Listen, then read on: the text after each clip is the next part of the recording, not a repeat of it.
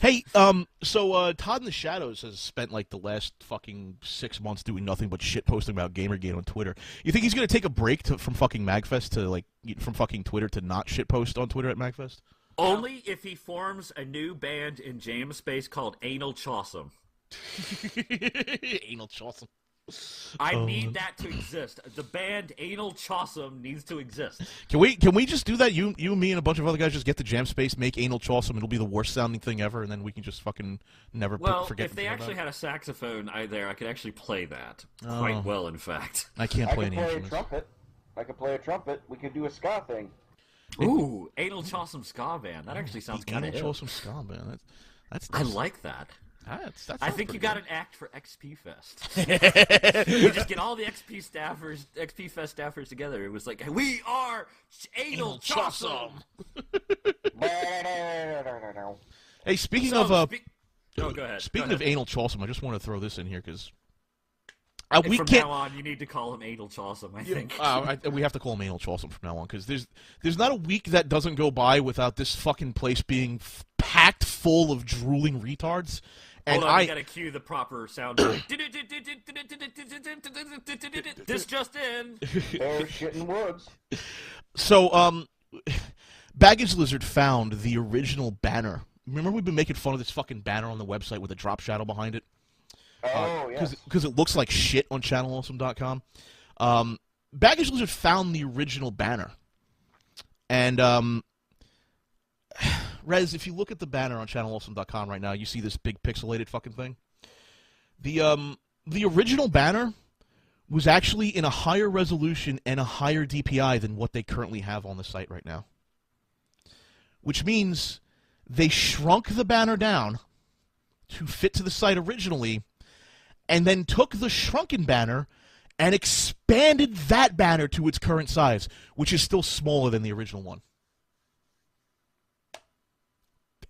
Wow.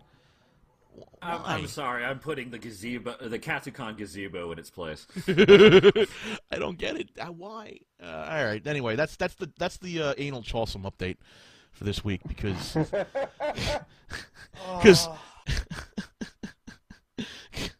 oh my God! It's just every fucking week there's something else. There's always something. Be aware, the gazebo is awake. Enter at your own peril. My response: oh, be quiet. You'll get your booze soon enough. Now, someone's telling me the drop shadow is gone. Is that right? Is the drop shadow finally gone? I have no idea. I'm controlling F5 right now through Tor. Let's see. It was still on there this morning.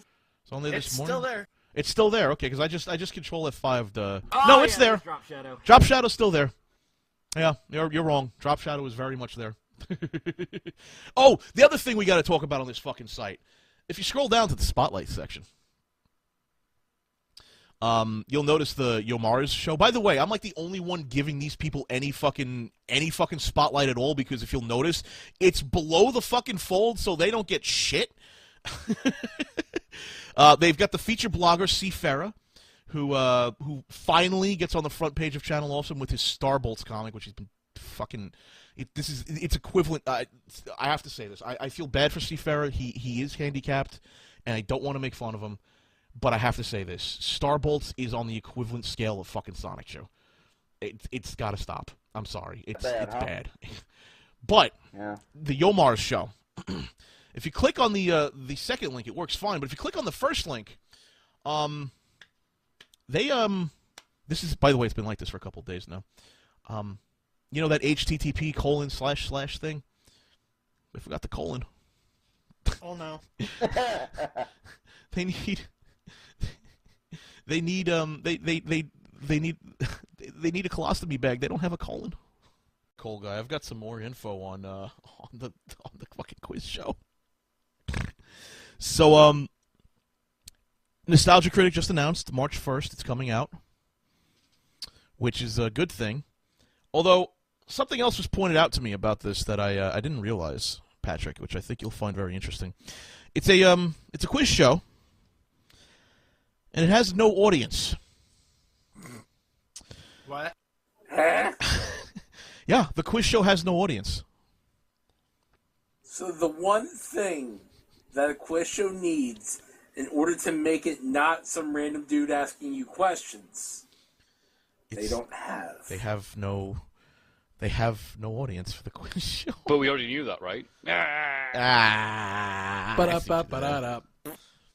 So, But they're actually releasing something. yes, they're Now they have 51 more episodes to go. Well, no, apparently they're done shooting and they're going to be editing and actually releasing the fucking thing. So there's that. So congratulations, they're going to start working on another season of it now because they're convinced it's going to be so successful. So Wouldn't you want to wait just to make sure that it's a viable thing? Yeah, we'll know which season it'll be because they're currently Googling which is the shortest season. I'm going with fall. well, you got Wouldn't that be like Bone Kickers with like 4 episodes? well, dude. There's apparently one episode where they were filming and they at the end of the show they tried to do kind of like a anti Ben Stein gimmick. Where Ben Stein knows all the answers and shit, and, you know, he's a fucking genius at the end of it. They try to do the anti-Ben Stein where Doug can't answer the fucking questions because, I don't know, he's either dumb as shit or whatever. Well, they fucked up. And they gave him a question that he literally knew the answer to because he wrote the fucking question. And so Doug ends up winning the prize for the fucking show.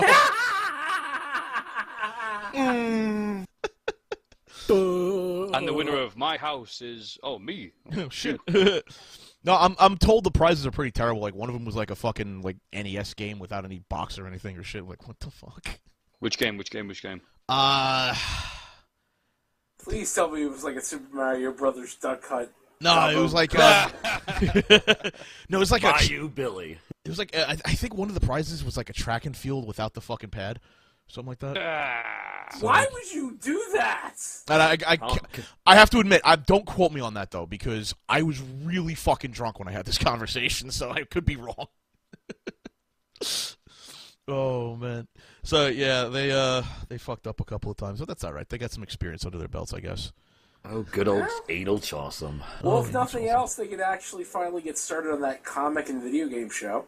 Oh, speaking of that, by the way, you know, when they fired Lupa and she was like trying to convince them to do a Patreon campaign and all that shit. Yeah. They're doing a Patreon campaign.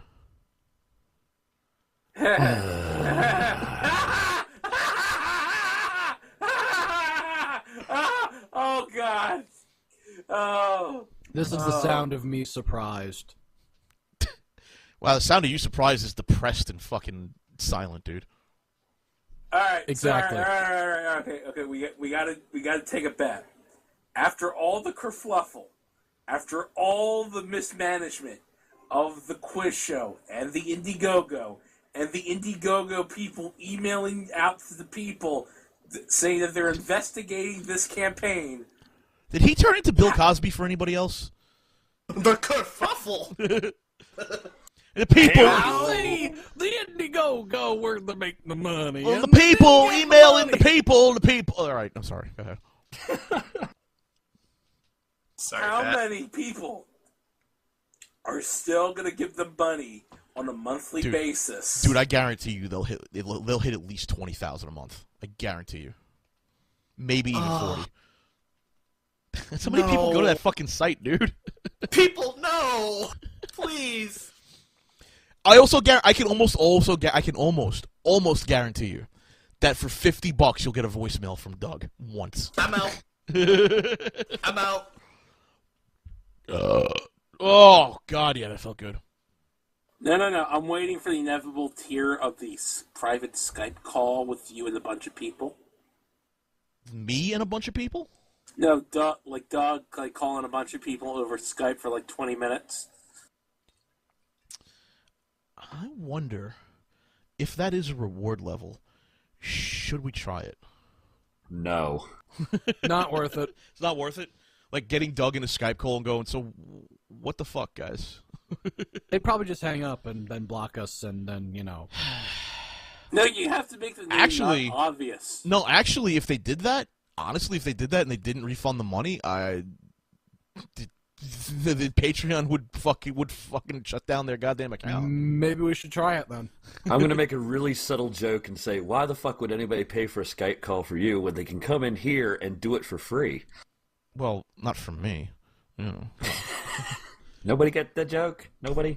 Okay. Sorry. Oh, Hypno Fun. I loved one tweet. For $500, you'll get a random conference call with Doug and Mike Michaud. But if you're not there in 15 minutes, you'll owe them 500 more.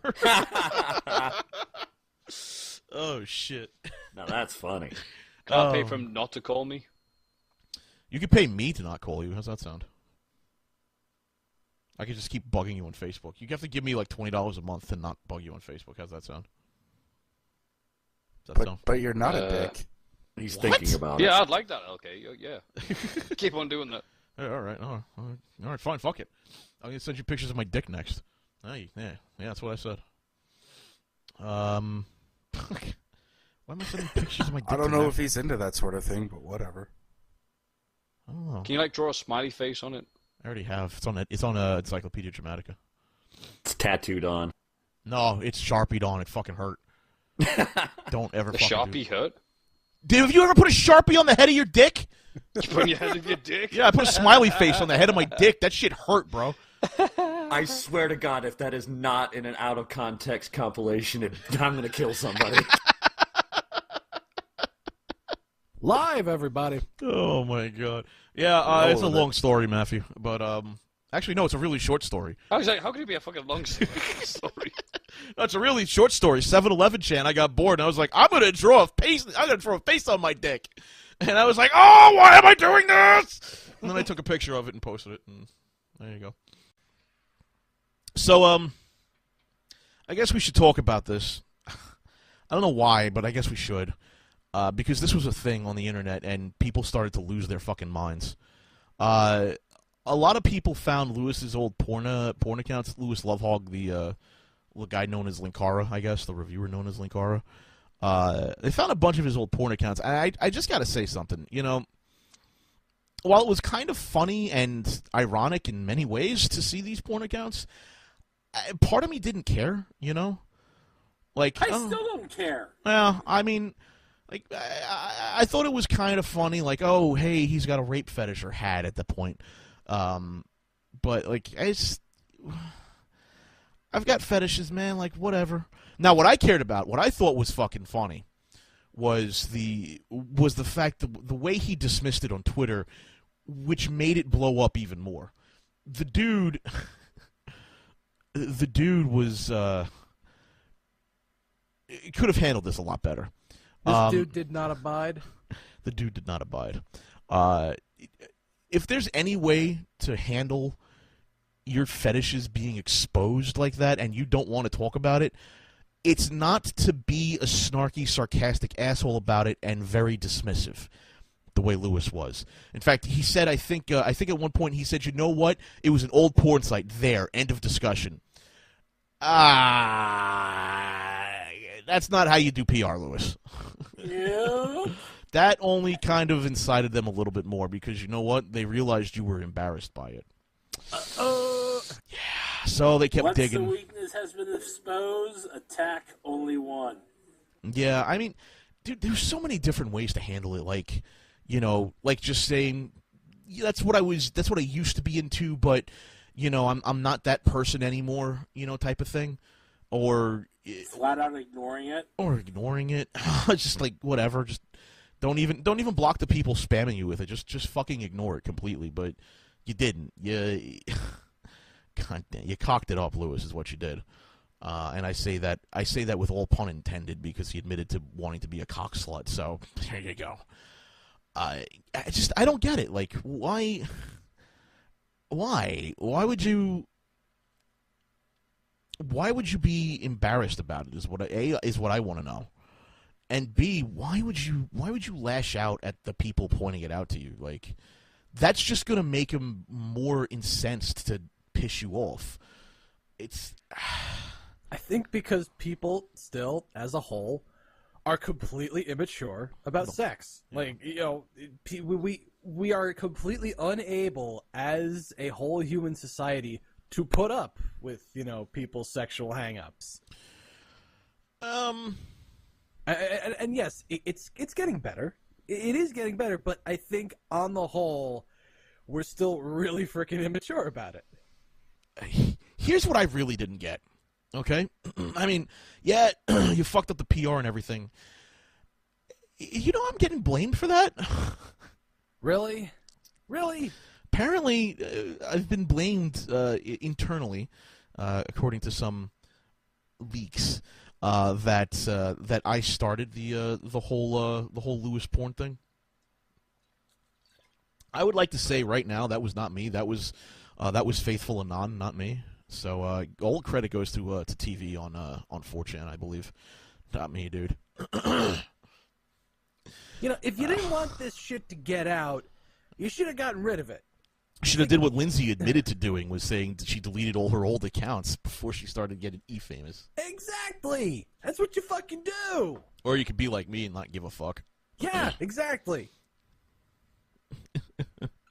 Anyone with a Fur Affinity account could probably look up one of my usernames and look at the terrible shit, that I've been into, so oh well! I don't give a fuck. Chef, are you encouraging people to look up your fetishes? Shit! Ah, damn it! Oh, why'd I do that? No. Again, I'm gonna file this under who gives a shit? Exactly. It's like, you know what? I don't care. I would recommend you don't. It's Satosuke has elected to make their content available to registered users only. Oh well. You son of a bitch. Like I said, if you had an account, I mean, it's not hard to actually get an account, so whatever. Again, there are so many other things that you could do during your day. Looking up one's fetishes is so low on the list of things. Exactly. Like you gotta be really goddamn bored. Yeah. What it says about me, dude? What does it say about you? It's like you are obsessed enough to actually look this up. It's like I think you're the one with the problem here. I'm the one with a huge problem because I'm looking at your porn right now. Oh well. Whatever. Who gives a shit? Although you definitely have a thing for anal beads. What's up with that? So, what? Wait, what? Almost every one of your pictures has a woman with anal beads in them. No, they don't. I don't know what the fuck you're looking at. Well, I thought I was. It's a trap. He's trying to get you to admit something that you really are not fond of. Shut up, Patrick. Nice try. God damn it. Oh, God. I did just see that one, motherfucker. It's like, what page are you looking at? What page aren't I looking at? Oh, God almighty. Are you saying you're omnipotent? You're looking at every page on the internet right now? At the very same time. I'm looking at every page simultaneously at every moment in every point in history. He truly is the god of the internet. I'm Elite Hackster, bro. No, you have to say you have reached Elite the end of the Hacksaurs. internet. You were at the end of the internet, LordKat. Please go back. Hit the back button to return to where you once came. There is no turning back from here. And a long time ago, in a galaxy far, far away, there lived a man named LordKat. He sat around and played with his dick all day, and he went to sleep. He woke up the next day and decided, I need something to eat. And so he got something to eat. Continued to play with his dick until he finally decided one day to talk into a microphone, and then LordKat Live was born. What is going on, guys? How you been? How the fuck you been? How the fuck you been? I don't know about you, ColdGuy, but this rumor about Blip shutting down, I think is unfounded. I think is baseless. And I think would be the funniest goddamn thing if they shut down. I concur with that. It'd be the funniest fucking thing. Haven't seen anything on their feed or anything, but Holly is reporting this, Gookie Gox, and she has a lot of good inside information for people from people for people. Apparently, sources, some various Channel Awesome producers and codename Nicea's Video, which basically says goodbye, Blip. So it's possible that we may have just seen the end of Blip.tv. I'm complaining. Well, it had a good run. Maker bought him out. It'll be assimilated into the Disney empire. And the only thing that ChannelAwesome.com needs to do is just re-embed all those videos in the YouTube video player that they have not been uploading to YouTube. Why? Why put all of your eggs in one basket and worry about Blip shutting down? Because money. Why would you not be building up anything else around yourself to fall to when the one thing you've built your business on falters? Because they're either extremely dumb or extremely lazy. Or both. They got to get that additional stripe in Call of Duty to get prestige for the 9th time. Yeah, he's gotta unlock the SEO kill streak. The Rap Critic, wow. Geekbeat TV still there? Good God. What is she doing there, by the way? Why is Geekbeat still on Blip? What they've got to be paying Callie Lewis a shitload of money to stay with them. There's no reason for Callie Lewis not to be on her fucking own. It also could be it works. I don't want to look into this. Callie Lewis is a lot more popular than any of the schmucks at Channel Awesome, dude. Why is she with Blip? There's no way. She got to move on. I'm assuming there's other avenues they can go off of. The smart ones will figure it out quickly. I guess so. The not-so-smart ones are just going to go, well, we're done. Well, had a good run. I mean, Geekbeat doesn't really need to exist, to be honest with you, because Callie Lewis's career is basically, doing the talk show rounds on ABC and Fox, so I've seen her there a couple of times. I think she's on Sirius XM, too, every once in a while. So, what do you think? Do you think there's any truth to the rumors, ColdGuy, that Blip is shutting down? There may be truth, or maybe one of those things where Blip just emailed out all the producers, hey, we're going to be kicking people off soon. Just saying. It's not official yet. Not official yet, but, maybe. Who knows? I don't know. Ooh. Back up your shit while you can. More people gonna get the axe, motherfucker. Well, I certainly didn't get that, so I don't know. They may not be kicking me off. Who knows? Yeah, my numbers back in 2009 proved that it was a bad idea. Well, put your shit on YouTube, son. Put your shit on your own video hosting service. That's what I did. Yep. Trending. Hang on. What? Didn't Lindsay stop doing the Nostalgia Chick? Well, yeah. She's doing her own thing now. So why is Nostalgia Chick trending on Blip? Because that's how the traffic went. Because if you remember, the big reason why they stayed around for so long on Blip was because they had the most pull. Well, they had the most pull because they were the only thing that ever used Blip. Yes, that's the point. And also, she lumps all her videos into that one channel anyway, so it's not Nostalgia Chick videos. It's Lindsay Ellis's videos under that moniker.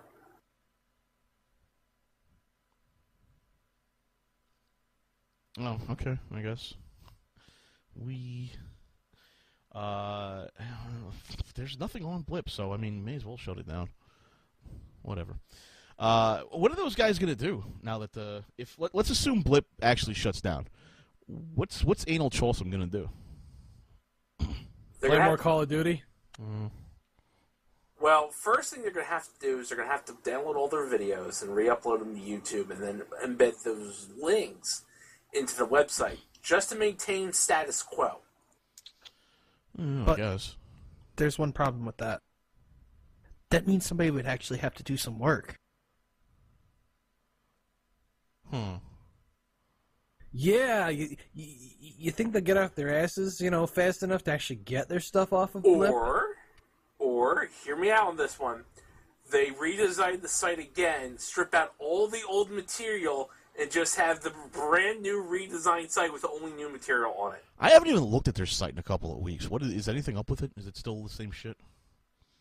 Does it still have our friend the Drop Shadow? Is he still around? I hope he's still around. There is Vimeo, but the problem is with Vimeo, in order to do what they do, they would actually have to pay Vimeo money. They're never paying Vimeo any money, dude. Come on. You know that company. They ain't gonna pay anyone money. Unless a court orders it, and even then, I doubt they'll pay anyone fucking money. Oh, God. Well, at least they have that game show thing that they can try to make money off of now. Yeah, it's coming out March 1st, isn't it? It's going to be like the big thing that saves them or something. Ooh. And that comes out in, 2 weeks now? Yeah, a little less than, a little over 2 weeks. A little under 3 I hope weeks. they find some way to monetize it within that time frame. Are they sure they got enough construction paper for the set? Oh, you know what'd be funny as hell is they release this video and Blip shuts down. They got nowhere to fucking post the video. Oh my god. Yep.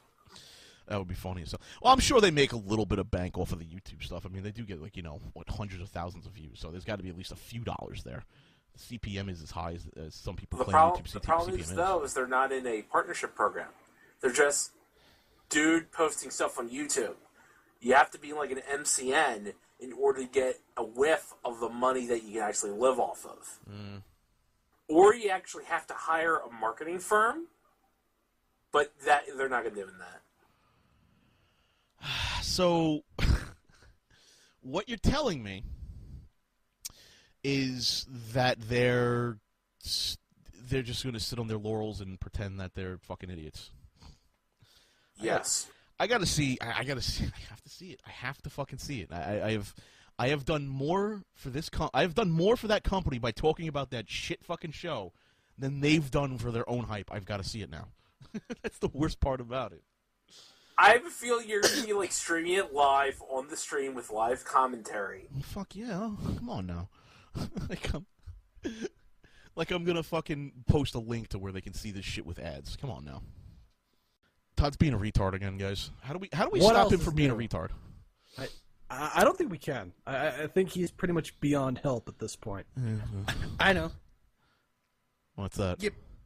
You go to him, you pull the mask off, and you run away and burn it. Oh, like, do you know he goes to conventions wearing that fucking thing? Why hasn't somebody just kicked him right in the balls? I think he has been kicked in the balls before. Like, he tweets like, all right. So he's got this Patreon campaign up. It's the shittiest fucking thing on the planet, number one. I mean, like, I thought Lindsay's Patreon campaign was kind of shit because I'm like, what the fuck are you doing? Like, you could be doing so much better than this. What the fuck? This one's god-awful. First off, he was proud. He was proud, and he posted this on Twitter. He was proud of himself because he made the Patreon campaign on his own without Lindsay's help. Look, I did it on my own, guys! What No. the fuck is wrong with you? Do you not understand how easy it is to make a Patreon campaign? Like, you get the account? I did it all by myself. I'm a big boy now. I'm a big kid now. I'm kind of waiting for him to tweet about not shitting his pants and actually making it to the bathroom. Like, I'm literally waiting for that day to happen now. Like, what the fuck, dude? I'm so proud I did this on my own without Lindsay's help. What happened in this boy's life that he needed to rely on Lindsay to live? Because this man can obviously not breathe on his own. Like that. Does he have, like, a leash or something I don't for know. her? He still lives with her. He talks about her dog all the time on that Twitter account. What the fuck? So he makes this Patreon account. He makes it per video. So he gets paid per video. And I haven't gone back to the Patreon account yet because I just, like, he doesn't have a URL for it. He just got, like, a question mark U equals thing because he's too fucking stupid to realize that you should probably have a URL. It's easier.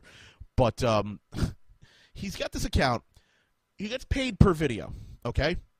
He has 4 people paying him $40 each per video, $160 per video, and they get to choose a topic for a video. So I want to break that down for you in case it was a little hard to follow, because I understand there's a little math and there's a little math there, and we're kind of stupid here. So he has 4 people who can tell him 4 subjects on 4 videos. All right? This is not a repeat, and he gets paid per video. That means 3 people are paying $40 per video to not get the reward they were promised. Why? Why? It's almost like they don't understand how Patreon works. I'm sorry, but I'm not going to pay some schmuck $40 per fucking video just to get it. No.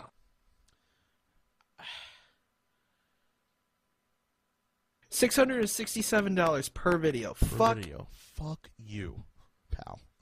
All right? I don't even know how to explain that to you in so many words. Fuck you. You are a piece of shit, Todd. You really are. There's other rewards are great, too. Hey, get credits. Credits. All right. Whoop-de-fucking-do. Credits for fucking what? I just love the fact that he tweeted out, I did this without Lindsay, guys. Yay! Like, what? Like, why? I don't get it, man.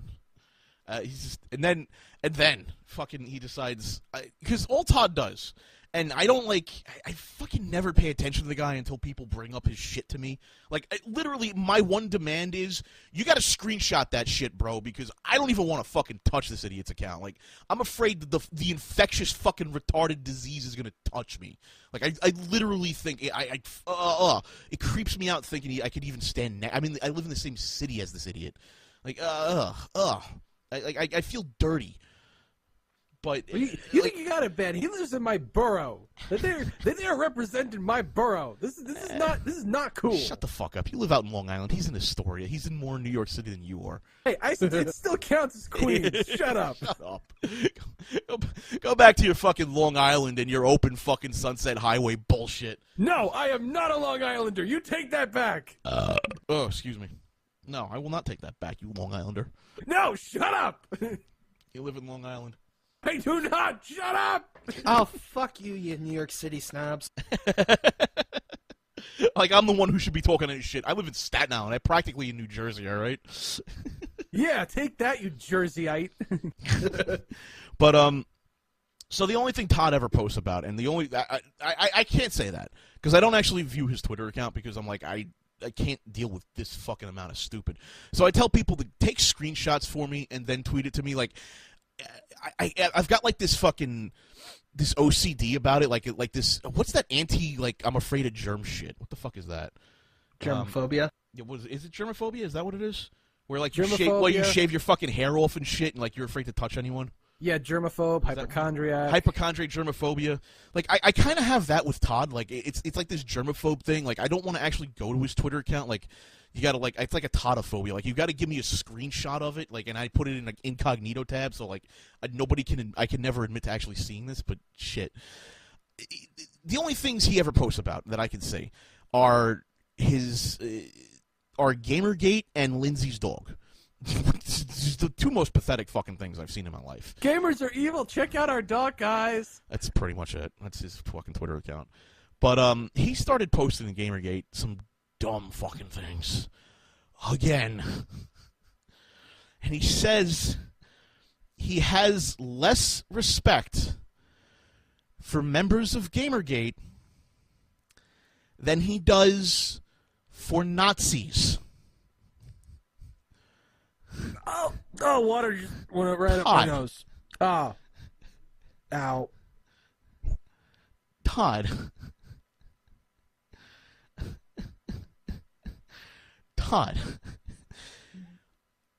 If I take this to its logical conclusion, if I do the math here, what you are telling me is if I go out and gas Jews, you will like me more than somebody who posts in a Twitter hashtag. What you are telling me is that you have not learned from the last 6 months. You are stupid. What the fuck, Todd? What is it with anti-GamerGate people and hating Jews? What is it with GamerGate people and hating Jews? I mean, half of them. It's like an equal dispersion amongst them, you know. Like you can't say one group hates them. Like it just seems to be this equal. It's this equal dispersion of single retards on either side. Like I can't, like King of Pole, man. I can't defend that, you know. I can't defend him, but like I can't defend Todd either. I'm like, what the fuck are you doing, dude? Are you serious? Then again, I mean, there was Jordy Taint. I'll never forget him. Dude, if there's ever a mural, like if we ever get like an office, like if we ever actually get like a real Radio Shack, which by the way is going out of business, but if we actually get something like that, like a real studio for the show, I want a mural painted. All right, I'll hire an artist to do it, and we'll have a mural painted, and I want the mural to just include everything that humanity has shit upon in order to better their fucking political stance.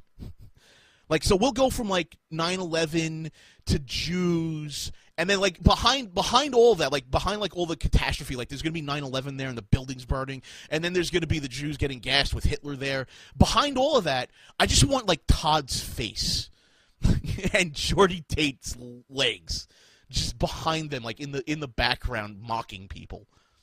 That's what I want. I want that mural, just to remind me why I'm here. Or, you know, a gigantic mural of Dirtby. We could do a fucking Dirtby. We could totally do that. I'm not sure if I could do a gigantic mural of Dirtby. I mean, what would I do? Just Dirtby, you know? Or, you know, or ask Fathead to make a Dirtby Fathead wall sticker.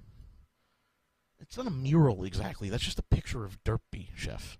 Yeah, but it's Dirtby. Okay. So, when I said a mural, in your head, you were like, I want to be that spins! Well, obviously, who doesn't?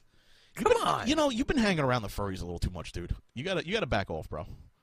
You gotta. It's affecting your brains, man. It's affecting your brains. It really is. I know. It's gotta.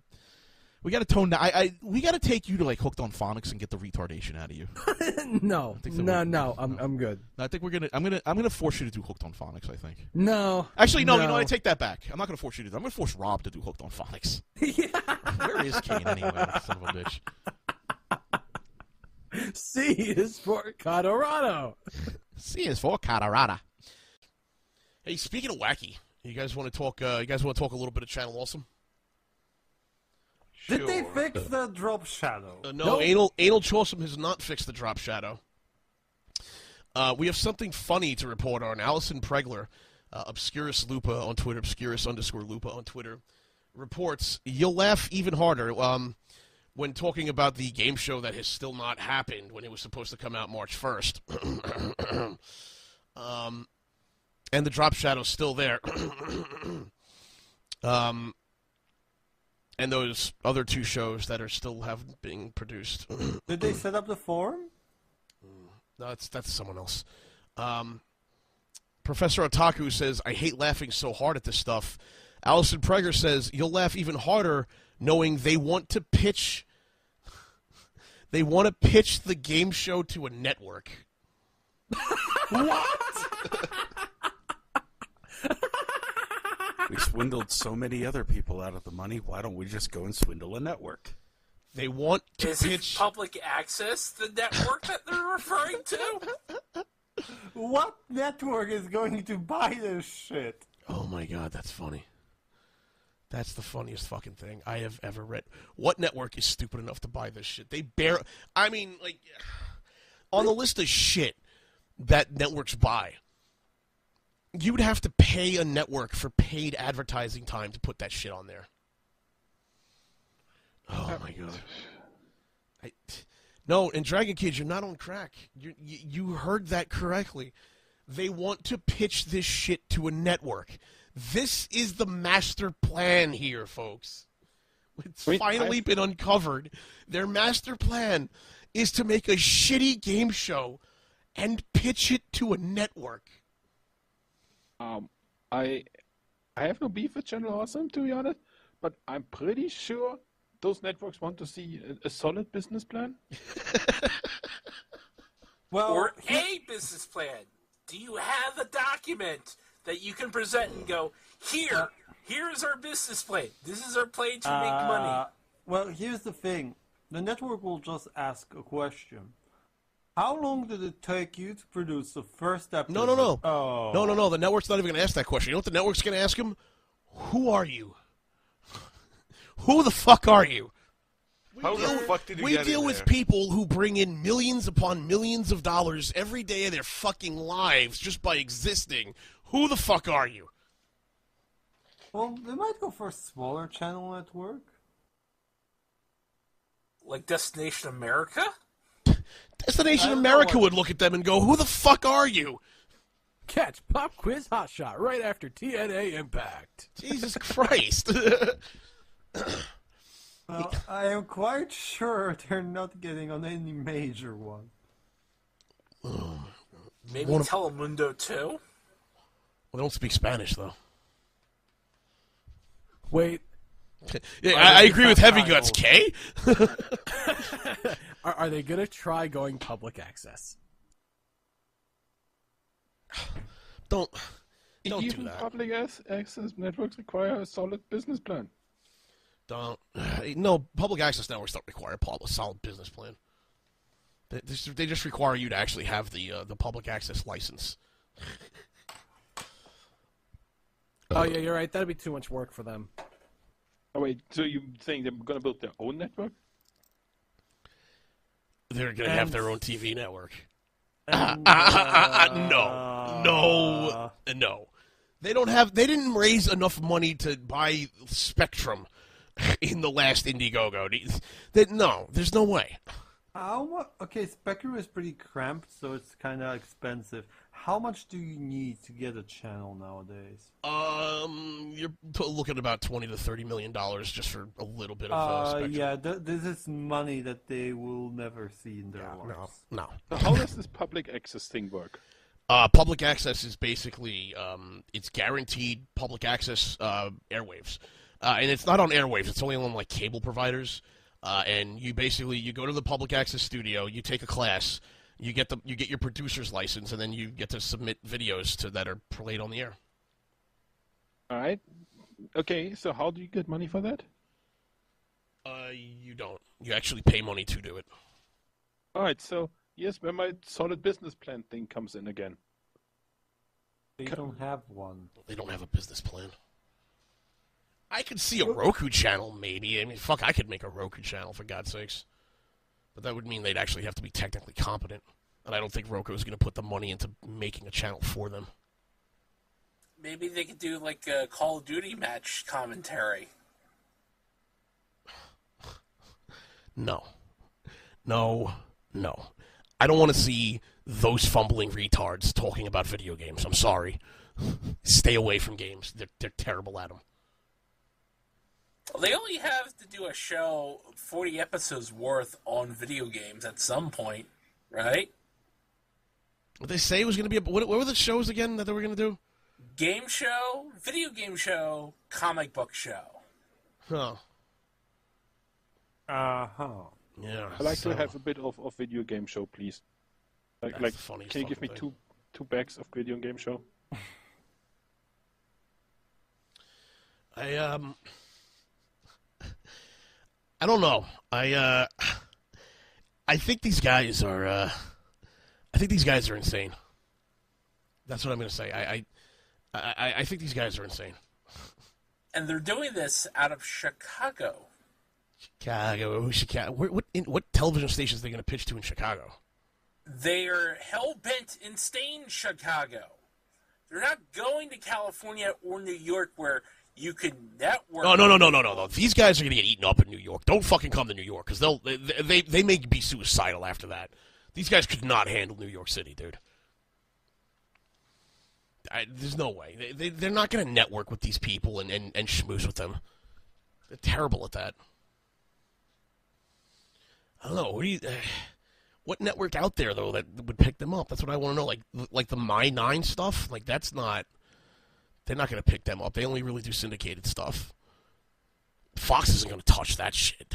NBC, CBS, they're all going to laugh at them. ABC will laugh at them. FXX, maybe? That's still Fox, though. And even they actually have, like, production values. As opposed to glitter and sparkles for a fucking... for a fucking title card. Or construction paper! Here's the thing. The fact that how long it took them to make the first episode is reason enough for any TV broadcast to say, like, guys... What first episode? Well... Yeah, that's still not out. His point exactly. I really was expecting it to at least be... That even makes my point more valid. You don't have anything. And this is, again, a failed... This just points out that crowdfunded stuff is not going to work when placed in the hands of people that have only dreams. Maybe they could get a dedicated channel on Sling TV. Seems like Sling TV will pick up anything. Yeah, but nobody's But going to Sling give them. TV They will is- have to crowdfund the next round, and running a thing like this, even public access, is going to be expensive. But Very even Sling expensive. TV is Dish Network. They have standards. Well, I mean, if you've seen their accounting practices and their business practices that they've been dragged to court over time and time again, I'm kind of questioning that they've got standards there, Patrick. Well, Dish TV is going to pay a lot of money because they didn't know how to call people. Yeah, they're going to pay a lot of money for that. That's going to hurt them in a big way. But Right, so without the product actually to show, there's a big problem that they get on the air while paying for everything themselves. But with current setup, there's no way anybody's going to give them money to make a thing to put on the air. Wait, I got it.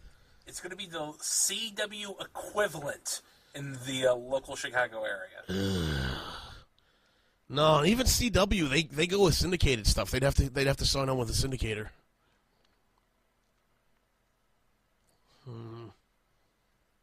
It's going to be interesting. I don't know. Where does that quiz show land? We haven't even seen the fucking thing yet. Like, come on.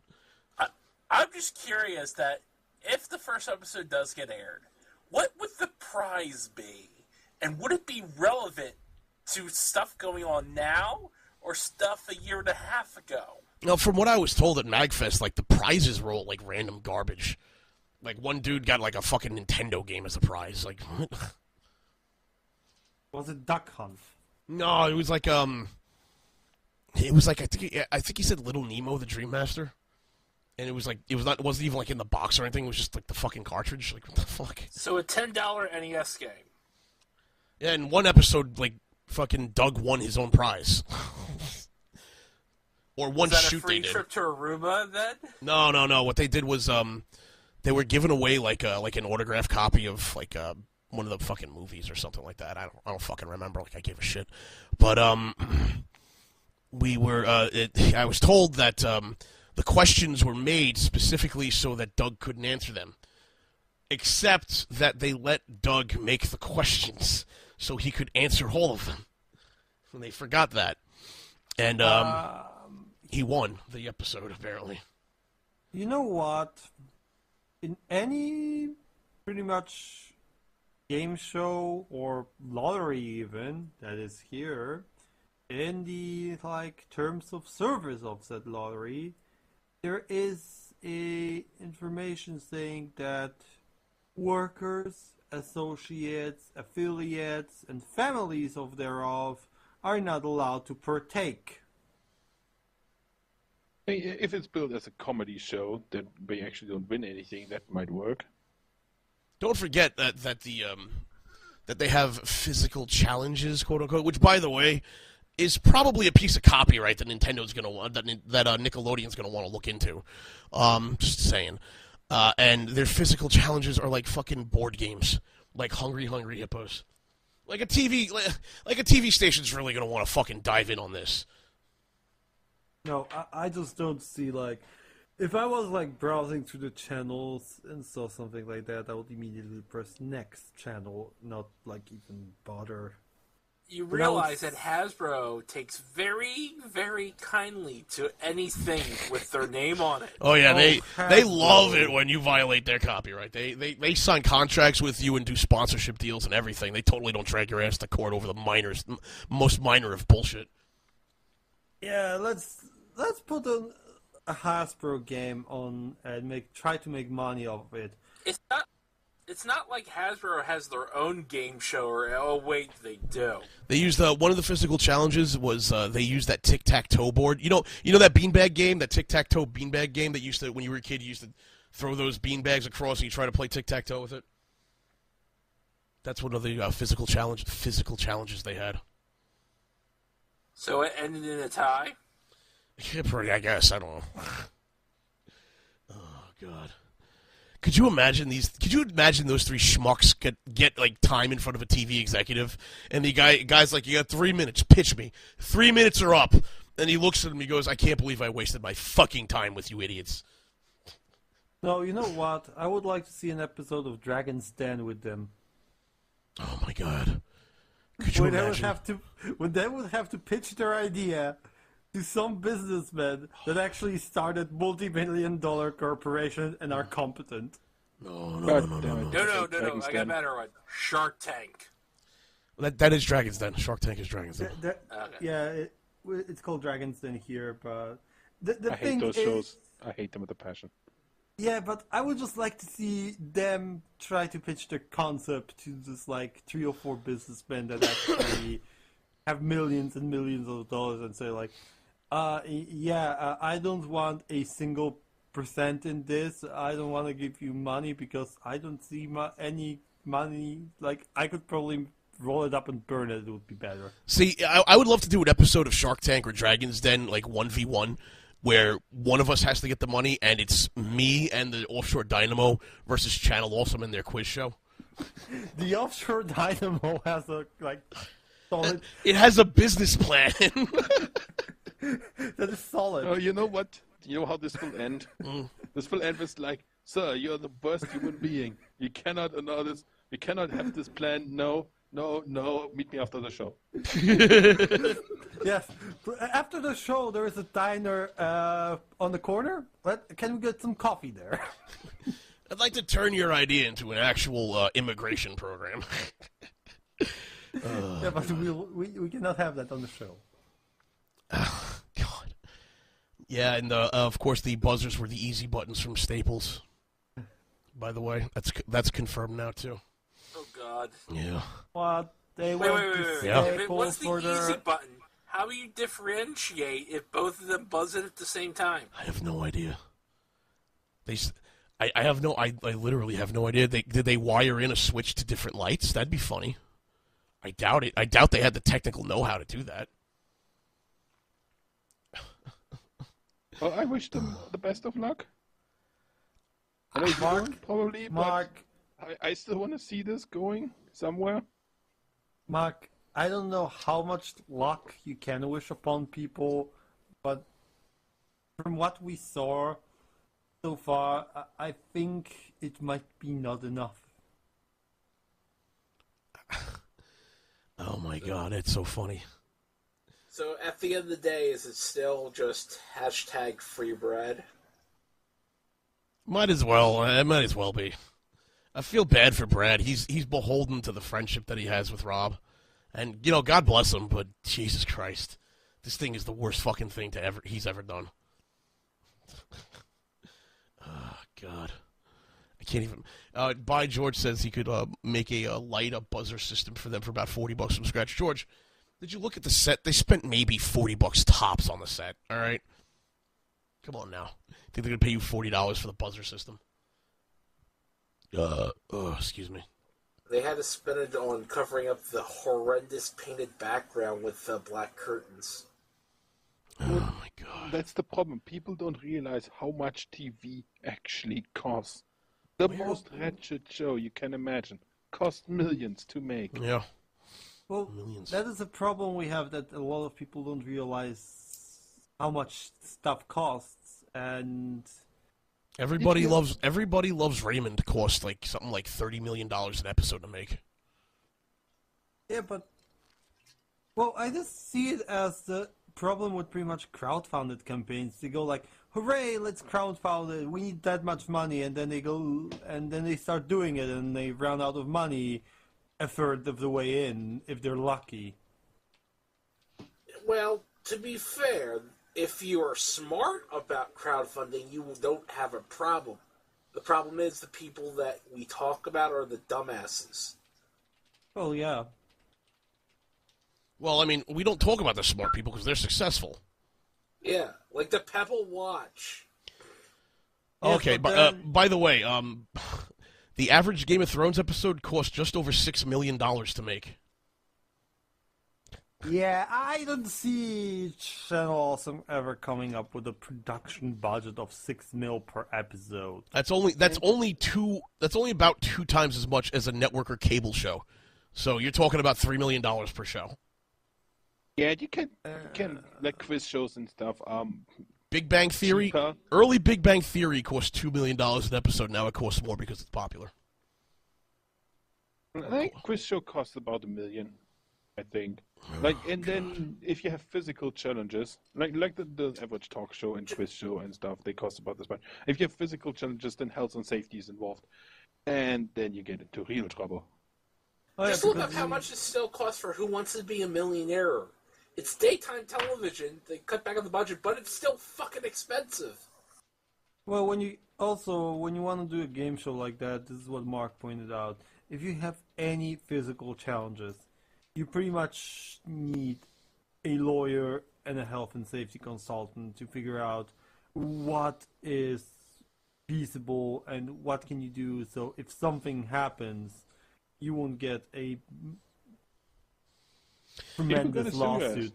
So, the original Who Wants to Be a Millionaire that aired from 1999 to 2002 in the United States, the set, that very simple set, cost $200,000 to construct. For people that did not watch this, the set consisted of 2 chairs, 2 monitors, a bunch of lights, and an audience. And an audience around it, yeah. So it's exactly the same as in Europe. Yeah. And it also had dramatic lighting, too. And sometimes confetti when somebody won. Yeah, every once in a while somebody would win. They'd have confetti. Okay. And that alone, the set was I wonder how dusty that confetti is. Yeah, the set alone was $200,000 to construct, yes. It also had ongoing maintenance as well. But, you know, I mean, $200,000 was the big number. And, of course, there was the music that they had to pay for, which I'm sure they didn't fucking pay for any music. And then there was the graphics they had to pay for, which I know for a fact Channel Awesome has not paid anyone for graphics. Ask Fayless that. Oh, God. I don't get it, man. And then the board games, which they need to clear the copyright with the board. Oh, wait, they didn't do that either. I don't know, man. I don't know. Yeah. Guys, it's gonna be hard. Going real tight money-wise. Yeah, I don't think they thought this through. Oh, wait. I thought the worst part is, like, they had this Indiegogo campaign. It was to stop the bleeding, and they never fucking stopped it. Well, they're still paying money out the ass to rent the warehouse space, too. I would like to point cost out... for space to rent and everything. Yeah, the warehouse space that nobody fucking uses except Spoony once in a while. Yeah, brilliant fucking lease there, guys. Well, here's the thing about... we're talking about people that pretty much admitted that they needed to pay off a maxed out credit card. People like that don't have the money capacity or like the financial capacity to anything that would be on television. Yeah. Who wants to talk Patreon? Patreon. Let's talk. I want to talk. I got it. All right, I'm just going to kind of mention this in passing because I think it's kind of funny. I remember a while back we talked about the $500 a month forums for Shea Apocalypse. Yeah. Well, the $500 a month forum, well, it's something that can't be supported by the current website template. The website needs to be fixed, and then the forums can be, done. And then Lindsay chimes in. I feel your expectations are a bit unrealistic, considering we wanted a pay form and not an automatic one. Which I don't even know what that means. Does that mean they want you to pay to be in the forums, or what? Seriously? I have no idea what that sounds like it. Either way, it would have taken time. Yes, it would have taken time. You promised to deliver something, and it takes time. A big problem we always had was never finding software that fitted our needs. There are other reasons that have much to do with how internet culture has changed in that interim as well. The long and short, I wanted it to be a safe space. 7 months have passed, and in light of the targeted harassment campaigns that myself and other contributors that happened in the interim, I don't see that as feasible right now unless we put it behind a paywall, and I don't want to do that. You already did put it behind a paywall. You're charging $500 a month for what you're not putting up, lady. Of all the reasons I'm putting the kibosh on it, and it was 100% my call, that one is the most honest. The long and short is that we have neither the manpower nor the emotional energy to moderate a forum with the software we've looked at. Oh, the emotional energy. I can't emotionally take it. Wait, PHP runs on emotional energy? Apparently. What? Can I just say, why the fuck do you still say you're going to do it then? For 7 months. You could have taken it down. Could have taken it down, could have changed the Patreon, could have done a whole lot of things. You need help if you're gotten to this point, and I don't think it's from a person who can help save your business. Yeah, I mean, unlike the anal Chawsome parties at MagFest. Anal Chawsome. The anal It makes me giggle every time I hear it. Dude, did you see Jim Pan's fucking T-shirt? No. Oh, hang on, I gotta see if I can find that. Does anybody have a link to that? It was on Twitter, and my fucking Twitter feed's like crazy fucking busy. Yeah, some quote-unquote parties at MagFest are bullshit. Oh, yeah. Oh, yeah. The anal Chawsome ones are bullshit. They're fucking terrible. Here you go. This is Jim Pan on Twitter. He's an awesome dude. He's contributes a lot to us. He made these fucking T-shirts. He special ordered them and made them. I don't see shit, Captain. Let's see. Oh, fuck. I sent it to Netbear. God damn it. Hang on. And I'm the one that's fucked up here. Quiet you.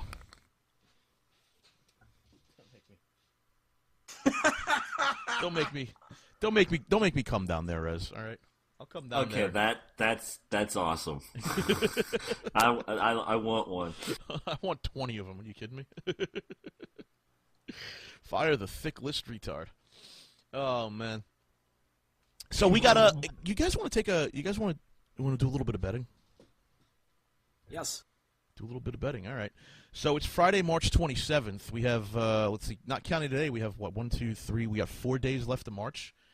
You want to go over or under on 4 days to release the quiz show? Over. Over. I want to go over 4 months. Oh, over 4 months. Because you do remember they said they'd be releasing it March 1st. They missed that fucking deadline. And now it's almost March 31st. I'm thinking they're not going to hit March, guys. I'm thinking they're not going to hit March at all. Do we want to put a date? Do anyone want to try and put a date on this fucking show? Gosh, I don't know. Aren't they already 2 years over their date? March 1st, 2017. So we're gonna have Mallrats 2 before that, then. Yeah. Yeah.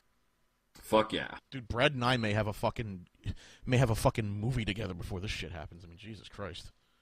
Brad Jones, cinema snob. Well, I could see you in a movie with him. We've tossed the idea around a couple of times. I would love to sit down with him. Maybe when I've got that fucking vacation after XP Fest before or after I go to Magstock. I'll fucking drive out there and I'll fucking sit down with him. We'll smash something out. We'll see. We'll see. I still can't fucking believe that they're gonna use the quiz show as a fucking TV pilot. Are you fucking kidding me? God. What would a Brad and Jason movie be? That's Jope said. Well, I've always tossed around the idea of just two guys on a corner bullshitting. And that would be the whole movie. I mean, look at Clerks and how awesome it is. Basically, it would be Clerks, but with us, and who gives a shit? By the way, I would just like to say the drop channel is still there. God almighty, is it really? Dude, I'm still blocked from the website completely. So Drop Shadow's still there. Fucking shitty quiz show's not there yet. How do you honestly sit down and say that this is a legitimate fucking entertainment film company? I was about to say, like, can we consider that $90,000 to just be stolen at this point? I think it is. I think it's stolen at this point. Definitely. I definitely think it's stolen at this point. I would file a more. If I was an Indiegogo supporter, I would file a complaint. I might even contact a lawyer, depending on how much I gave him. If I gave him like $50, I'm not gonna fucking call a lawyer over that shit. But still, you know. Great, now I'm hearing things, because now I keep hearing the word DashCon whispered behind my head somewhere. DashCon.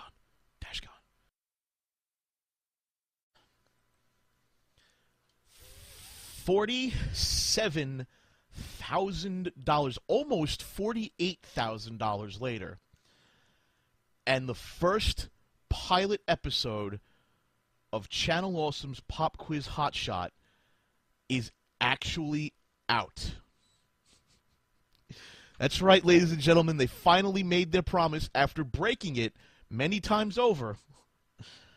In the month of March, on the very last day of March, Channel Awesome has released the very first episode of Pop Quiz Hotshot. Holly's here with us. Hey, Holly, how you doing? Hey.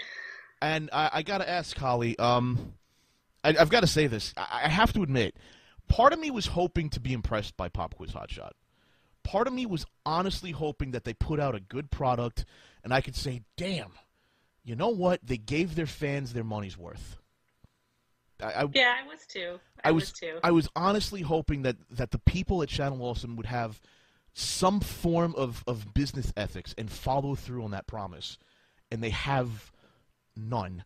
Because Pop Quiz Hotshot came out, and it is worse than I thought it was going to be.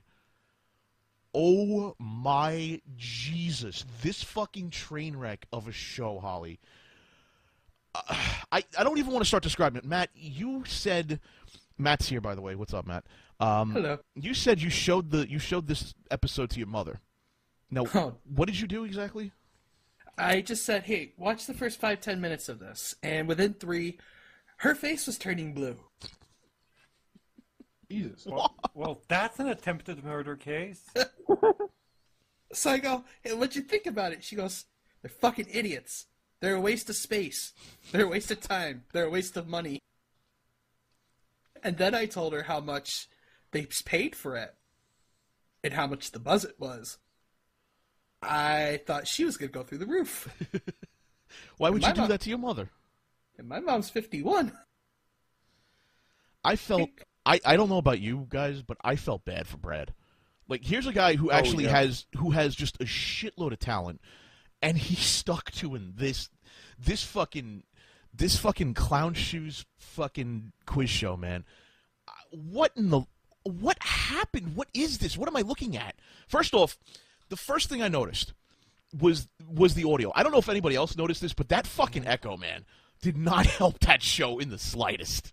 Well, I also noticed they didn't have a single item of sound isolation there. They had no fucking echo canceling foam.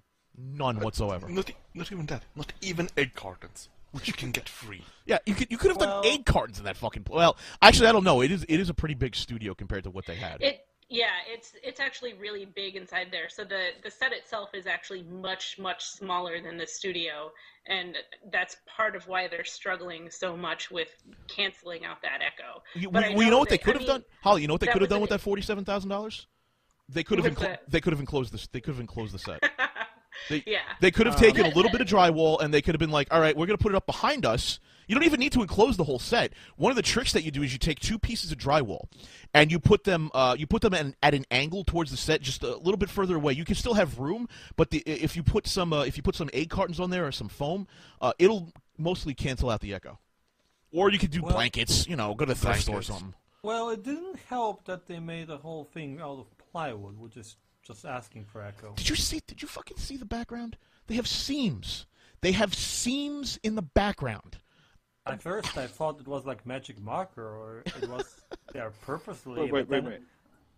I thought they were going for an 80s theme. They were going for a 90s theme, but they were going for like a 90s theme. But here's the thing. You can see that it's 4 panels of plywood, and there's the seams there. Yeah, that part just floored me. Like, it's somebody, I did set building in college. It was part of my degree. I majored in theater, and the fact that like they didn't tape and mud those seams, I was just like, okay, all right, that's great. What the fuck? Awesome. Oh my! I mean, I've had to replace part of a wall in the house. Because I'm fat, stupid, and I fell down and smashed my face in it, so I had to replace part of it. Even I know how to fucking put drywall up and tape it and putty it. I mean, Jesus Christ, it's not that expensive either. There's so many sheep filling elements. Oh my god. That fucking sign. We finally got to see the sign in action. Doesn't light up or fucking anything. It's just there. And the worst part is, it's all like repurposed styrofoam. The Pop Quiz Hotshot, it's styrofoam. Like, I thought it might have been plywood or something, man. It's not even that. It's fucking styrofoam, dude. If you can see it at the end of when they do the final segment, which, by the way, the episode's like over a half hour long for no fucking reason whatsoever. But you can see at the end because they do these weird camera angles like it's supposed to be dramatic and ooh, wow, ooh, and it's not in the slightest. You can see that it's fucking styrofoam. $90,000 styrofoam. Rumor even has it that Brad saw that sign and thought it was from a fan. He didn't think it was real. He thought it was fan made. Oh my god. It looked fan made. And speaking of sound, no music during the first quiz segment at all. That was really the whole fucking show's bad, man. So it opens up and they do a physical challenge, which you knew this was a fucking train wreck from the moment it opened up, because Brad's in the microphone. He's just going pop pop pop pop pop pop pop pop pop pop pop pop pop pop. He's breathing into your fucking ear like that with that shitty microphone. The other thing we noticed, that microphone, dude, that's a shotgun-mounted microphone. That's supposed to be a shotgun mount on a fucking camera. You know, I have a theory, Holly, about what they did. I have a theory here.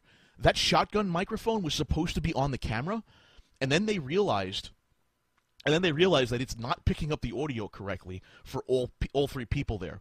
So what they had to do was give it to fucking Brad as a handheld microphone. And it doesn't fucking work right. So it's really directional. So it's picking up all of the echoes that are coming from the back. From Brad's perspective, it's the back left of Brad, the right side on the screen for us. So it's picking up all the echoes back there.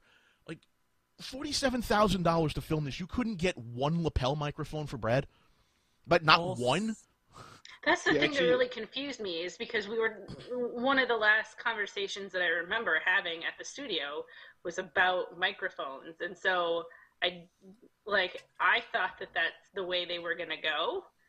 Like, I don't think I was there when they made the final decision, but I definitely thought, like, lapel mics were going to be the thing. So it definitely weirded me out. I was like, are they trying to make him like Bob Barker and, like, they just want him to have a handheld mic?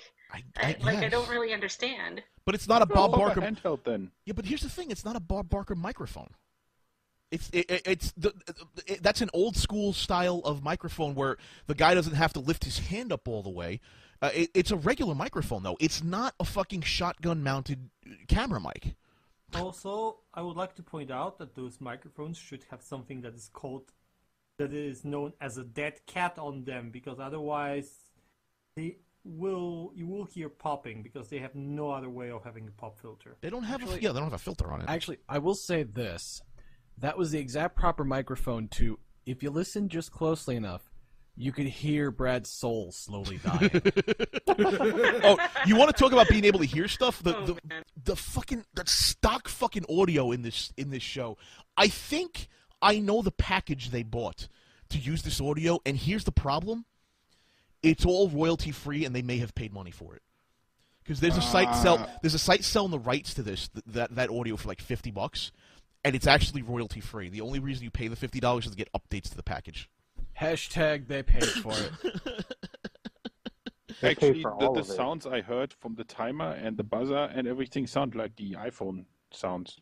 They might be. Who knows? Well, and don't forget, if you listen close enough, you can still hear the Staples easy button sound over the actual buzzer sound they dubbed over. That was easy. Oh my god. Oh, it's so bad. What the fuck? So the microphone thing threw me for a fucking loop. Like, I don't get it, because they mounted it on the... It wasn't even like Bob Barker style. He wasn't holding it. It was mounted on the fucking podium. On the podium confused the hell out of me, because I'm like, first of all, it's not angled to where his mouth is when he's actually reading the questions, which is the important part. But then because it's so directional and it's at an angle, every time he turns his head, you can't hear him. Yeah, but you can perfectly, crystal clear, hear the sound of the cards as they hit the floor when he throws them away. Yes, it got even worse in the end, because dude, by the end of it, the reason it got worse by the end of it, dude, the reason it got worse by the end of it is because Brad stopped giving a shit. Like, by the end of it, he's just like, I don't give a fuck anymore. We've done this 5 times. I want to go home. Stopped. This whole episode, I was like, I can't tell if it's just editing or if he just legitimately doesn't care. I can't because tell. The editing was clipped in such a way that it was like he's just rushing through the questions, like trying to get through them as fast as possible. They took out all the pauses. Well, here's the thing. problem. Hold on. That is, it seems like he doesn't care. Yeah, like, but here's I just want to get it over with. Yeah, but Holly, here's the problem though. You want to say they went through editing? They must have rushed the editing too, because there's like at least 3 or 4 different segments where Brad fucks up and says, "Let me do that one more time," and they left it in. Yeah, so it doesn't make any sense, because I'm pretty sure that he wasn't just, okay, I read this question, okay, now I'm reading this question, okay, now I'm reading this question. So it seems like they had to have cut some stuff out, because they cut out the part where the guy changes into the costume. Spoilers, everyone. Oh, There's a costume involved. There's 2 costumes involved. By the way, So- go ahead. Was this really even edited, or was the fucking tape just stopped every time they had to do a scene change? I think it was live to tape, and they just stopped the tape to do scene changes. I don't think they edited. Yeah, I wanted just to say that I think they just paused the recording the moment they have to do something like that, because there is obviously no editing. Because why would you leave the bloopers in? Because it's really sad that he just really doesn't care that much, and that it shows. Yeah. Well, here's the thing. When I watched it, I saw just Brad standing there going like, yeah, this is the question. Someone save me, please. Next question. I want to get out. Help me. Well, can you blame him? He's been doing this for like 2 fucking years now. Did you see the intro? He had hair in the intro. They used the intro where he has hair. He got so old during the course of this production of this one episode that he lost all his hair. This is oh, Jesus fucking Christ. This is terrible. Why would they go? Because I swear to God, you look at Brad when he had hair and he was chubbier, and then you look at him now compared to his old self. Brad looks like a cancer patient. Come on. Yeah, I was wondering what the hell happened to him. I remember the guy having hair and not looking like going through this 3rd round of chemo. Well, he lost his hair, but he's not going through chemo. He just lost a lot of weight. So yeah, we need a channel as some ectomy to get rid of this cancer. He kind of went psychotic on the weight loss. Well, here's the thing. I know how to fix this. We need a black SUV. Oh, all right. You just drive up to the studio. Actually, we can get proper props for guns. They won't be able to tell the difference because they are obviously trying to say that those are good guns they're having. They're like the cheapest props they could have gotten. And we'll just take Brad and save him. We might need to do some unprogramming, I think, because no one willingly would stay there for such time. So I think they brainwashed him or something. Oh, man. Dude, Allison is going nuts on fucking Twitter right now. Oh my god, I laughed so hard. Do you blame her, though? Oh, of course not. Can't wait to watch their comic book show Brian a Bee in a pizza place. Who could have predicted this? Anyone in existence? What do you call a pie chart indicating every one of Mike Michaud's failed ideas a circle? If you want to laugh at this, Allison Pregler, Obscurus_Lupa on Twitter, man. She's fucking funny.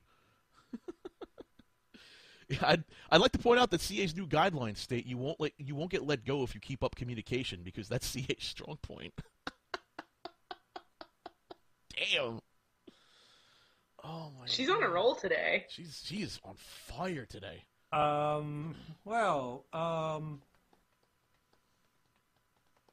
want to finish that thought there, buddy? No? Okay. Yeah, I'm just wondering when a lot of people will start bashing her for this. Oh, it's already started. Oh, yeah, I already she's getting started bashed. getting shitty messages about, well, you're so bitter and you're just being a dick. And I'm like, if anybody in this group is allowed to have an opinion about this show, I feel like as the person who at one time was supposed to direct this show, I should get to have an opinion, right? Yeah, right. I have an opinion because I'm a dick. I mean, this is awful. Like, you took your fans' money and this is what you did with it. Are you fucking kidding me? No, you have an opinion and you're a dick. But in this case, those two things aren't related because you don't have to be a genius to see this show and be like, wow, that's not very good quality. That's not good quality at all. Oh my god. The other thing, oh my Jesus, it's all made. Did you notice that it's all made out of half-inch plywood? All of the fucking stands and everything, it's all half-inch plywood. They did nothing to hide the plywood edge of the fucking stands. It's crappily put together half-inch plywood, I would like to add. I think I've seen a couple screws. It wouldn't be bad, though, if it was funny. It is not funny.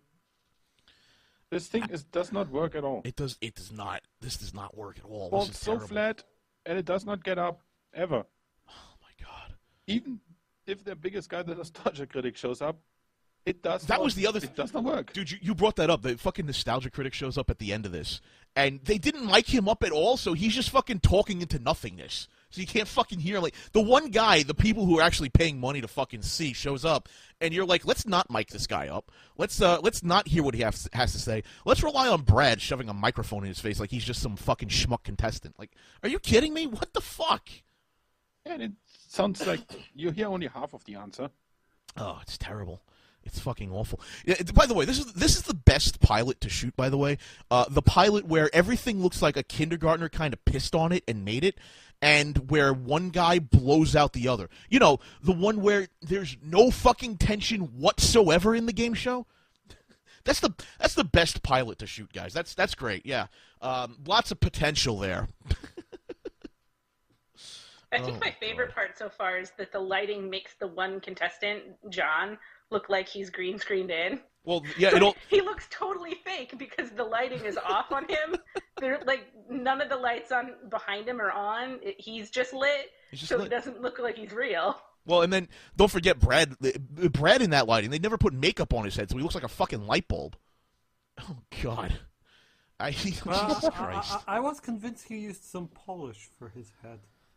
He must have shined his head up really bright, man. He looked like a fucking light bulb, dude. He had to get the turtle wax out. He did. He had to get the turtle wax out, man. Come on. Since we have someone that actually was involved with this, I have one question.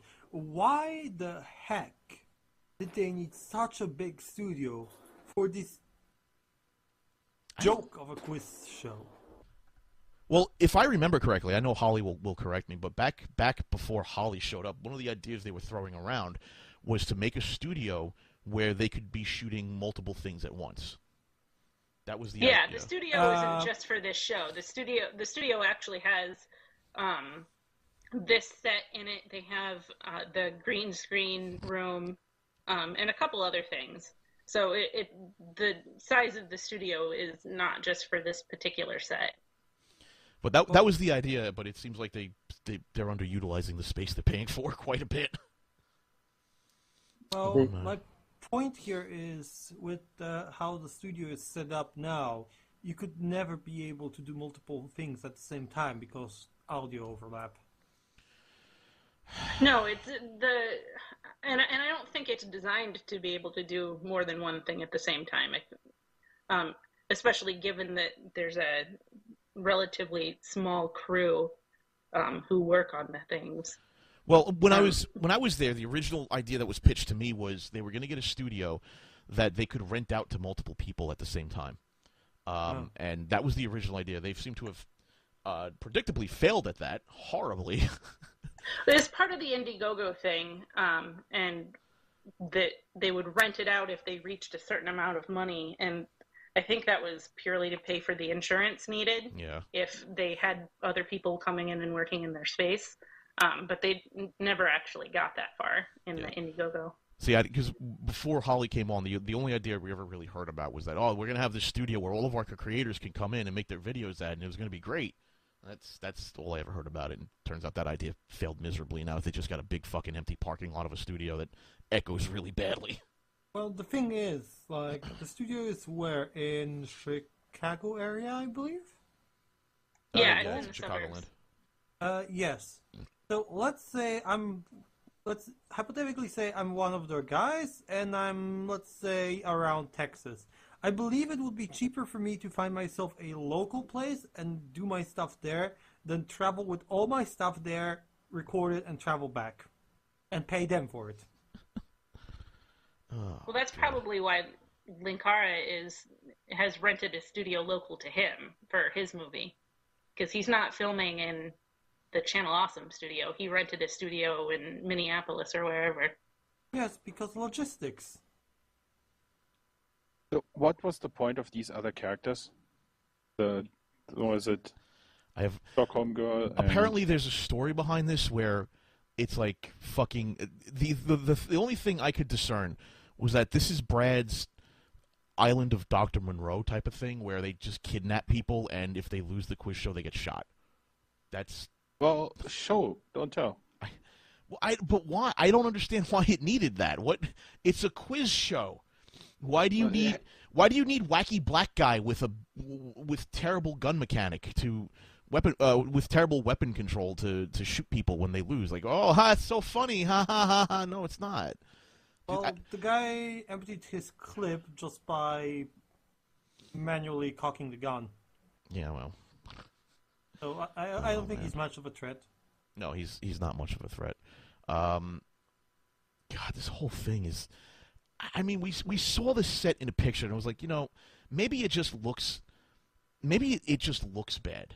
Maybe it's just game because sets usually look bad in proper light. Yeah, I do feel like the set does look better in person than it does in pictures, but I feel like that's what the test episode should have shown them, is that what we see is not what the camera sees. They should have actually used some of that money and did some fucking work instead. Instead, what we get is this looks like it was put together by a bunch of blithering retards, and it looks awful. It looks unprofessional, and they literally thought they're going to pitch this as a pilot to a network. A network executive is going to laugh in their fucking faces, and they're going to fucking blacklist them from the industry for wasting their time like that. Are you fucking kidding me? This is the most retarded fucking thing I've seen in a long goddamn time from them. It's bad. Look, maybe they will go with that, with the recorded episode today to the network executive, and because it's actually tomorrow when it's the 1st of April, there's someone will think like, it's a nice joke, guys, so what's the real thing? Oh, I'm so sorry. I'm so sorry, but you need to leave. Security. Yeah, but I gotta ask though, if anybody knows, why did this need a story behind it? I don't know. I started ranting about the story as soon as the intro came on. I was like, what in the fuck? It's a game show. It doesn't need a storyline. Plus, the storyline aspect is totally lost when it's clear that Brad doesn't give a shit. Yeah. This is supposedly his big dream to have his own game show, and then it gets to him hosting, and he's like, yeah, Oh, I guess. Yeah, Oh, hi. Okay, whatever. I didn't know. I RoboCop didn't know was that in this either. movie. The character named RoboCop was in this movie. Whatever. Little So Orphan he's Annie like- was in this movie. Whatever. It looks like he just like, oh fuck, I forgot to cancel this project. Well, now I have to do it. By the way, they said they have 5 episodes filmed already. I can't even imagine. God. Oh dear God. It's not going to get any better. That's the worst part. So, is this the elaborate April Fool's episode? This has to be an April Fool's. This cannot be the real thing. Tell me this is not the real thing, Holly.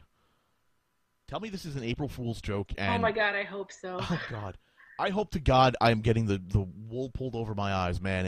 And they're going to release an episode tomorrow, or like on tomorrow or the day after, on Thursday, and they're going to be like, surprise! That actually wasn't the episode. It was just a piece of shit to fuck with LordKat. That's what I want to see.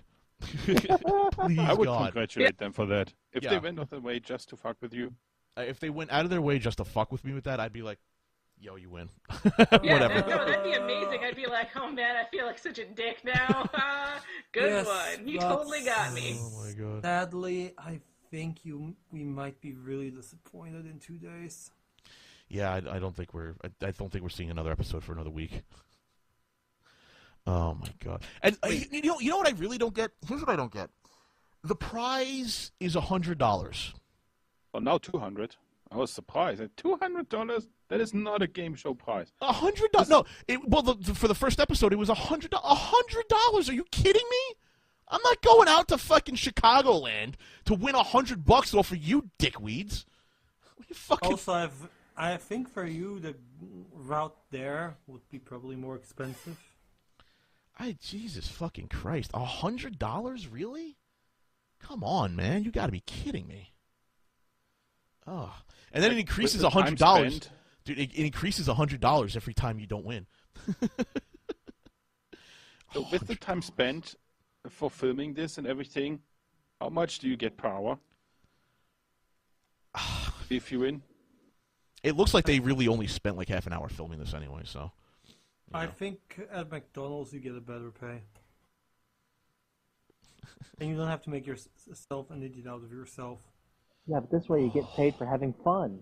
Oh, Hotel 2 Tango on Twitter. I just retweeted something. If you guys want to check it out, I'm at LordKat on Twitter. He just posted that build quality. Oh my God, that's disgusting. I was right. I do see screws. Yeah, there were screw holes right there. And what did they fucking do to make the signs? That just looks like, dude, it looks like they cut out cardboard paper. Yeah. No, Construction- no, it looks like Lord construction Kat, paper, You're wrong. You can actually buy this in office supply stores. There are self-adhesive letters. You buy them like on a sheet, and you just take out the letters you need. Oh my God, he's right. Also, notice the S is tilted. It's Oh my slanted God. to the left. Yeah, no, the way that all of the letters, like, couldn't they have, like, measured that out? And Do you made mean to sure tell that- me? Do you honestly mean to tell me they didn't use a fucking ruler? Yep. Apparently not. Come So on! not all of the letters are the same distance apart, and Oh my Jesus fucking God! What the fuck is If this? you go Comic Sans, go Comic Sans, but don't go half Comic Sans. Hey, That's even Jason. better than Comic Sans. Yeah, what's up, Matt? They spent half of their fucking budget on this. Yeah, $47,000 one episode, guys. Woo! Woo! How the Remember I said fuck? TV is expensive? Yeah. A lot more expensive than this, though. Mosshat in the chat. They didn't have enough in the budget for a ruler. That's an extra $10K. Oh my God! This is bad, man. This is one of the, like, I mean, at some point you stop making jokes and you start being the joke, and Channel Awesome is the joke now. This is really bad. It's really bad. Like, I'm looking at the stand for Brad right now, and the top plate or piece of wood they have isn't even squared against the rest of the stand. It's the top isn't even square with the rest of the fucking stand. It's like it's shorter. It's shorter and it's off to the left a bit. And there's the huge. Like, you couldn't even use wood putty to fill that in. I mean, holy shit! You could Bondo that and get away with that shit. It's a credit card slot, obviously. So they can collect more money. Don't you see this? It's a credit card slot. Oh my god, that's bad. That's really bad. And the worst part is those questions, man. Did anybody else listen to those questions and think, you've got to be fucking kidding me, right? No, I was like, you need an editor. Like the question about MASH, like it went on so long that I lost track of the question. Yeah, I had no idea what he was asking. Which question no about wonder MASH? they don't know. Which question about MASH? The first, the second, the third? Oh, there's a lot of questions one, about MASH. The Trapper John question. I was like, I lost track of what the question is already. I am not surprised that nobody knows the answer to this. What the fuck did you ask? I would have said yes, but I didn't hear any of the questions because of that shitty mic positioning. Oh yeah, right. That was terrible. That fucking microphone was awful. Like The only funny thing about was the true or false where the guy jumped and said true and it was correct. What I really want. But they took away the points for that. Yeah. They awarded him points at first, and then they took them away. I was like, wait a second. He got the thing right, and Brad waited for him to give the answer, so I think he deserves those points. But this is only good joke because it's a joke from You Don't Know Jack. Did you know that some of them? Did you notice that some of those lines were ripped right from You Don't Know Jack? Yep. Some of that stuff. Really? Yeah, some of that stuff is actually ripped straight from You Don't Know Jack. Word for word. Word for word, they stole jokes. Straight up stole jokes from You Don't Know Jack. Who has the copyright for You Don't Know Jack? It used to be a People company still called make it? Jellyvision, but now they actually changed their name to Jackbox. Yeah. Oh, maybe we should inform them. Oh Let's man. see what Does happens. anybody have a? By the way, does anybody have a picture that they could take a nice close-up picture they could take of the Pop Quiz Hotshot logo when they're in the last segment with Doug? Because I thought I noticed, but I wasn't 100% sure, and I can't get the video to play at the moment. I wasn't 100% sure, but I could have sworn I saw that some of that sign was blacked out with electrical tape. What? I could have sworn I could have sworn that some of that sign was held together with electrical tape. By the way, I do recommend following Obscurus Lupa. She is on fire. Okay, for real, I haven't even watched a second of this game show, and everyone is saying exactly what I predicted and more. The screen caps are making me laugh my ass off. There are some people who claim that this is a PR person that a PR person is a waste of money. Maybe they think PR stands for Power Rangers, which is also a thing more awesome than Pop Quiz Hotshot. Oh wow! Holy shit, she is on fire. Oh man, they also deleted your dud of Waterfall's comment saying it was shit and worthless. They're deleting, by the way, they delete every negative comment now. So, Are they really? Yeah, they're deleting every negative comment on any video they delete. So they have now a moderator watching like all their videos, and well, part of the reason I've been told is that they think we're constantly rating them by leaving negative comments on their videos, and we haven't done shit. I don't have the time to waste on such childish. We have so many other things to make fun of. Why would we do that? Oh, I don't even know the last time I went to the website before this. By the way, Holly, I still can't get to the website. They've still filtered out fucking FiOS. Hey, Holly. Yeah? They still have the drop shadow. Oh my god. Oh, yeah. Yeah, that drop shadow, baby. Still... Yo, when are you I got to going admit, Matt. to fix this, people? Matt, I got to admit, Matt. I'm a drop shadow sexual. All right, that drop shadow gets me horny. Listen, Jason, you're triggering my triggers. Let's not. We don't want to dive into plush sexuals anymore. I don't think. I think we did enough of that yesterday. Yeah, I think so. Oh my god. So this is apparently, Holly, you said this is like the 6th or 7th time they actually shot this pilot? Yeah, they actually say on the website that they did 5 test episodes before they did this episode. Well, that's a fucking lie, because they did a shitload more than that before they got this down. 5 film episodes and 5 test episodes. Why not film the other ones too, in case you have some good gold you can go back to? Oh, that's right. They can't afford the. Okay, we got a close-up of the Pop Quiz Hotshot logo, and wow. Where is the... Wow, that's bad. Holy shit, that's bad. All right, so I got this logo, man. What the fuck? We finally have a close-up of it. It finally exists. We finally know more about it because I've been obsessing over this fucking logo. This logo, man, if you look at this, there's indentations in the pop quiz.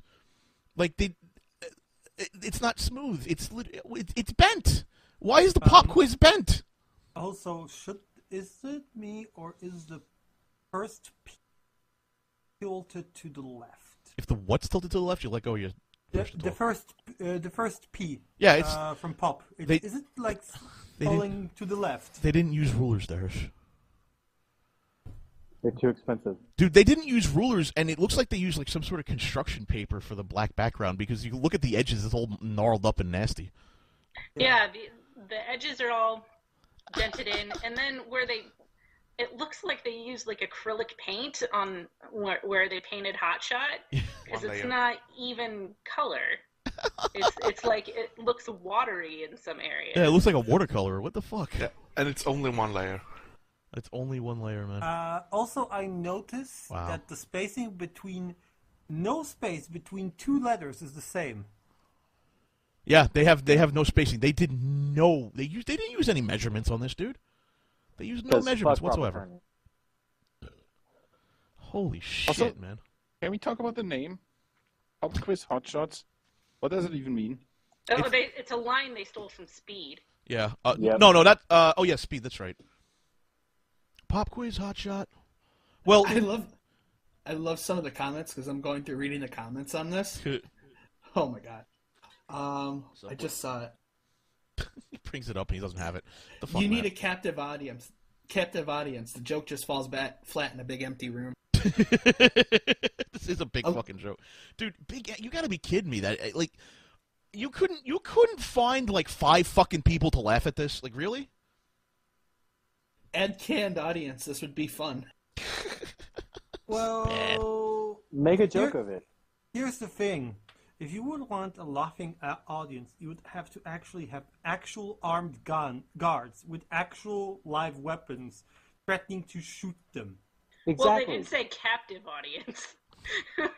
I just don't think they meant, literally. I just fucking captive to be your audience. I just noticed in the Pop Quiz Hotshot sign they fucked up. They fucked up a lot, but they really fucked up on the Hotshot. Check this out, dude. Look at the Hotshot. It's hanging off the edge. Well, A, it's hanging off the edge, but B, it starts off larger and then runs into the queue, and it's like, oh shit, I gotta make it smaller. And also the T. Also, they ran out of space for the T. Oh my god! And they have plenty of space to the left of the H, but they could have moved it over. Oh, there's no planning whatsoever in this. They were just like, fuck it, let's do it. Let's fuck it up over and over again and lose everyone's money. Wait, it looks like somebody used their finger and blood to write this Hotshot out. Yeah, we already mentioned that. It's acrylic paint. It's one layer of acrylic paint, so it's blotchy in some areas. Would have looked better printed. It also drives me nuts, just as a writer, that Brad always says "Pop Quiz Hotshot" like he's calling somebody Hotshot, but the name of the show, there's no comma, so it's just Pop Quiz Hotshot. Pop Quiz That Hotshot. confused me as well. What? That's why I asked what it mean. This name is utter rubbish. So can we talk about the actual show content itself instead of nitpicking the set, which isn't what content? No, we got to talk about it because it's like the elephant in the fucking room. Okay, find me the content we should talk about. Well, I have a couple of questions. The first one, let's say, what did you guys think of the physical challenges? Special education class. What's with the camera work on those? Like, I didn't get that. You're not adding more drama by making me want to vomit. Like, you're literally, dude. You start off the show by playing that little fucking magnetic fish game. You're not making it more dramatic by doing the camera angles there. You're making me think, wow, you guys are over 30 years old and you're doing this. That's fucking lame. Well, Looks I feel like there's a way that theater production. It does. It really does. I feel like there's a way they could have done it and have been funny about it, though, and by doing the exact opposite of what they did. If they took really long, intense shots at the players' faces rather than throwing the camera all around the room, I think that would have lended itself to be more humorous than Yeah, but the I'm on a merry-go-round and I can't focus on anything. Yeah, but the problem is though they're actually doing they think they're actually doing a quiz show with physical challenges. So that means basically they can't show dramatic close up. Excuse me, because the contestants are not actors; they're contestants. This is not Double Dare. Do they also know what a physical challenge is? Because this is neither challenging nor physical. Dude, that second one where they played a maze. Like, I'm staring at it, I'm going, what is happening? What am I watching? Are you fucking kidding me? Is the next episode going to be coloring books? What the fuck? Yes. Oh my god. What? Please, no. Coloring books with tasers on you. Oh, Jesus Christ. I would have been, I don't know how happy I am. I'm like really, I'm genuinely pissed off at this. Like $89,000 or 80 whatever the fuck $1,000 they had, almost $90,000, and this is what they're fucking producing. Are you fucking kidding? I would have been, I honestly would have been happier if they just fucking ignored it and it went to April 1st and who gives a shit. I'm legitimately upset at this. Are you fucking kidding me? Like, we're playing Sudoku next time. I mean. What do you? The next challenge, you're gonna give everyone a Game Boy and they'll fucking play. They'll play Tetris till they lose. I mean, what is this shit? Well, you just said it. It's shit. New comment from Rulers Are Too Expensive. This is everything I expected it to be and so much more. So they got a total of 89,757 United States dollars. So there you go, almost $90,000 for this, and this is what we got. We got generic fonts. We got a fucking logo. I say we because I give a shit. The fans got this. Are you fucking kidding me, really? Ollie, since you were on that set, I have one question. Was there a shredder for money on the set? No, but I think we had just finished the Indiegogo campaign when all that happened. So I don't even know if they had spent any of that money yet by the time I was gone. Oh, so they might have gotten. So they might have bought. So you're telling me that might have bought a shredder and put money in it? They might have. I don't. I don't have any knowledge of what would have happened to that money. So. By the way, I just don't see 50K. If the set already existed, where did it go? The money? Well, Yes. Did they say they bought like 8 fucking cameras or some shit? By the way, that's really fucking weird too, because they're like, oh, we bought professional cameras. Load of shit. A broadcast camera to film a pilot goes for like $100,000. That's a load of fucking shit. Listen, 8 Canon Mark D, 5 Mark Ds or whatever they're fucking called isn't, I mean, movies but have been shot here's on the thing these, though, but... the Mark D is not a broadcast camera. Yes, you cannot use them actually as cameras because of limitation on how long you can shoot in one go with those. Yeah, I mean... They bought a GoPro. A GoPro is... I had this conversation several times with different people. If someone tells me again that a GoPro is a professional studio camera, I will murder people. I was kidding. It's got pro in the name. You can't argue that. No, it is a ruggedized camera for outdoor filming in places where you might end up. It's for on-the-go pros, dummy. Pro. And still, even if they get like the camera they used to film that movie, they still don't have the glass. The glass is the most important thing. Matt, you know you're going to get banned for that comment, right?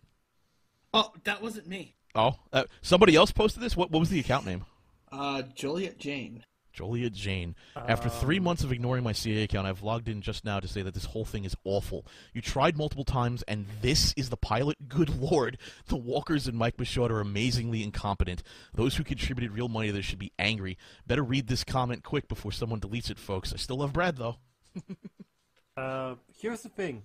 Even I would really, really want, if they want to prove they didn't like waste the money and they are kind of liable for embezzlement here, please tell me, what brand of professional cameras did you buy? They did not buy it. They did. You need a broadcast level camera. If you're going to shoot a pilot, you need something that's going to cover 422 color the color swath. you can't have a 420 camera. That's a 420 camera. They're going to look at you and they'll be like, we broadcast in 422. What are we going to do with this pilot? It's going to look like shit. And by the way, it already looks like shit, but it's going to look even worse than that. NBC broadcasts exclusively in 422. They're going to look at you, they're going to be like, go fuck yourself, you moron. What the fuck? Yeah, it looks like the home videos on America's Funniest Home Videos. It really does. Okay, It looks worse than that. Here's my assessment of this. The camera was bought at Best Buy for $200 at best and has JVC or Canon written on the front of it. And you can hold it in your hand. Oh, you could see that in the beginning of the physical challenge that you couldn't. That's a handhold. This is bad. This is really bad, dude. Yeah, it's not even a shoulder cam. Definitely not a steady cam. Also, Jason, you think they have a display that can properly color correct for 422? No, they can't afford that. There's no way they can afford that. There is no way. Oh, I don't man. think they even know what 422 means. LordKat Mark in the chat room says, I really think this might have been a simple fraud. They used the money for something. Well, we've been saying it's been fraud. They used the money to cover their in the red bank account. That's what I've been saying, at least. Shit, man. I just, it's bad. That's really fucking. It's really fucking bad when the off the cuff improv shit game show we did was funnier and better than the fucking half-hour clusterfuck they produced. Oh, God. I still haven't even watched the whole thing yet. I got so distracted by all of the things that I was picking up on as I was watching the show that I couldn't even finish it yet. Holly, by the end of it, Brad's just like, I don't give a fuck anymore. It's bad. Brad. Like he gets to one point where the guy gives an incorrect answer and he just takes it anyway and throws the card away. He's like, whatever. The guy you have like 300 points on the guy. I don't give a shit. He's just like, come on, man. This is your pilot? Really? The one where the other dude gets fucking crushed left and right? That's your pilot? Okay. And also, what's in the box gimmick? I don't understand that gimmick at all. You make the guy who's losing dress up like fucking Optimus Prime? What was that? Can anyone explain to me what that was about? No, and it makes even less sense because now you can't hear him. Yeah. Because he's got a stupid Optimus Prime mask on. He's got to do the voice of Optimus Prime. Like, what the fuck was that? I don't get that. Like, not only did you have that, then he had to dress up like Rita Repulsa. Oh, God, Lupa. The fucking picture Lupa posted on fucking Twitter. God damn, she is on fire. Apparently it was the last person to buzz in once they randomly set off the horn. But it was like, they didn't explain that to you. So why is the audience, am I supposed to know that that's what happened? How am I supposed to understand this game show if you don't tell me what the actual rules are? Was that in the rules? I don't think it was. I think it was in the rules, but I kind of lost it when... I kind of lost it in the whole mess of, this is like the island of Dr. fucking Monroe. It was weird. But what's the purpose in the game of that? To make him look silly? Is that it? Like, because that's not funny. That's just, you're dressing a guy up as Optimus Prime. Woo! I don't understand. Say this. I just don't... It has nothing to do with the game show. It does not... I could understand maybe, like... I don't know, like... Giving the guy who's losing a chance to get more points, if they could somehow do that to give the guy who's losing to get more points to catch up to make it a little bit more exciting, I could see that. Like maybe give him like a point bonus timer thing or some shit or anything. Like, but I don't get it, man. Like, what is the point of making him dress up like Rita Repulsa? Oh, haha, it's funny. Look at that, wacky, woo! What? How fucking autistic do you have to be to find that funny? What was that? Questions. You need better questions. Oh, you definitely need better questions. Those are shit questions. You need those are the meat of your game show, and they were not funny one bit, like one tiny bit, or interesting. I'll admit, Brad made me chuckle a couple of times. Brad definitely made me chuckle a couple of times, but like he was like, "How the fuck do you not know this question?" When he asked what the name of the actor who played Woody in Cheers, and he was like, "How the fuck do you not know this answer?" Like, come on. That's just because it's Brad. Wait, wasn't there previously 3 contestants in the first pilot that we Yeah, there were 3 podiums the first time we saw this. They narrowed that the fuck down to 2. Apparently that wasn't working even worse. Either that or like maybe... they're like, I'm not coming back for this shit. Bye. Well, maybe they couldn't find like a third person. Oh no, I bet it's because they couldn't tell who was buzzing in. Probably. Because that's why they have the guy between the 2 podiums, because if you can't tell who buzzed in, he can tell you who did. But there's a simple way to fix that. It's called an isolator. As soon as one of the lines is lit up, the other one can't be lit up. So it means the first person to buzz in has the light up. But you notice that in the show, like both lights light up the whole fucking time. Well, why are you expecting them to know what a simple relay is or logic gates? Why? You don't even need a logic gate, for the love of God. I mean, as soon as... I want to do it fancy. Okay, well, if you want to do it fancy, go right ahead. Just look at the electrician on Angie's list. I will use a Arduino controller so it makes it flash and plays a melody as well. I can do that with 5 relays. I can do a 3-person setup with what I need. 3 relays and like a bunch of wire and a button. Or 3 buttons. Mark, I know I can also do this with relays, but we're living in the microcontroller era. You could have done this like properly. Here's the thing, though. Adding microcontrollers adds latency, and we don't want that. Yes, this is a high quality, low latency game show. You don't need the. I think people are getting latency just because their brain is deteriorating from the questions. Oh God, that was so mind-numbingly boring sitting there for 33 minutes. Oh Jesus! I would have forgiven all of that. I would have forgiven the set design and the stupid buzzers if the show had any chemistry, any fun, any spark at all. Yeah, there was nothing fun about it either. It was dead the whole time. There was no. It was bad. That was bad. That's just. Ugh. But it's not engaged. Nobody was engaged. Not even Brad was engaged by this.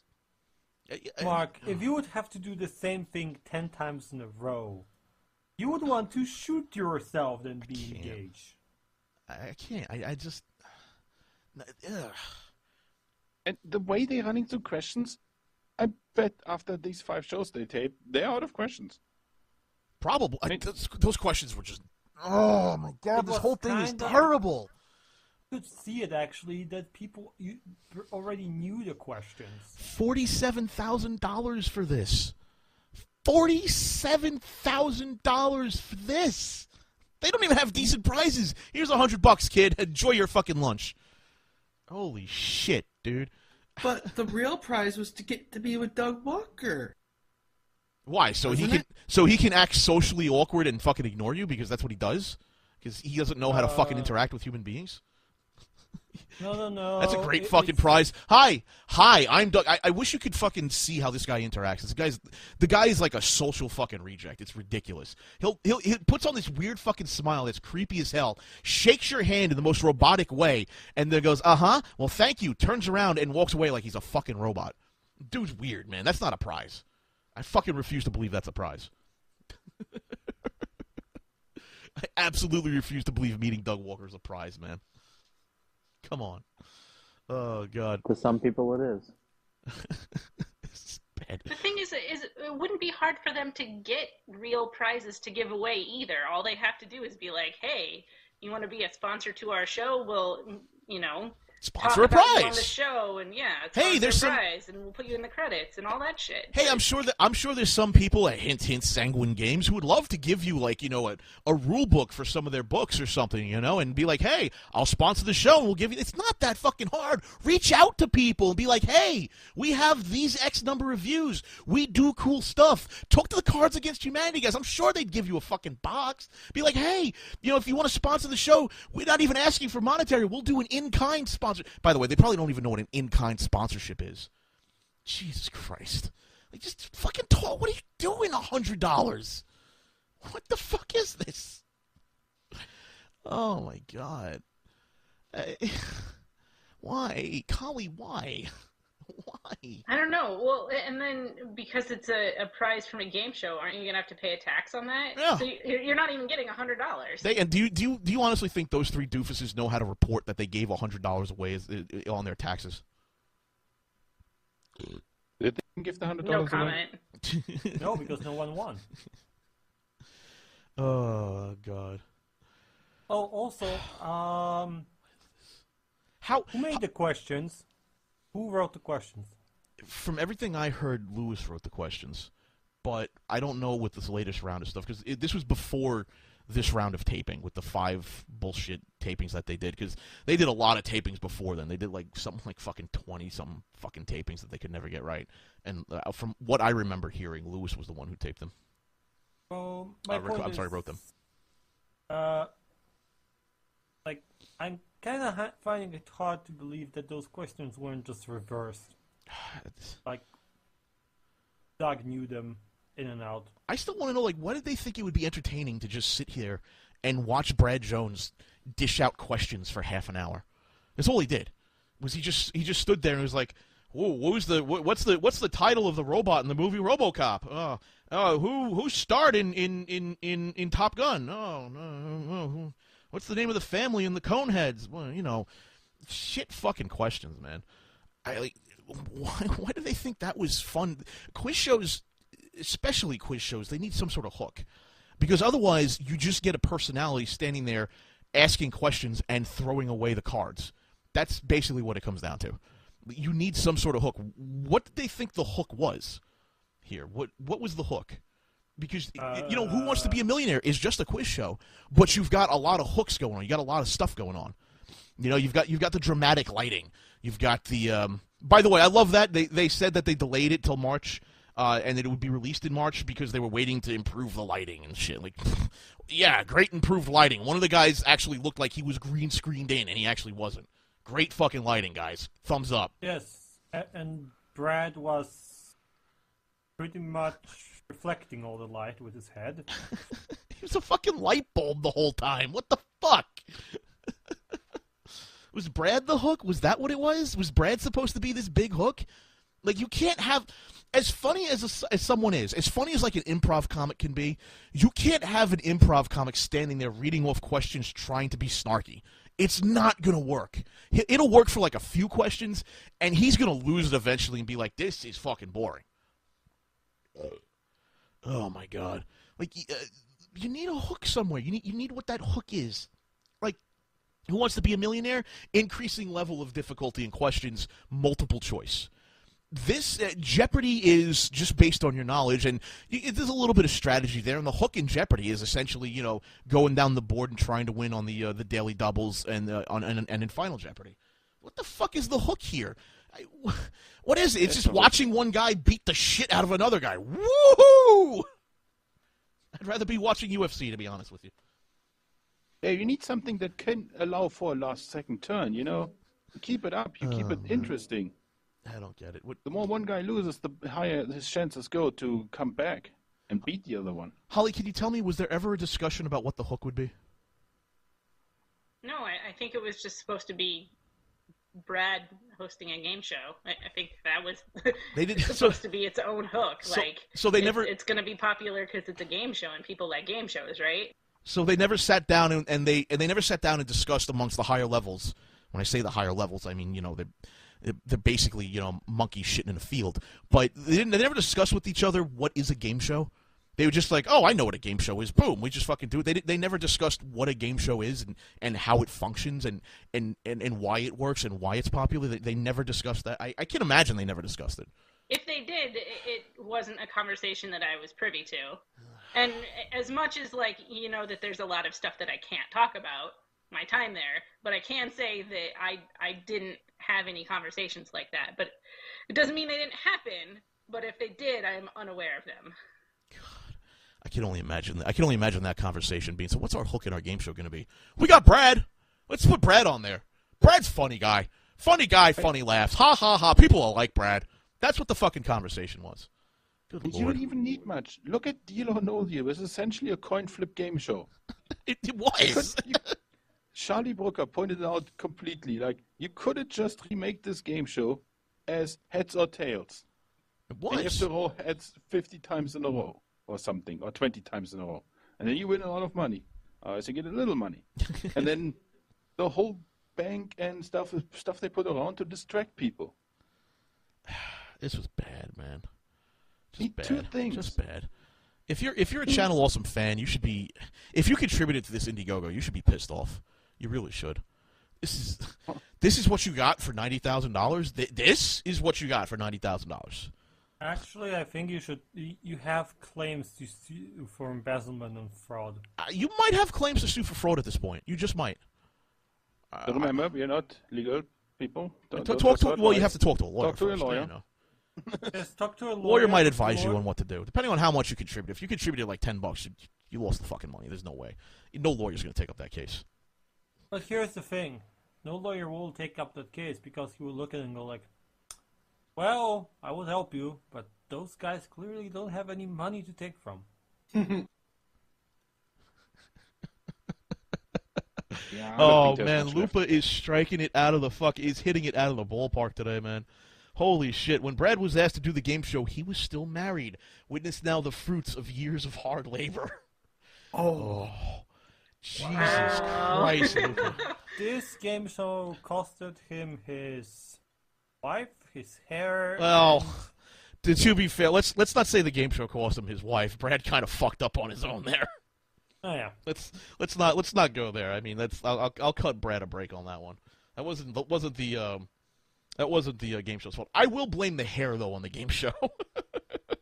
Oh, he does look like a chemo patient. Does this mean that the game show is cancer? Might have ripped it out. He might have ripped it out. I don't know, man. I don't fucking know. He might have ripped it out. By the way, Phelan on Twitter posted, glad CA is still using the theme song Skitch made for me for my version of the bumper, complete with sound effects that don't match the new bumper that they have. So Channel Awesome, instead of talking to Skitch and getting him to do another theme for the bumper, just took the old theme for the bumper and got someone else to do a 3D version of the bumper. By the way, is the thing at the end where they have that Channel Awesome logo pop in, poof, and it doesn't match at all with the sound effects that Skitch used in the bumper. Oh my God, Maron, what is this? Skitch some more money. At least throw Skitch like $10, guys. Be like, hey, could you do this for us? Like he's like the nicest fucking person on the planet. If you give him the $100, or I don't know what Skitch actually costs. I don't want to presume. But if you give him an amount of money, then he will actually make you a new music that fits the sound effects to what is on screen. He can do that. Yeah, he's pretty good at that. Well, he would have at one time. Yeah. Given my last conversation with him, I don't think he would be willing to do that anymore. Really? I hadn't heard about that. I don't think that that means that they can just take this old music and sound effects or whatever and reuse it.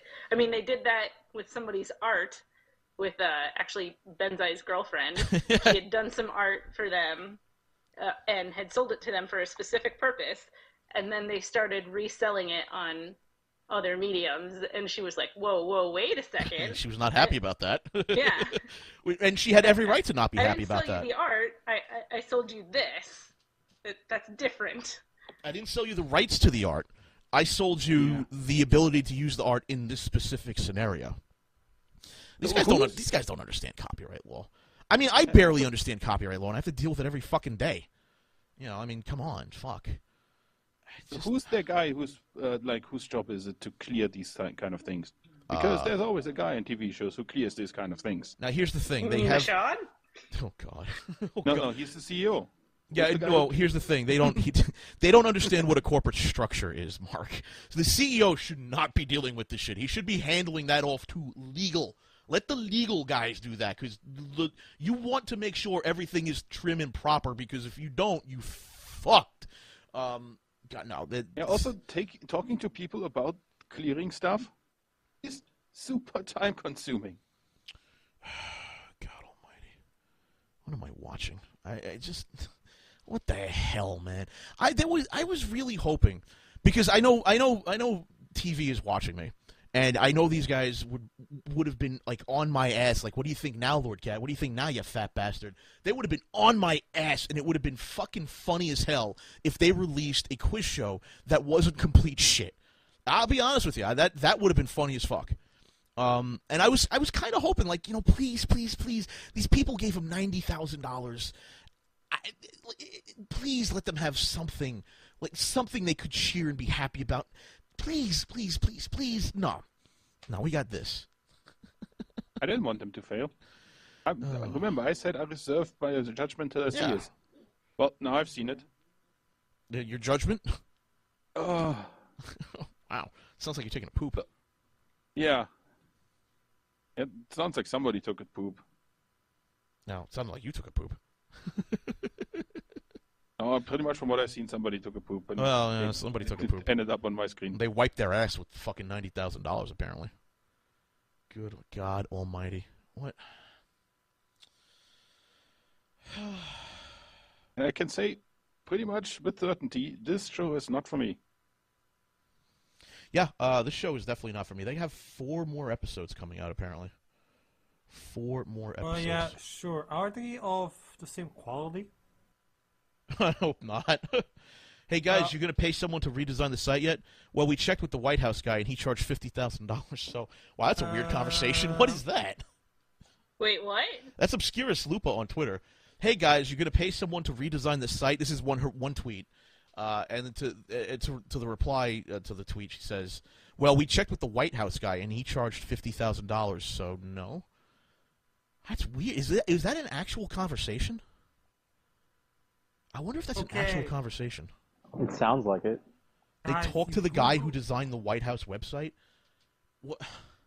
Why would you go to that guy? You're a fucking blog site at best. Why are you talking to the guy who designed whitehouse.gov? What in the holy love of hell is going through your head? Like, even I wouldn't do it. Like, actual conversation. That's an actual conversation that happened at that guy with the glasses? Are you fucking kidding me? Wow. Holly, what the fuck? That's a real conversation. They went to the firm that designed the whitehouse.gov website.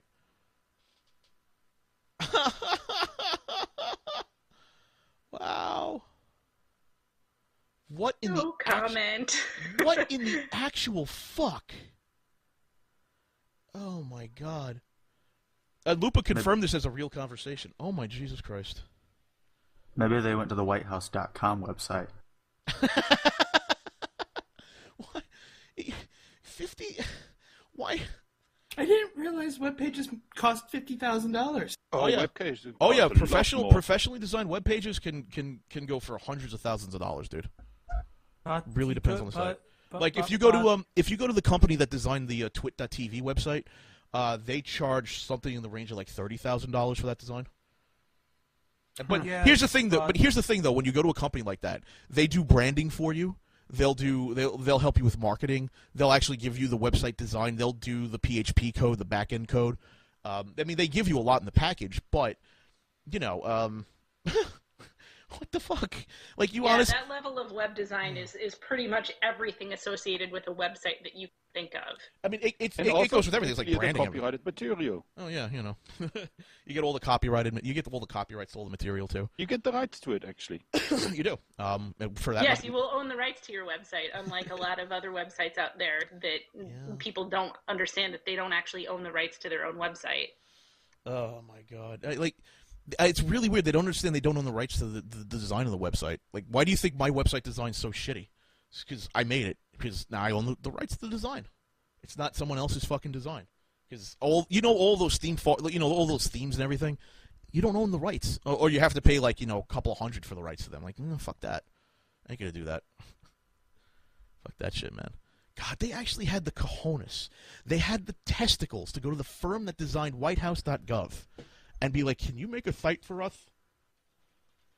Good Lord. Well, it's no harm in trying to ask. I guess, but still. Yes, but here's the point. You're a blog media something site.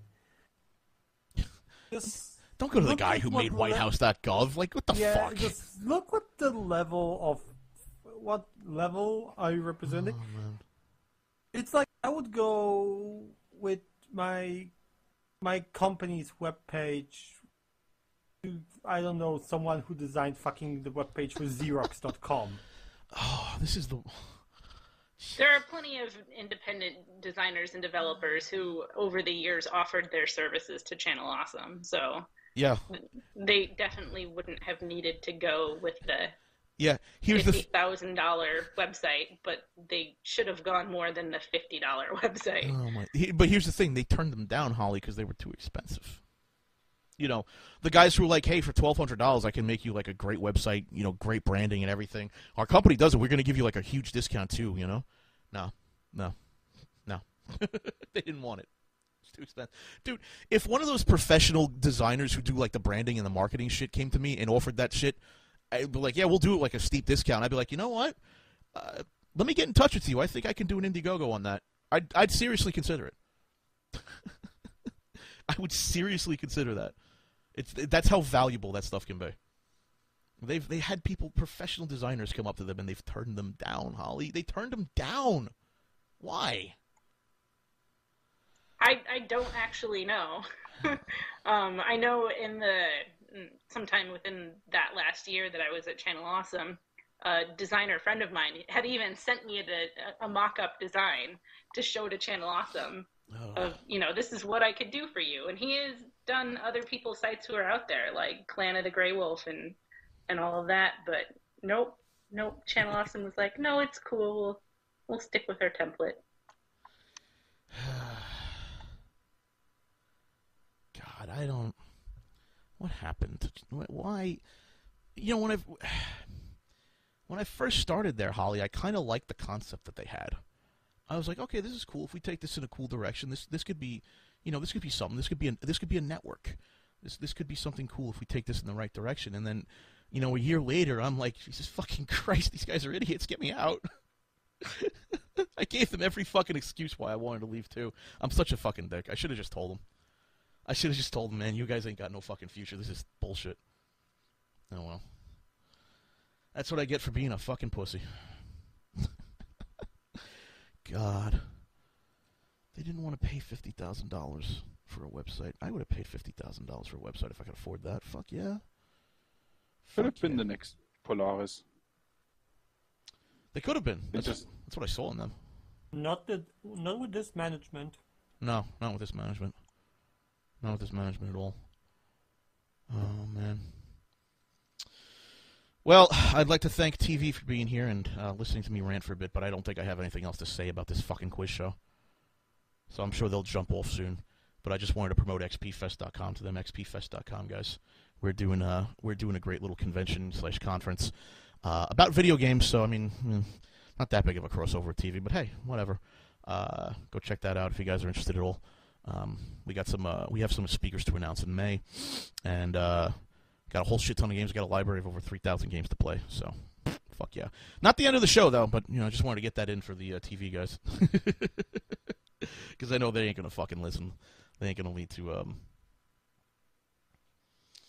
I know they ain't gonna fucking stay around for the rest of the show, but I think we've milked this for all it's worth at this point. I just don't know what else to say about it. The only thing I can do is stare at it in disbelief that this exists. You know? That this actually happened. After everything we've commented on, after all the shit slinging, it's still this. It's still the worst fucking thing. Like, I don't even understand, why couldn't... They had 3 podiums at one point with 3 microphones. And those microphones worked really well for the contestants. Why couldn't they fucking use the 3rd microphone that they had for Brad? Like, it's just the string of decisions I don't understand. I don't get the thought process here. I don't either, and it was just mind-boggling for me to watch. I was like, wait a second, there's this thing and this thing, and I'm like, how did you do 5 tests before this? Well, not only 5 tests before this is what you came up with. Not only 5 tests before this, but what about all the shooting and the demos they did before they shot this shit? Like, they could not have been dicking around in a room writing a script for 2 years or a year or whatever the fuck it was before they decided to shoot these things. Well, and last I heard from people involved in the production, they had more than 5 episodes in the can. So what happened to everything else? Oh my god. 5 tests plus 17 reshoots, apparently, according to Brother Box. What's up, Brother Box? Wow. That's not good. It's really not good. Wow. You want this to survive. This has to be fun. There's no fun in this, though. This is soul-drainingly bad. You can have the highest production quality as well. If it's not fun, it's not gonna fly. It just makes me sad because they're capable of so much better. They really are. So I just don't understand. I disagree. Why they thought this was acceptable. You know what, Holly? I completely disagree. I'm gonna disagree with you right there. I don't think they're capable of better. I've seen the fucking the anniversary specials. I don't think they're capable of better. I think Brad is capable of better. I don't think they are as a group. I think as a group they're too fucking retarded. I'm gonna disagree with you on that. There. Now we can't be friends anymore. Oh my god, we disagreed on something. This is so terrible. I hate you. We can't be friends anymore because I disagree with person. You. If you disagree, you're both fired. Hey, right? what? I fired you from your own show. Hey, what the? Firing me? Fuck you. Wait a minute. If he's fired, that means we're all fired. So, God damn it. You know what, Mark? You know what, Mark? Go back and eat your schnitzel, you Jew gasser. Fuck. No, all right. Who's gonna make money off of me now? Like, seriously, if I'm not Jason's commodity, then whose commodity am I? Fuck. Let me tell you, I'm making a shitload of money off you guys. Woo! I'm fucking rolling in the cash, guys. Look at my fucking Lamborghini I bought. Hey, Jason, is that a nickel in your belly button? Oh, is it? Hang on. Let's see what's in my belly button today. Oh, ew! Now it's a Ew! What the fuck is that? Ew! It must be. Ew! I was taking a drink of water too, and then I hear ew, ew, and I'm like trying not to spit it out all over my computer. I don't know what that is. It's like earwax in my belly button. Get out! Ew! Ew! I gotta clean my belly button more often. Gross. Oh. All right, you're unfired. Oh, thank you. Oh my god. Yeah, so Holly, I have to admit, you know, the returns are in, and I don't think I can have you as a commodity anymore. Oh, damn it. You're just not. All right. Yeah, the ROI is just not high enough. I'm sorry. Oh, I thought you were gonna say she doesn't communicate enough. Oh shit. Oh my god. Fucking. How did the fucking joke fucking hot quiz pop shot show I did on YouTube like end up being a better show? How did that happen? How did the parody of a show that did, but not only that, how did the parody of a show that didn't exist not only be funnier and not only be a better quiz show, but was also spot the fuck on with what they were doing? How the hell did that happen? I assume you had an idea what you wanted to do before you started, not you decided to make a quiz show and then so when sitting around like, what are we actually going to do with this quiz show? Oh god! Now, is the quiz show? Let me ask you guys' opinions. One last thing on the quiz show, and then I guess we can move on to something else. We can talk about like butt sex or something, or we can keep making fun of it. I don't care. I'll do 3 hours of making fun of Channel Awesome. I don't give a shit. But let me ask you guys: is the quiz show worth watching? God no. If you want to have a lobotomy performed on you, maybe. Do you want me to go ask my mother again? I don't want your mother to have a stroke, dude. I don't want to be responsible for your mom having a stroke, man. I'm out of that. I tap out. No way. I want somebody to make a mock DVD cover with his mom's quotes on it about the show. What were the quotes again, Matt? This is a piece of shit. Fuck you. Oh, hold on. They're a my waste God. of. They're a waste of oxygen. They're a waste of money. They're a waste of time. They're idiots. I would love. Oh, is Channel also on Angel.co? I wonder. Do you think they're on Angel.co, Holly? Oh, I doubt it. Do they even know what Angel.co is? I doubt it. Do they even know what a startup company is? Fuck. Oh my god. Oh, help me. No, they're not on. The channel awesome's not on there. Oh well. They have one more shot to make this interesting. Wait a second. But the way it is now, it will not survive. It's just not working. Wait a minute. And really, they shouldn't show this to anybody. Wait a second. I just fucking realized something, Holly. Matt, I just fucking realized something. Huh? Those games that they're played are copyrighted. It just crossed my fucking mind. I was thinking about Optimus Prime. Yeah, Optimus Prime, putting a guy in an Optimus Prime costume, having him speak in the Optimus Prime voice. I completely forgot. I don't know what the copyright issue on that is, but I feel like that's probably definitely a dark gray. Like, you know that they wouldn't have got the rights for all there. that. They did not get the rights for all that. Don't you fucking lie to me, Cervella. Don't you fucking lie to me. I just fucking realized that. I was like, wait a minute, hold on. Didn't Hasbro sue people for doing that with their game? Wait a second. So that's where the money went. No way. They didn't pay any fucking money for that. If that's true, this game show could actually sync them. I don't think it'll be a problem. It's a parody. But they never said it's a parody. They never said it was a joke. They've always said it was a quiz show. Yeah, no, it's not a parody. It's a quiz show. Yeah. Plus, that's why in other productions, like the can of oatmeal that we supposedly buried Mati in is altered, so it's not a can of Quaker oatmeal Oats or whatever. Right. It's a can of Quaker style oats, and then he has like a mustache or whatever. Yeah, no, I'm sorry. They could say it's a parody, but you cannot claim fair use on a cash prize quiz show. No, first and second, they're neither parodying, not reviewing it. Yeah. And reviewing it doesn't even matter at all. Jason, the mass deletion of fucking comments is going on. And it wasn't even funny. Yeah, I hope somebody's archiving those comments because I really want to see them. Please, God. So they're mass deleting the comments now? Like, really? Wow. Uh-huh. Wow. So Channel Awesome really is a hug box at this point. That's all they are. How many people are defending this thing? Why would you defend this? What, someone's defending this? You can't. No, I want to know if anybody is at all. Or how many. Damn. Well, yeah, they have a lot of positive comments. Like, all of them are positive right now because they're deleting the fuck out of comments. Oh, my God. I don't know. They made Tommy Wiseau and claim it's a parody, but I'll be honest with you, Alan. That's questionable.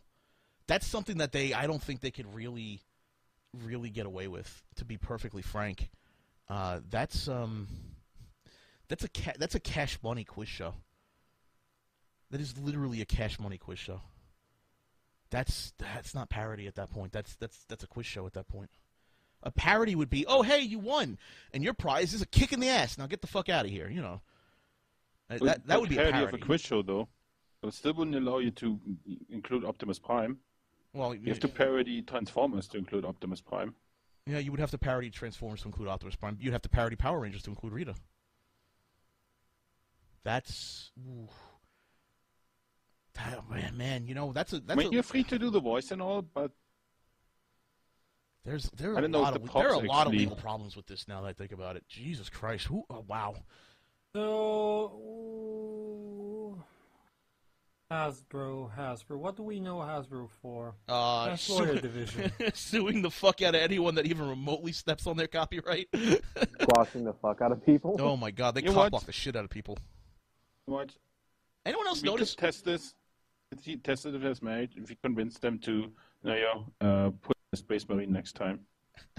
Because Games Workshop will sue you. Runecaster's right. Yes. Runecaster's right. Did anyone else notice that the official Channel Awesome Twitter account has no mention of Pop Quiz Hotshot? I wonder why. That thing has kind of been done since Tommy left, so... Oh, no, I'm still here. It occurs to me that they're never going to delete comment from... Oh, yeah. Well, yeah, I mean, those are not real tweets. Those are, all mechanical tweets, so... They probably just haven't finished the update yet. It wouldn't surprise me if the Twitter doesn't mention it until tomorrow when the Twitter auto updates everything. What is there? But I was just going to say that it entertains me that the rulers are expensive comment isn't gonna get deleted because they don't realize that it's a joke about how this is everything I expected and so much more. It still hasn't been deleted, really? Really, it's still there. I was Oh like, my wait a God. second. They think this is real. Dude, the name gives it man. away. Are they that stupid? We do know, Brother Box, that they have lawyers. They have apparently a law firm that they work with. But, Did the law firm see this? Did the law firm okay this? There's no way. Because if you're doing TV... Well, they're not a... I know they're not a copyright law firm. So they probably didn't send this to that law firm. Yeah, it's not an intellectual property lawyer. It's just a lawyer. It's just a. If you want to do with that, get a specialist. Intellectual property is a very, very slippery lake to run on. Dude, even I have a contact with an IP lawyer. I mean, come on. Just specifically copyright lawyer. I don't have a trademark lawyer, or a patent lawyer, but I have a connection with a copyright lawyer in case I need one. But I don't keep it on retainer or anything.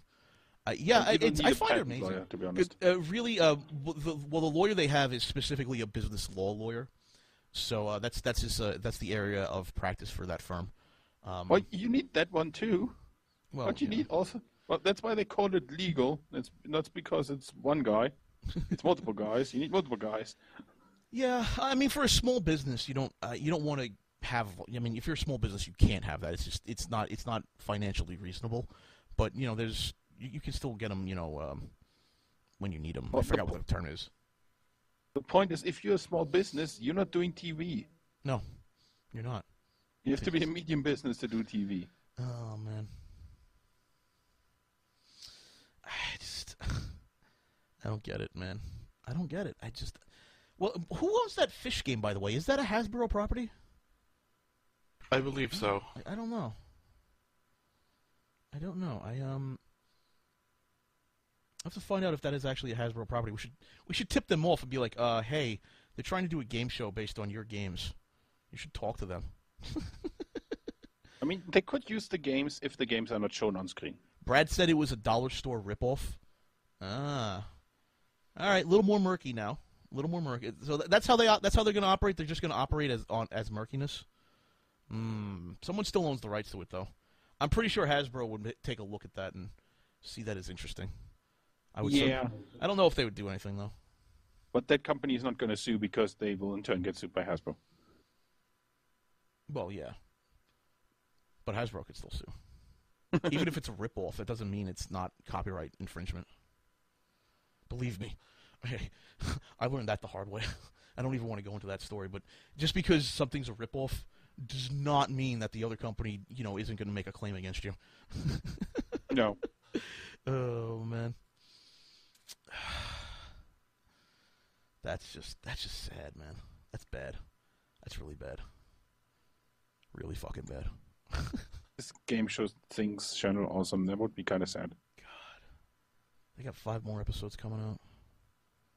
I don't even know if I want to watch them anymore. I watched this episode. I just was so tired. So, I was physically drained. At the end, I was physically drained. Why? I still don't understand why they didn't mic Doug up. That I don't get that at all. Why not lapel mics? What the fuck is this? Just sit there and wonder what the fuck. It's a Pressman Toys game. Oh, I see. Interesting. Very interesting. So, Holly, just out of curiosity, what do you think the chances are that this will go the full 45 or 50 run that they promised? I would be very surprised, but I don't know, because they might have to do it. They might not have a choice.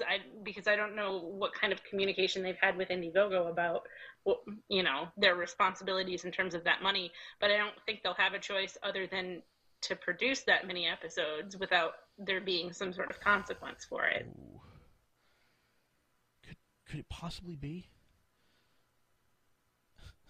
Could it possibly be that they're actually going to go through this, all 40 episodes, and they're going to try to improve it, and it will actually be good at the end of the 40 episodes? 40 or 45 or 50? No. Well, I don't know. Radical If they're change filming, of concept. if they're filming 5 at a time, you know, Probably not. you don't have very many chances to change up the show to make it better. So I don't know if that's going to happen or not. Well, I also want to know, after they've burnt through half of their fucking budget already, with one episode, how are they going to do 39 more episodes, 52 episodes of the comic book show, and 40 episodes of the gaming show? That's what I want to know. I think that's... Jesus Christ, that's bad budgeting at that point. That's really bad. How do you... boy. They promised a bit too much. Because you got to build sets for those 2 shows, too, don't you? And God knows how much this set cost. $5 and some string cheese, probably.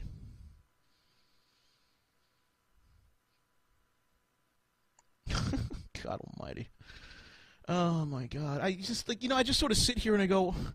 Man, fuck, if I could raise $90,000 for XP Fest, do you know the bitchin' time we would have? Holy fuck.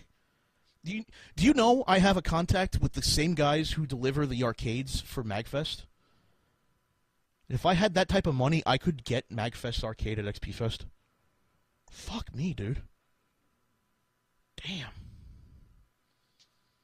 $90,000, the things I could fucking do, the shit I could do for you people would be fantastic. Oh my God. Now that I think about it, I don't even know where they're going to put another set in the studio. So I don't know how they're going to manage that. Do you think they can break down that set and assemble another one? Probably not, right? Just use the exact same set. Oh, please don't. You don't think that they're going to just keep the exact same set around and then, like, fill it in with, like, blankets and shit? Oh, I hope not. I mean, it would be the one reason that I would find the seams acceptable if, like, it turns out that whole set was reversible and they just flipped it. Then I would be okay with the seams. But if that turns out to not be the case, then I'm going to be disappointed. It could also be the basis of a funny gag. You know, when it just, I don't know, set up the game show and it's the comic book show or whatever it is, and they quickly change the set on the fly. That would be cool for a lot. No. You see, here's the problem with both of you right there with the seams. That would be a cool idea if this was a live improv show. If it was live improv, that would be cool. And then the design of the set doesn't fucking matter because you have to go through it rapidly and you have to change it rapidly, and that's acceptable. And in the back of your mind, you're like, okay, they have to do a lot of stuff. Fuck it, seams don't matter. This is they did no gimmick. They did nothing in the pilot. They just have seams. They had a gimmick, was people with guns. Oh, God. Yeah, like, what's the whole point of that? The guns and the fact that they're keeping a hostage? I'm like, I don't understand what any of this has to do with the game show. 8248 in the chat room, or is it 62? That's 82. All right, I'm just a little too far from the screen to read it properly. He had something interesting to say. What if they finish all 40 episodes first and then tear down the set and build a new set for another show? Do those and then tear that down and put a new set up for the other show? My question to that would be, what the fuck are you thinking? You're never going to reuse the set? You're just going to do 40 episodes of the quiz show and be done with it? And what if it's successful? Oh, that's a big if there, man. That's a big if, right? Oh, my God. You could probably move it away a bit. Put it in storage somewhere.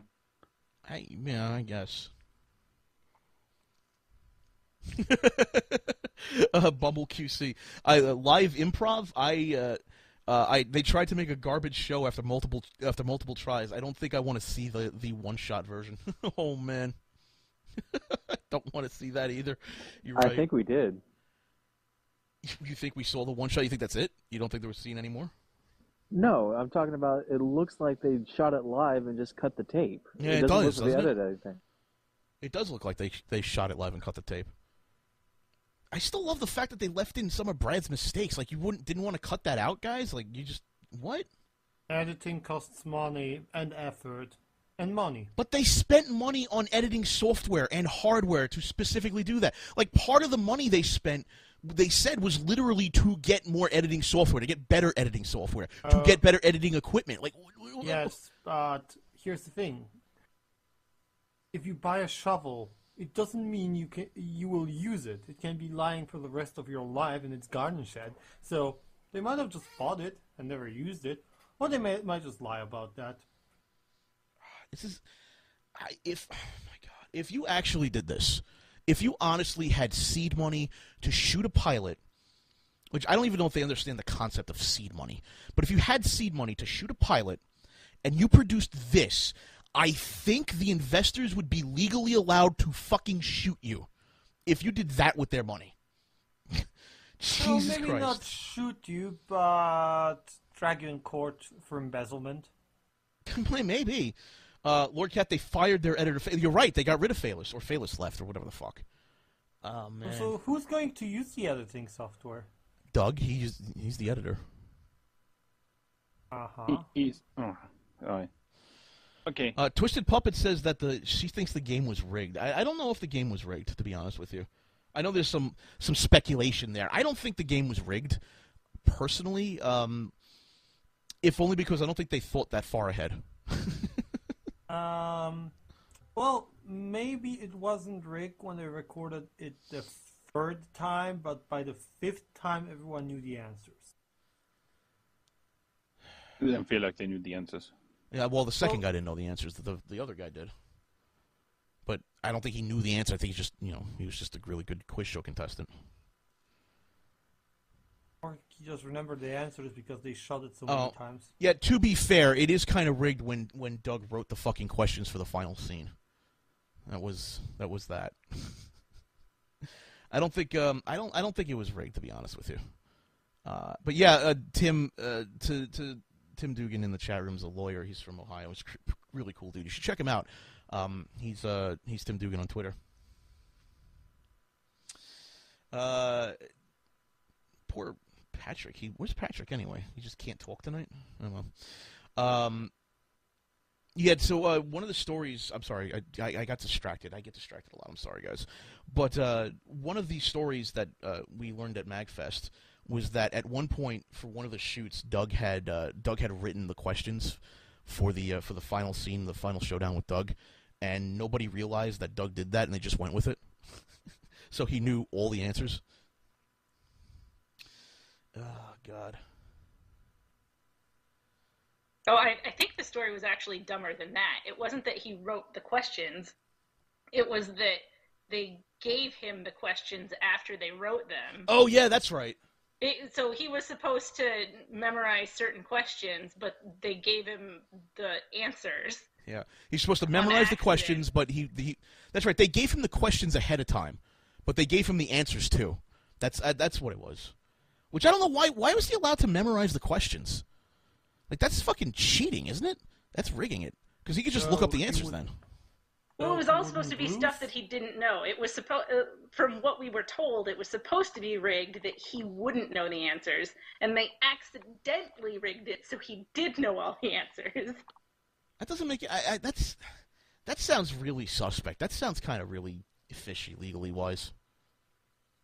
That's really, really fishy. How would you improve the show? How would you improve the show? Here's how I would improve the show. Number one, set fire to that set. Just let it burn down to ashes. Sweep the ashes away, and then you build another set. You build a set that's competently built. You actually use framing. You use drywall. You tape and plaster the drywall over so there's no seams, and then the set doesn't look like it's fucking early '90s Double Dare. Excuse me. The sign, no. Get rid of that sign. You know what I would do is I would get maybe like an LCD screen, a big LCD screen, and have somebody design the logo for me on the LCD screen. Maybe animate it too. You know, it'd be kind of cool. Have that in the background, and then then the camera would zoom in on the LCD screen when they need it to cut out, and it would do like an animation sort of thing. Of course, you do need to have that. You do need to have that blue filter over the LCD screen, otherwise it's gonna look really fucking weird. But you know, besides that, that's what I would do. I'd make it look a little interesting, and then for the podiums. I'm not doing plywood.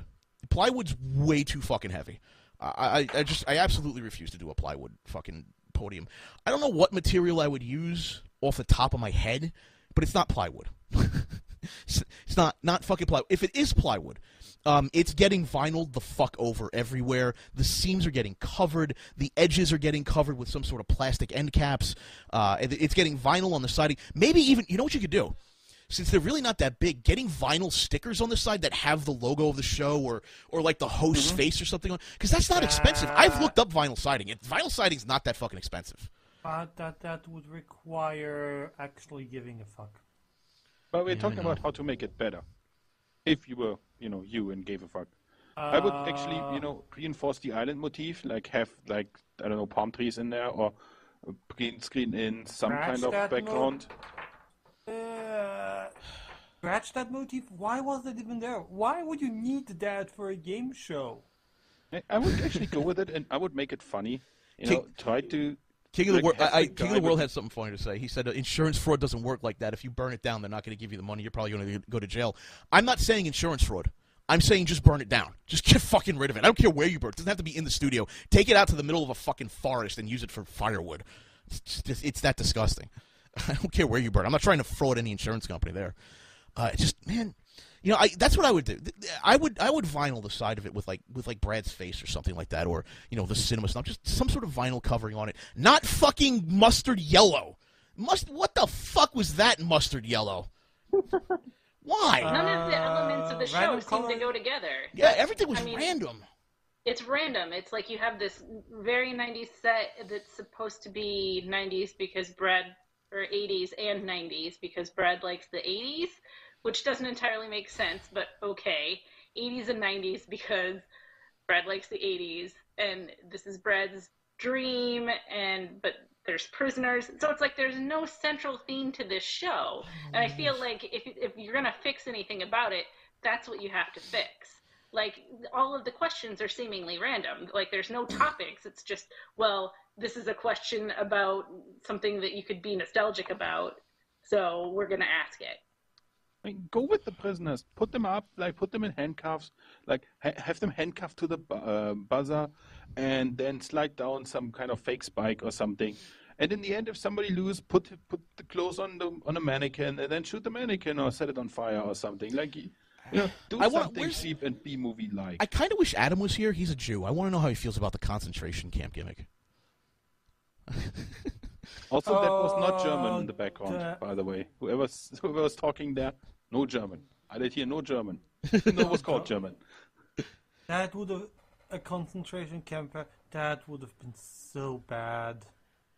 This could have been a lot better if the questions weren't related to fucking nostalgia of the 80s and 90s. What the fuck quiz show is that?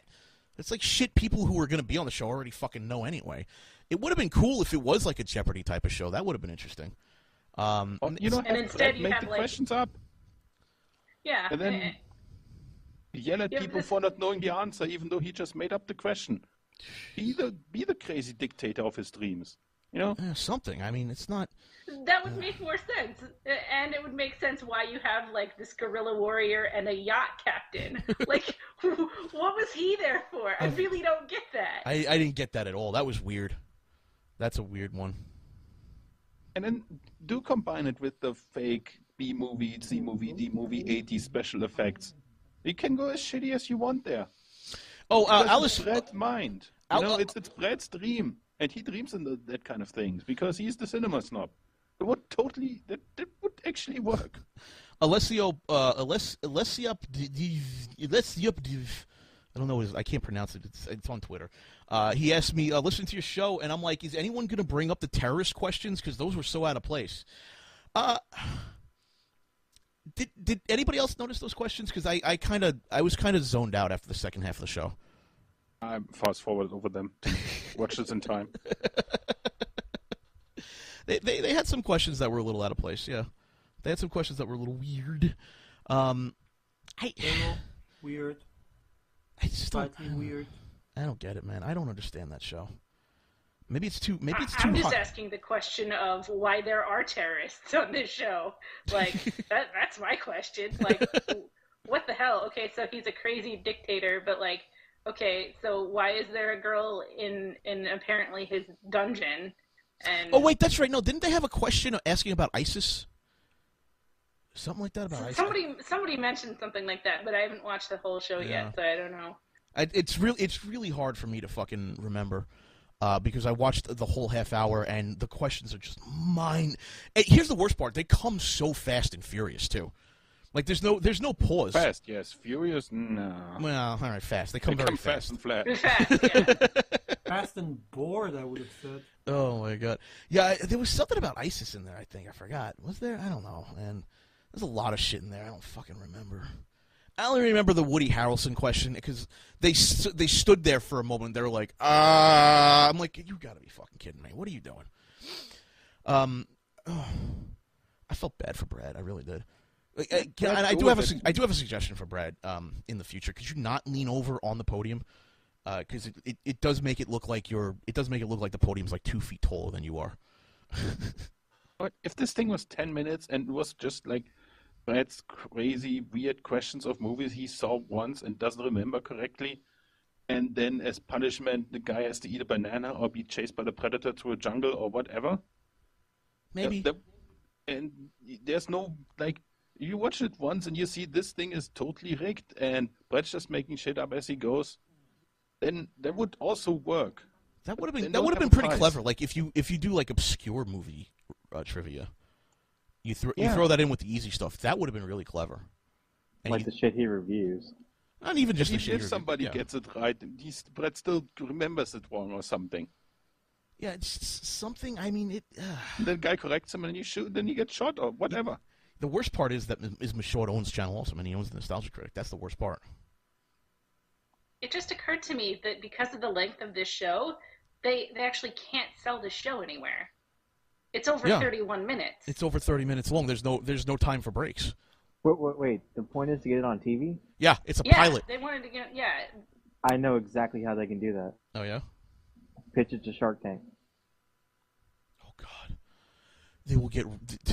Dude, they will be ripped a new asshole 17,000 ways from Sunday. That's the only way they can get on TV. Pitch it to Shark Tank. It won't get fucking an offer, but it'll be on TV. Dude, could you imagine those three fucking idiots on Shark Tank? Oh my God, the reaming those three morons would get.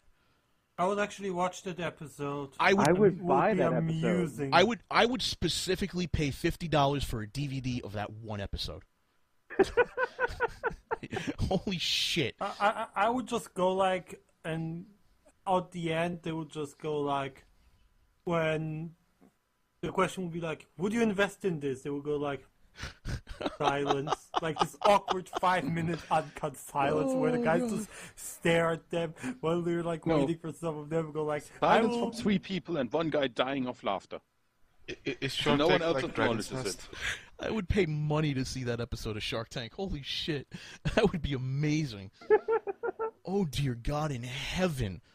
Oh, my. Could you imagine some of the questions they would ask him? They would sort of sit there uncomfortably going, what's a demographic? What's a business plan? Oh, my God. How do you plan on making money off of this? We want to sell ads. Oh, okay. Yes. Okay, guys. So, what's the plot behind this? Why are you doing this? And what kind of revenue can we expect from this? Like any They don't even have an elevator pitch. They don't have like a 3-word description of this show. Like a I have a 2-word description of this show. No, don't be mean. Trying to improve it now. At least I'm trying to improve it. Mark, I know you fixed a lot of helped us with the RPGs by doing a lot of stuff in a helpless case of Java, but this is even worse than that. This is worse than a badly written program in Java. You will not fix this, I'm afraid.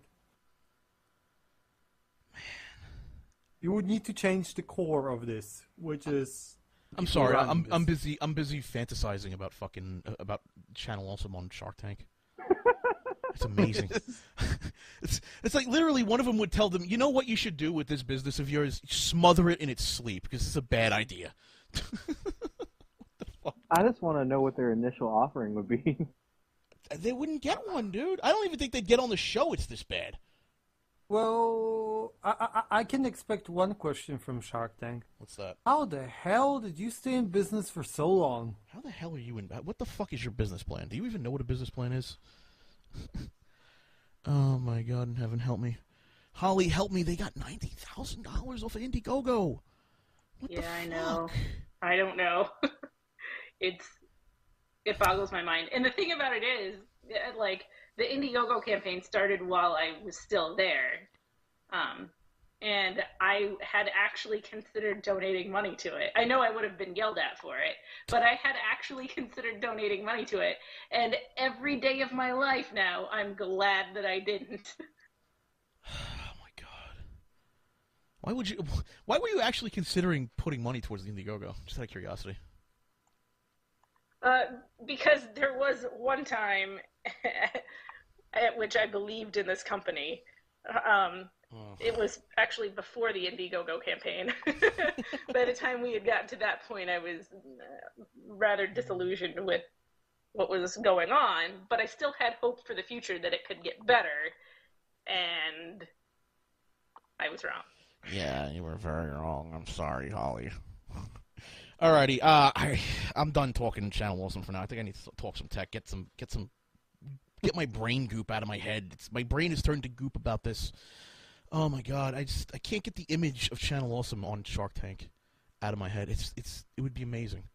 You're welcome.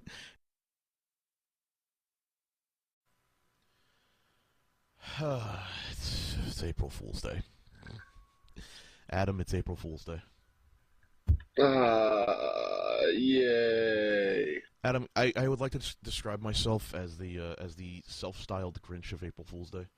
I have hated April Fool's Day for my entire life. I will always hate April Fool's Day. I don't think it's funny. I don't think it's entertaining. God, I hate April Fool's. Every single year you listen to the show, you will hear me talk about hating April Fool's Day, and this year is no different. Yeah, I think I grew out of April Fool's Day when I was like 7. Hate it, hate it, hate it, hate it, hate it. I've never been a fan. Oh, by the way, that's Tim Dugan, one of our lawyer friends from Ohio. What's up, Tim? Hey, everybody. What's up, Jason? What's up, man? Yeah, April Fool's Day, man, ain't for me. I just don't get it. Like, it's unfunny people trying to be funny, desperately trying to be funny, and they suck at it. They suck at it on a level that is just absolutely fucking atrocious. Like, you should go to like Ars Technica or Slashdot or Fark or any place and just like, well, I guess I give Fark a little credit. There's some funniness there. It's just not fucking. I hate it. I really do. One of the fucked up things about April Fool's Day is like the quote unquote pranks, like like moderators of websites will pull like, oh hey, now we're completely anti what we were beforehand. Ooh, it's funny, haha. Oh my god, I fucking hate April Fool's Day. And I started to hate April Fool's Day when I was really, really young. My mom decided, because she was in nursing school at the time, so they were she could get access, like easy access to like deer hearts and shit. Well, she decided that that she needed to prank the fuck out of me on April Fool's Day when she came back from school, and she came back with a completely bloody chest, and a bag exploded with like I don't know what the fuck it was, but it had like it had like a deer heart in it. I didn't know what the fuck it was, but it was just like it looked like an internal fucking organ. So this thing explodes, she collapses on the ground, and this fucking, like, there's just blood and viscera and guts and a fucking heart everywhere. And I'm like, what the fuck's going on? Freak me the fuck out. I could not stand April Fool's Day ever since. She fucking wonders why I fucking resent her sometimes. Do that to a little fucking kid. Come on now. I think I was like 12 at the time. That's terrifying, man. It is. That's a little excessive, yeah. What? Like, that's wrong in all sorts of ways. My mother's fucking psychotic, man. It's not even funny. So I've heard. There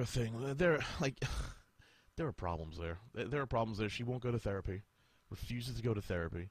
Refuses to go see doctors. I just is absolutely fucking paranoid to a level that even I'm like, all right, this is a little extreme. But then she wonders why I fucking like. Then she wonders why like I'm a little paranoid too. Like, I'm kind of on edge around you constantly. You fucking scare me. Oh god. Now she works at a nursing home, so let her fucking prank that. By the way, she's had April Fool's Day off now for like the past, I want to say 5 years. I think they have intentionally not let her go to work on April Fool's Day. I think they had enough of her shit when it comes to April Fool's Day. I just can't. I don't think she understands that she doesn't do April Fool's Day pranks. She does like psychotic shit that makes people worried about her. She does horrible person things on April 1st. Yeah, she did. She told me one story about how she scared a guy, and they gave because he had an IV, and she told the guy she was giving him insulin, and the guy was like not allergic to it, but he knew, like, for some reason he knew that insulin was a bad thing to give him, and he flipped the fuck out, tore his IV out, and ran away. Meanwhile, she was just giving him his regular medication. Like, why would you do that to that guy? Why would you tell that to him? Because he knows he's gonna die. He's gonna flip. I'd flip the fuck out too. And she was like, "Oh, it's no big deal. It's April Fool's Day." Like, you're stupid. What? No, that's a lawsuit waiting to happen. It really is. Really, she got away with that, but man, I don't get April Fool's Day. Here's the other thing I fucking hated about April Fool's Day. I'm in my teens, you know. It's like the time Blair Witch Project came out, so it's like 2 o'clock in the morning. I'm sitting on my computer, I'm just fucking around, and I hear banging on my window. Mind you, I'm on the I hear clicking on the window, like I don't know, like someone's trying to, you know, tap on it or something. And mind you, I'm on the second floor with no way to get to this window. This isn't like a fire escape or anything. It's just a window. And this is annoying the fuck out of me. And I know what it is. And it's the stupidest fucking thing on the planet. My mom and my sister went outside and were throwing rocks at my window. And then when I ignored it, I went downstairs. It was like 2 o'clock in the morning. I went downstairs. No one's home. No one's in the house. I went to get a glass of water. And then lo and behold, oh, they come inside from outside at 2 o'clock in the fucking morning. I'm going, so what are you two up to? Oh, nothing. We're not doing anything. No. You're throwing rocks at my window at 2 o'clock in the fucking morning. And my sister and my mom both fucking wonder why I fucking hate them. Like, I can't stand them, man, sometimes. Like, oh, we were just being funny. No, you were being really, really fucking annoying and abusive. And I can't wait for you to fucking die.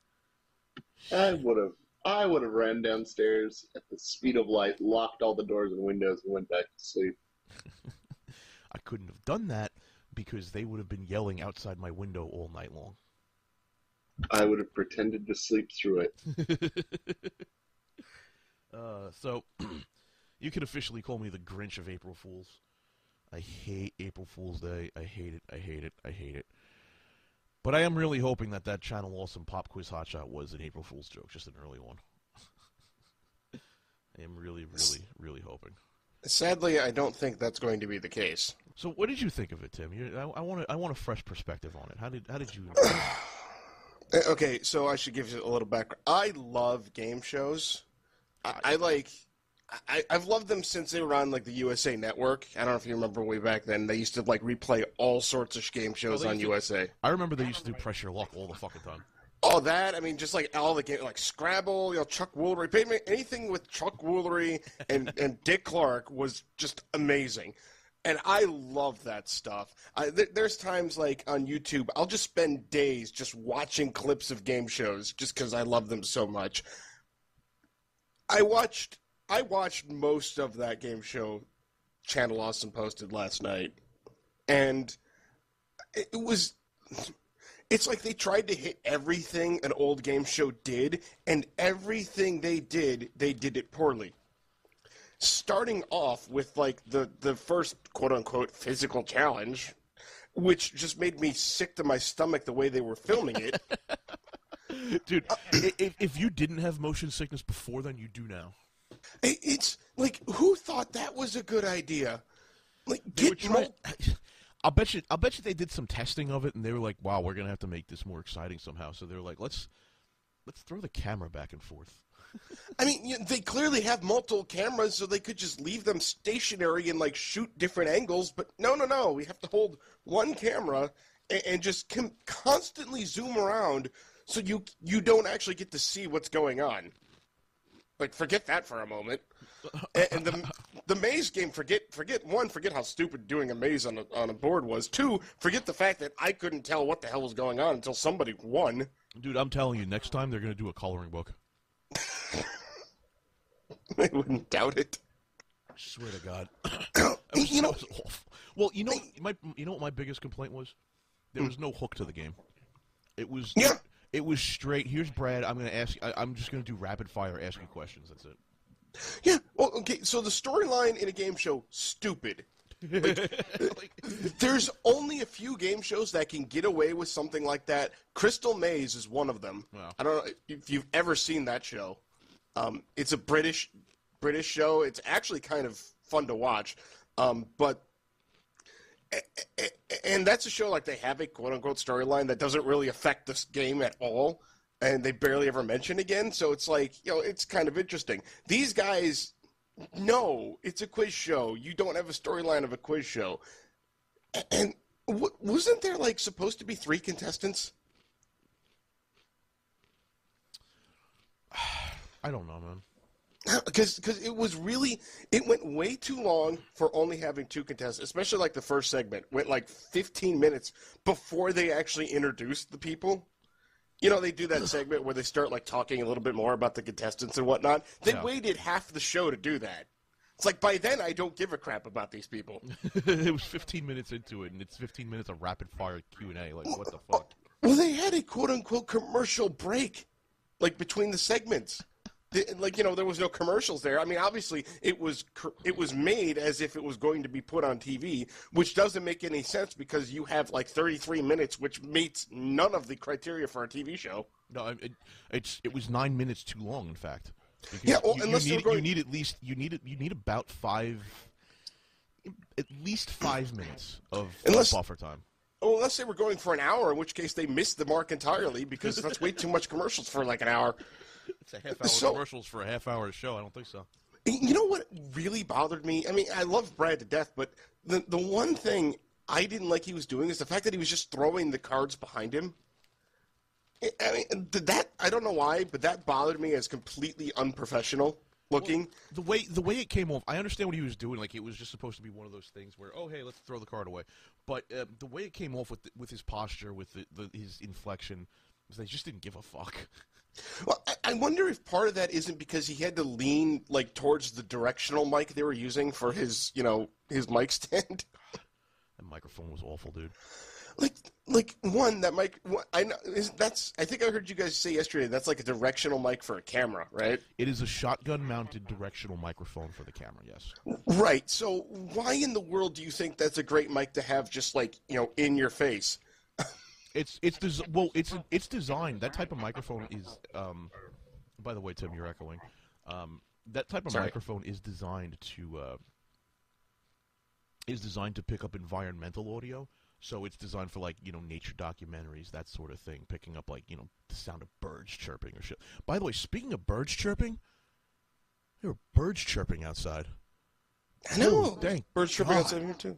Oh, thank the fucking Lord. I'm tired of winter. I kind of want to hear the birds chirping again. But, yeah, that microphone is designed for, like, nature documentaries and shit. It's designed to pick up the environment.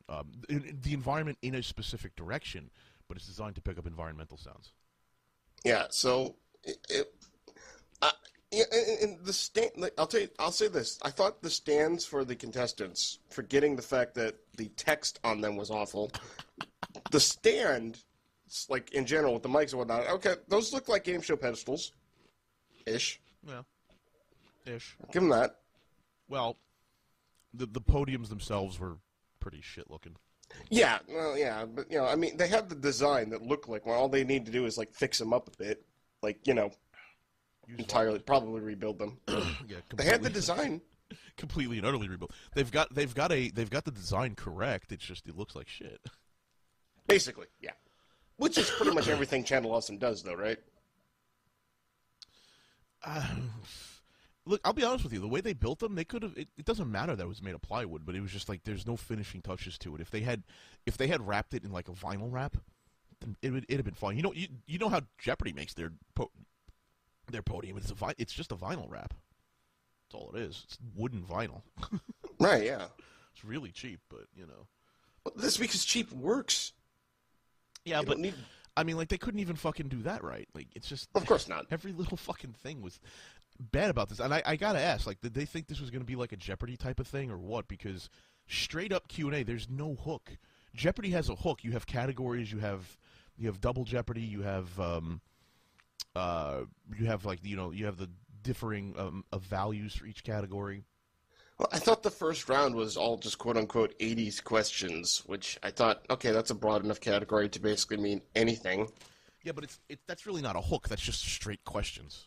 No, you're right. No, in the 80s. It's not. So it was really missing. Like, Jeopardy has that, what is it? There's a game on Gameshow Network hosted by Chuck Woolery that has like balls you pick up, and you have like different numbers on it, and then oh, I've not actually seen that one. Yeah, it's on the Gameshow Network. It's actually a pretty decent game. And sadly, I had to ditch cable a while back, so yeah, it's all right. But Lingo, that's what it's called, Lingo. Oh, Lingo, yeah, of course. That game is actually, I have seen that. Yeah, it's actually a decent game. Yeah, but even that has a hook. It's not just straight up Q&A. So don't get me started on that final round. That final round was bullshit. I mean, okay, so it's like we have to have Doug involved because he's like, you know, the star of the website. It's fine. And then it's filmed again with the Handycam, making it look absolutely motion sickening. Oh God. And then we don't even mic either of the players. You know, there's a reason game shows don't have fucking Dutch camera work. Exactly. And that's kind of what... It's not really exactly what, but it's kind of what it's called. There's a reason game shows don't have that. It's because they don't fucking need them. The hook is not to be visually stimulated by a game show. I mean, when in Ben Stein's Money, which is what I got the feeling they were trying to emulate, like Win Ben Stein's Money, like when he took the place of a contestant, he actually stood behind the podium. Yeah. They have clearly two podiums that at least work for their purpose. Why not just put Doug there? I have no idea. I mean, they could have literally done that final round, like, at the two podiums, and just done it like that. I think that was the first time during, like, a quiz portion of the show, they actually had music playing in the background, too, which made it seem not nearly as dead as the rest of the show. Which, by the way, that mixing was awful. That mixing was just fucking awful, because I could not hear anyone over the music. Oh, yeah, no, that was terrible. But the fact is, that was, like, the most lively part of the show, because they actually had something in the background that wasn't just complete dead silence or echo. Which was great, by the way. I love the game show with no audience. That's, yeah. That's exciting. You know, even if they had in post added canned laughter, it would have been better than nothing. They may as well. They had fucking royalty-free sound effects the whole time. That you could still hear the easy button being played when they hit the button on the fucking instead of the dubbed over buzzer sound that they had. Oh God, it was a train wreck. As someone who likes game shows, it was terrible. All of it. And the worst thing is, I feel like Brad could actually host a game show on their site if it was done properly. Brad can do a lot of things. Brad's extremely talented. But yeah, exactly. If they have, you know what? As much as I personally make fun of Channel Awesome here and there, I think they have the talent in their within their distribution of people. They have the talent to make a game show like this. They just don't know how to do it and fail at it because they can't do anything properly. I disagree then with you. I think your own statement contradicts you saying they have the talent to do it because they obviously don't. Well, they have talent. They have talent in Brad. Certainly they have a certain talent to hit on certain subjects, like retro stuff. But I think they don't have the. I don't think they have the skills necessary to pull off. Let me rephrase that. All right. I think if they had somebody who could actually direct and produce the talent, it would work. But none of them could do that except for Brad. But Brad's obviously doesn't care because my God, look at about halfway through that show, he just kind of said, "I don't care anymore." By the way, I gotta ask, Adam, maybe you know why. Tim, maybe you know. Why did they choose this to be the pilot? The one where one guy crushes the living fuck out of another derpy derp, and there's no drama at all. Like half of the goddamn fun from a quiz show is seeing who the hell's gonna win. Like, why would you put a pilot up where one guy just fucking wrecked the other guy? I have an answer to that. Because the pilot is the first episode, and this was the first one they recorded, dummy. You gotta do it in order. Really? God, you're fucking dumb. Exactly. Of course. If you don't do it in order, you're not doing it right. Oh my god. You only do it in order when you have a fucking storyline to portray. Exactly. That's exactly they have a what I was storyline. going The storyline is the black guy has a gun, which honestly is actually the storyline of Ferguson. So maybe that's not a good storyline. Oh no. Oh my god. So, Tim, you think that's what they did? It was the first one they shot, so this is the pilot we're gonna put up. I honestly think that they just said, okay, we're filming the pilot now, and then they filmed this one. They're like, okay, that's the pilot. And even though they had done apparently 5 test episodes beforehand, no, we're filming the pilot now, and they just filmed it. Like, okay, that's it. We're filming the pilot. This is the pilot. Okay, this is the pilot. We're putting it out. Yep, that's clearly what they did. God, does no one there understand how TV works? The first one you film doesn't have to be the first one you release, especially if it's a shitty fucking episode like that. Like, put it somewhere in the middle of the season. What the fuck, man? Multiple times I caught myself wishing that I was watching the Truth or Date game from Mallrats instead. I kind of wish we turned Truth or a Troll into an actual game show. That'd be funny. Oh, man. I don't... There's a lot of lack of understanding at Channel Awesome, from what I say. A lack of understanding how business works, how industry works, how networking works. There's just a whole bunch of stuff they can't wrap their heads around. It's really weird.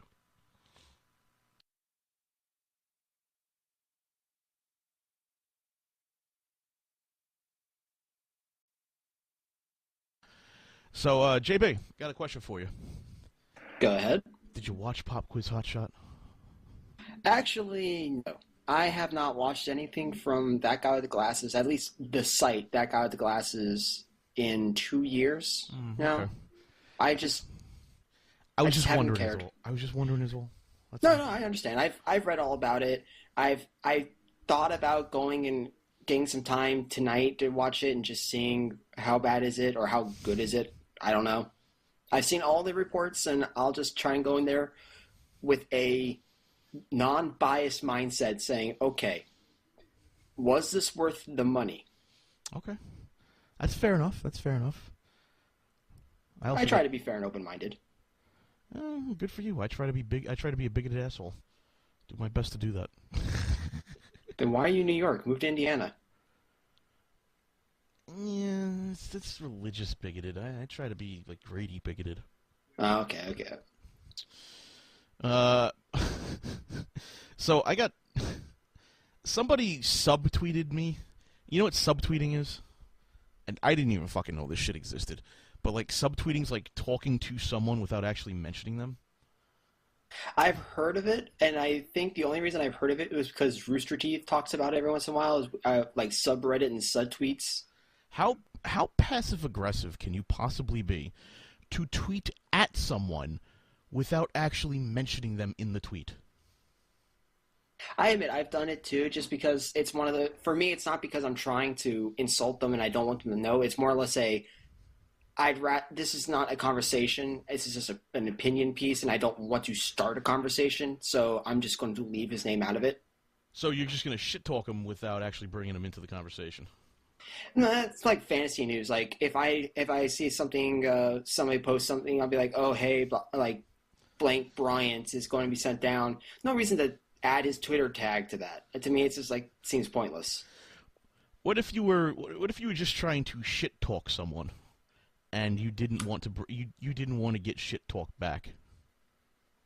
That's passive aggressive, is it not? Passive aggressive, cowardly, yeah. Okay.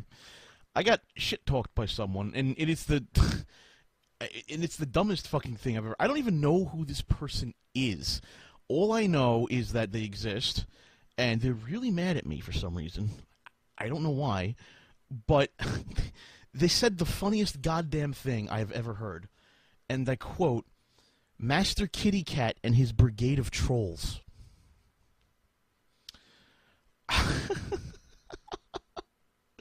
What in the holy love of fuck is that nonsense? Can we just add that to the list of things you've been called? Might as well. I mean, fuck.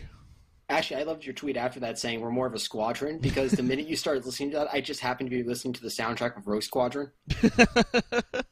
And I was just sitting there going, oh, okay, yeah, this works. Oh my god. I don't really get it, man. Was it supposed to be an insult? Was it supposed to be... what was it supposed to be exactly? I don't get it. Kind of just sounds like somebody who... It actually could have been somebody who decided to make a second Twitter account so they wouldn't know... Like, you couldn't double trace who this was. Specifically, the whole tweet was, and I quote, "fucking MasterKitty Cat and his fucking troll brigade." Which, as someone who doesn't troll anybody, I find that quite insulting. You know, because when you want to talk behind somebody's back, you do it on social media. Exactly. You do it in a public-facing social media account. That's when you want to do it. Well, that's because he wants to stand on the soapbox, but he doesn't want to get in trouble for it. By the way, she blocked me before she sent that tweet. I don't know who this person is. It's not Dana, not George. It's some other girl, chick lady. I don't know who the fuck it is. Blocked me before even making the tweet. Oh, God. So we're like the Kitty Cat Brigade now or some shit. I don't know what the fuck, man. You Lord Lime Kitty Cat Brigade. I've been called a lot of strange shit, man. I really have. Some of these people. No, it wasn't Lindsay Shroom. It was someone I've never heard of before. I have no idea who it is. Absolutely no idea who it is. I do know she goes to MagFest and that she has spoken with Holly. That's all I know. I would really like to see the number of people who have blocked you. I want to see a list of the number of people who have blocked you and compare it to the number of people I've been blocked by. It's probably a good number. I've only been blocked by confirmed one person. I don't know anyone else who's blocked me. See, when you... The thing is, though, you're probably blocked by people that you don't even know because you follow me on Twitter. To my knowledge, right now, I'm still not blocked by George or Dana. Probably because you don't ever talk to them and they don't even know you exist. Oh. I think that's where I am. They don't know you exist? Well, I think George should know that I existed. I kind of was on the show with him. But he probably just doesn't know my Twitter handle because it's not written right there in front of him every time. What's his name? Bobby Shiny Shoes? What? Fuck, how do I spell it? Damn it. Haha, my anti-block protection is my own name. Can we change your Twitter handle to @BobbyShinyShoes? Yeah, we can go with Jim Shot. It's fine. Yeah. I think I'd get a lot of people kind of wondering, what? Huh? So we're the Kitty Cat Brigade now, guys. We're the Kitty Cat Brigade. Kitty cats. Meow. Kitty cat meow. I was fucking talking to Brad today. Poor Brad Jones. So we were talking Pop Quiz Hotshot. I was talking to Brad today about the show, and he said he didn't even watch it. He said he refuses to watch it, and that he was actually kind of upset that they didn't edit the fucking thing. As soon as you said that he refused to watch it, I didn't have my hand up. I was like, oh, that's right there. That's right there. Even he knows. Even he fucking knows, man. He knows. That's just a bad sign. Yeah, that's a terrible sign, man. By the way, they said if the feedback on this is negative, they're going to retool Pop Quiz Hotshot. You know. How about refund? Refund would have been nice. The same way the Edmonton Oilers retool their team. I don't get it, though. They've had, like, 2 years to work this thing out. You'd think they'd have a fucking concept ready. I don't get it, man. Like, it's like those sports teams, JB. They're constantly rebuilding year after year, and you're like, can't you get it right once? Well, see, I'll think of it this way. Thinking of it as a sports team, when it comes to a sports team, you can rebuild all you want, and you can get the best talent. But that talent actually has to come to something at the end of it for this rebuilding to be successful. Yeah. So, on a TV show, that same logic doesn't really apply because the concept should be written down. The concept is probably either going to fail or not. So, I guess it is kind of the same. Now, I was thinking of it differently, but yeah, it actually is kind of the same. Yeah. You know, I was going to counter your point, but at the end of my counter, I was like, wow, it's exactly the same as what you said. Shit. It's like, wait, that actually does make sense. Damn it.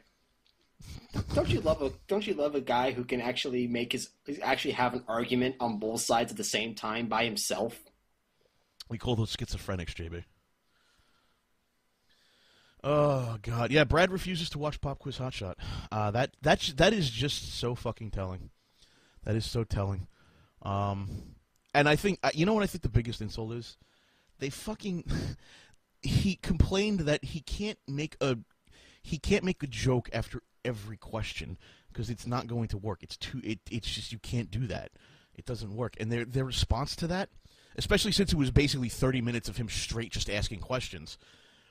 And I agree, you can't do that. I mean, there's no improvisational guy in the world who's going to be able to do that, unless they're like really fucking talented and they're going to cost a lot of money. They're going to cost hundreds of thousands of dollars to be in your shitty little project. You know what they should really kind of model this after if they're trying to go for a game show kind of like that? Yeah. Model after Wait, Wait, Don't Tell Me. Might work. That, like, what you're saying right there, everything you were saying just reminded me. Peter Sagal, that is exactly how he does. Not everything's a joke, but he gets the jokes in when he needs to. Well, same with the new guy, the new announcer who does the actual questions and such. He doesn't do a joke all the time. Yeah, but there's also breaks. There's also pauses between questions. It's not fast fire Q&A nonsense. And then they're expecting him. Well, here's the thing: they're expecting him to make up jokes after every question, and be snarky either to the question or the answer. And even he said, I can't fucking do that. You know what the response to him was? And this is from his fucking mouth. Well, maybe you're not funny enough. You know. That's a high bar. Well, humor is subjective, but Seriously. I mean, that question I would said, okay, then you can do the next show and see how quickly you can come up with these things. That's fighting words, my friend. That's I'm gonna punch you in the goddamn face words, bro. Brad Jones, not funny enough for you. Oh, really? You know, if I'm them, I'm referring to him as Mr. Jones. I mean, like, what the fuck? Or his response, yeah, I agree with Arietta. His response should have been fucking, well, why don't you do it, Doug? Oh, God. Jeez. Talking to him about that show, man, I was just sitting back. I was going, wow, this is... They reshot. Here's the other thing this is what drove me nuts. They reshot the same episode with the same contestants and the same exact questions twice because the audio didn't come out right. Like the audio came out right in the final product, apparently. Did they at least shuffle the questions? No, they asked the same fucking questions in the same order. And here's the other thing. It turns out Max, the other contestant, Max, was a fucking retard, apparently. Just couldn't remember any of them. That was when you posted that on Twitter earlier today, and you said that, I was like, how does someone not remember the questions he was just asked in the order he was asked?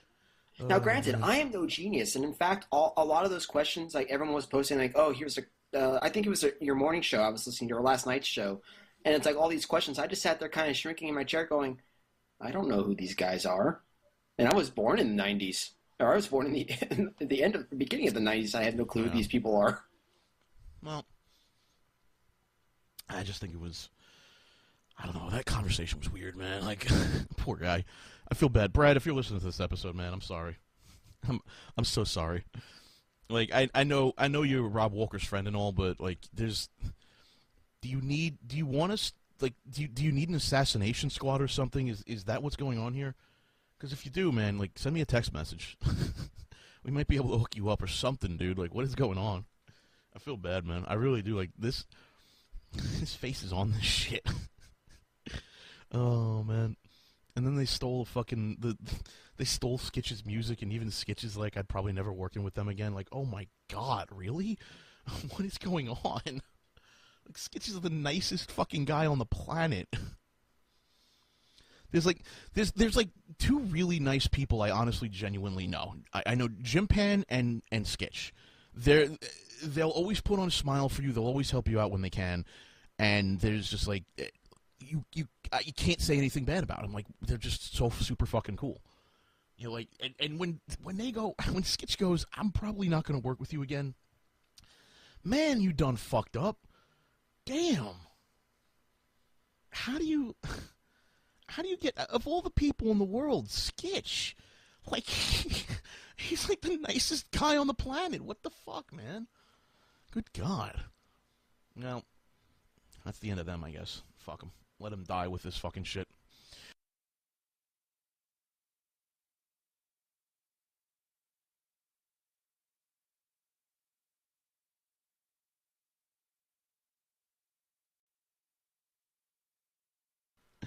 I still love that fucking tweet, though, by the way, Holly. Which one? Fucking MasterKitty Cat and his fucking brigade of trolls. Did somebody screenshot that? No, you just it's just sitting in my on my tweet deck as a tweet that doesn't exist anymore. Oh, so okay, so it was still there for you to see, yeah. Because I sent it to you, and then I was like, oh, I should probably screenshot that, and then it was gone, and I was like, oh man. So can you explain to me who that person is? She's some Channel Awesome superfan who apparently hates me because I have negative things to say about Channel Awesome that are true. You're just bitter. You're bitter. You're bitter, Holly. I'm just bitter. And yeah, she was going on and on about how, like, she wouldn't trust my Twitter to somebody else. She jumps in the middle of a conversation and is like, oh yeah, no, don't trust the Twitter accounts of people who are bitter and are holding grudges. And then she said something about, like, how I was talking with blind rage, and I was like, what? I'm not angry at all, and it's anything but blind. Like, here you are, blind white knighting this whole situation. It's like, did you watch the show? Could you honestly watch that show and tell me that, like, all of the things that I'm saying are not true? Oh, well, you can't? No. Oh, well, imagine that. I don't think anyone can, but, like, where do I come in on that? Why is she mad at me? What did I do? I don't know. I assume it's this whole idea amongst Channel Awesome fans that, like, you're evil and my association with you makes me a terrible person. Well, I hate to break it to you, but there are more than just Channel Awesome fans that feel that way. There might be some people we mutually know that feel that way. Well, yes, that's true also. Oh, well. Oh, my God. But yeah, Master Kitty Cat, or Mr. Kitty Cat, I don't remember which it was exactly, but I was just like... It was Master Kitty Cat, because she was trying not to say LordKat. Yeah. So instead she insinuated Master. I don't understand. Even Brad thinks it's a piece of shit. Like, what am I doing wrong? What do you hate about it? Have I said anything untrue? Like, no, I don't think so. Why does that make me a new rumor about the game show, about what we have to expect in the future? Oh, a new rumor. Yes. There's a rumor that Noah guest hosted one episode. Who? Noah? Spoony. Oh, God. Spoony guest hosted an episode. Oh, that good. should be interesting. That should be fun. That's gonna make sense with the whole fucking storyline. This is Brad's ultimate game show and guest host Spoony. Oh my God! Do they really think that Spoony's gonna save it? Like he's the host to save it? I really don't know. I was just like, oh my what? God. Really? Okay. All right. Fine. Yep. Still waiting for Linkara to co-host it. Although he's busy making that shit movie of his. He's gonna pay everyone with $80,000, right? How much money did he get? Do you remember? I think it was like 60 something. Like 65 or something like that. Yeah, have fun with that. Hey, at least he's paying people. Trying to. Saying he's gonna pay people, but I don't think they realize how much that shit's actually gonna cost. I think he's going to run into a lot of budget problems. Oh, well, that's his problem. God almighty. I don't get it. How did I get to be the bad... How did I get to be the bad guy talking about things that were actually true about Channel Awesome?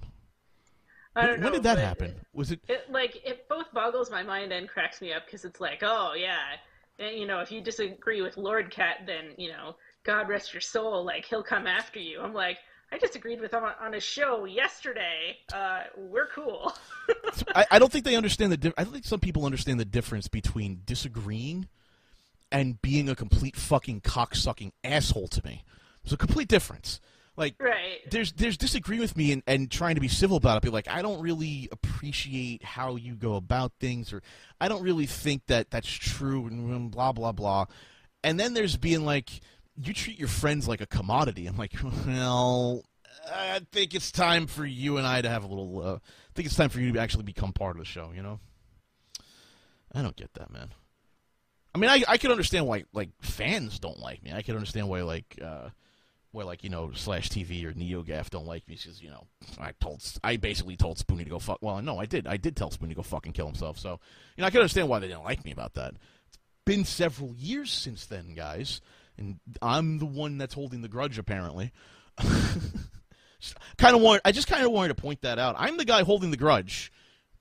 They're the ones still yelling at me about that. Yeah, despite the fact that I've heard you actually say that you shouldn't have said that, and that I shouldn't have said that, and that I'm not going to apologize to him on Twitter because it's something that should be done face to face. Well, the thing is, Noah doesn't hold grudges either. Like, he and I got into it before, and we didn't speak for a couple years, and finally he was like, "Yeah, fuck it, I don't care anymore." Yeah, but like, all right, cool. But I still think as out of respect, it should be something I should do face to face. That's all. Right. All of the conversation that he and I had about what went down publicly, that was all private. Like, it wasn't anybody's business for us to talk about it in public. As much as people want to believe that we're famous people, we're not. First of all, we're not. And second of all, even if we were, that doesn't entitle you to know all of the conversations we have in our private lives. Yeah, I mean, I haven't spoken about every conversation I've had in my private life. I mean, I'm a fairly open book, but there are certain things that are still private. I mean, I had the goddamn decency to not use Nash's real name when I was fucking talking about him at MagFest, and then J.O. was like, "Nash, I don't know anybody named Nash. Never fucked him in my life." Oh, wait, what? Yeah. That was funny. Sure. Yeah. Okay. Yeah, you don't know. Forgot what he's called on the internet, I guess. Yeah, that just, I guess, slipped her mind. I don't know. But I'm the bad guy going. That's the thing. People don't realize that, there's so much more that could be said if you really wanted to be mean.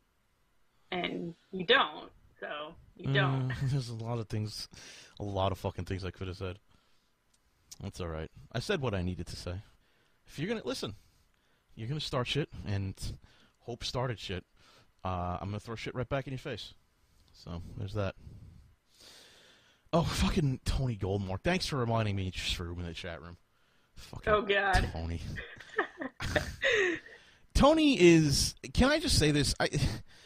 God bless him, because the man is going to need a lot of help in his adult life. He really is. This man has such an infantile view of how money is valuable that it's so sad. Like, why is he saying it doesn't matter how much money they got in the Indiegogo campaign, as long as it's the content that matters and not how much they spent on it? I was honestly waiting for him to drop the word sellout. Like, I was just like, he's gonna say sellout. Like, oh man, you're such a sellout. All you care about is the money. To a certain degree, a large part of what I care about is the money. It really is. A large part of it is the money, because, quite frankly, they took they aimed for $50,000 for this thing, and that was bad. That was worse than some public access shows I've seen. Yeah, I did love Tim the lawyer's tweet about it. They asked for $50,000 for this show. They've put out one, and it cost them $47,000. So now they have 39 episodes to produce. I would be a bit concerned too. I would be angry about it. I mean, that was shit. I think I have every right. Well, I don't have every right. I think the fans who donated have every right to be upset about it. Me, I'm making fun of it. It's garbage. I don't. You know what it is? It's this viewpoint that money is just this thing you can throw away. It's just a thing that helps you acquire other things. And the fact is that, while that is essentially true, money has a very significant value in our world because it is what keeps you alive in this world. Without money, how are you getting food? How are you keeping a roof over your head? Your expendable cash, that's valuable to you as well. So, like, when you put money towards this, it's a valuable commodity. There's the actual use of the word, George. It's a valuable commodity which you are throwing towards this. You expect, at least I would expect that you would try your goddamn damnedest to meet or exceed the needs and the wants of your audience. And the part about it that really got me was that he called it a donation. It's not a donation. It's not. In the case of Indiegogo, this is an investment. It's not So even yes, just. It's an investment. It's a purchase. Yeah, you have every right to be upset if you think your money is being mishandled because you invested that money in a particular product. Well, I can is not happening. I can add an addendum to that. Even if it is a donation, you still have a say in how well your money is being handled. Because if you make a donation to, say, like, I don't know, the Red Cross, and you feel like that money is being misused, you have every right to complain about it. Every single right, because your money is what's helping keeping them afloat. It's not. You want it when your donation. I think you just have every right. I do too. I mean, that's why you have things like Charity Navigator that tell you how well companies communicate and how well they spend their money and where their money goes when they do spend it. When it comes to money that you've donated, because that's the stuff that you want to know. That's the stuff that actually matters. Well, so I just think like Tony's just. I don't know, man. He's like slow or he's stupid or slow or something. I don't know. He even got told by he even got told by Dan Olson of all people. Like, what the fuck, man? Because I think in Tony's head, he thinks it's all about the art, and it's not how he comes across ever.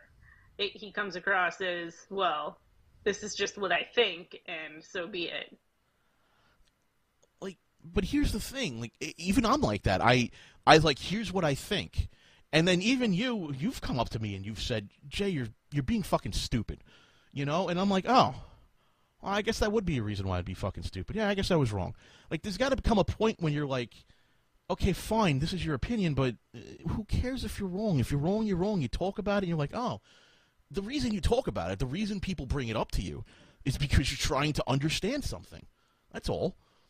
No, he's not trying to troll you, which apparently is what Tony thought. Was Staven was trying to troll him when he had this conversation about why his point of view might have been wrong, and then he has this. By the way, this is fucking weird. He has this conversation with Staven, and from what I could gather, the conversation was civil and normal. And then Tony got frustrated and rage quit the conversation and deleted all his tweets in the conversation. I mean, it wasn't even weird. It wasn't even Staven trolling him. It was literally, hey, dude, I think you're seeing this from the wrong point of view, and they talked about it, but Tony just got frustrated, like Staven's not seeing his point of view, and just like, oh, fuck it. I don't get it, man. That doesn't make any sense to me. But I mean, I'm not one to go around deleting my comments from the internet anyway. Neither am I. Like fuck it. The only things I've ever deleted were the comments I made to Spoony, and because I truly regret them. It's one of those things that's where it's understandable. Like, yeah. And if people ask me about it, I'm like, yeah, I deleted them, but I own up to them too. So yeah. Staven also says he was nuking his tweets the moment he thanked him for the conversation too. I'm like, what? Why? Shroom in the chat room. Tony probably still hates you because of the rape accusations. One of his bloopers clearly shows he has not gone over it. What do you mean, Shroom? I don't pay attention to it. He still thinks you did it. Really? That's interesting.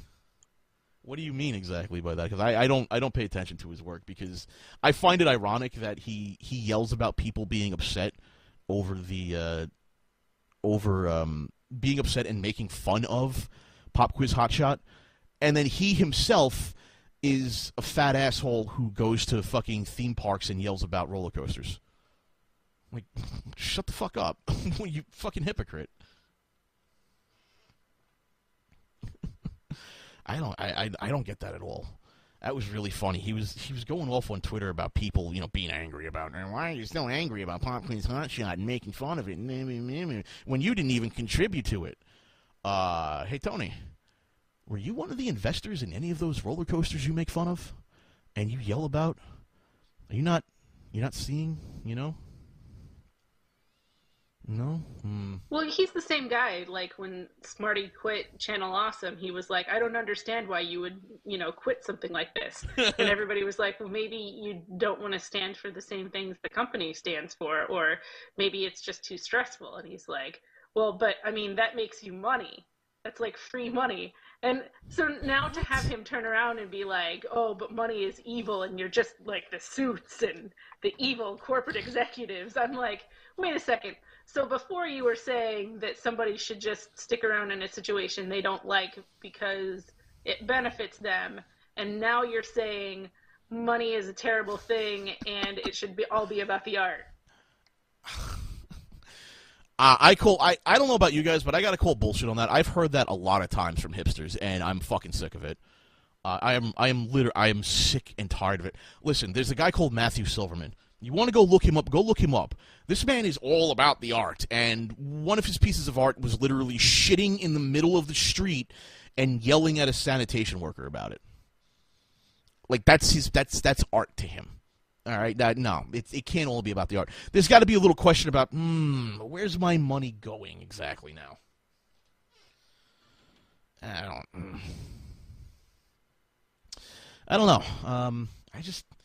It's just so weird talking to him sometimes. Like, he comes across as just fucking dumb sometimes. Like, I don't get it. I don't know. He took me off of Twitter and stuff because of the disagreement about the scientist in the shirt. He has. Oh my god, that fucking thing! Oh Jesus, I can't believe people got pissed off about that.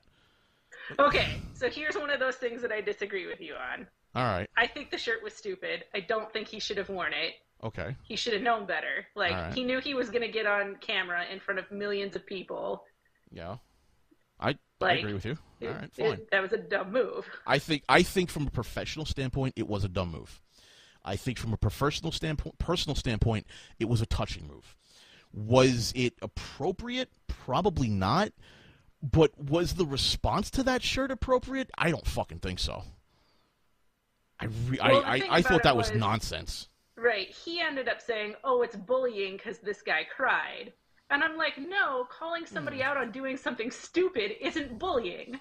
No, I agree. I completely agree. And so he flipped out on me about it and, like, ended up deleting me off of Twitter and stuff because, like... So I thought the whole fucking thing with the shirt was stupid. God, I thought it was the most retarded fucking thing I had seen Twitter blow up about. And then GamerGate happened. God almighty. I don't get it. I did not get the sheer outrage over it. That's what I didn't get. I didn't get the outrage over it. People love to be offended. People love to be offended. There's an article in Time, like today or the day before, about the guy who's taking over for Jon Stewart.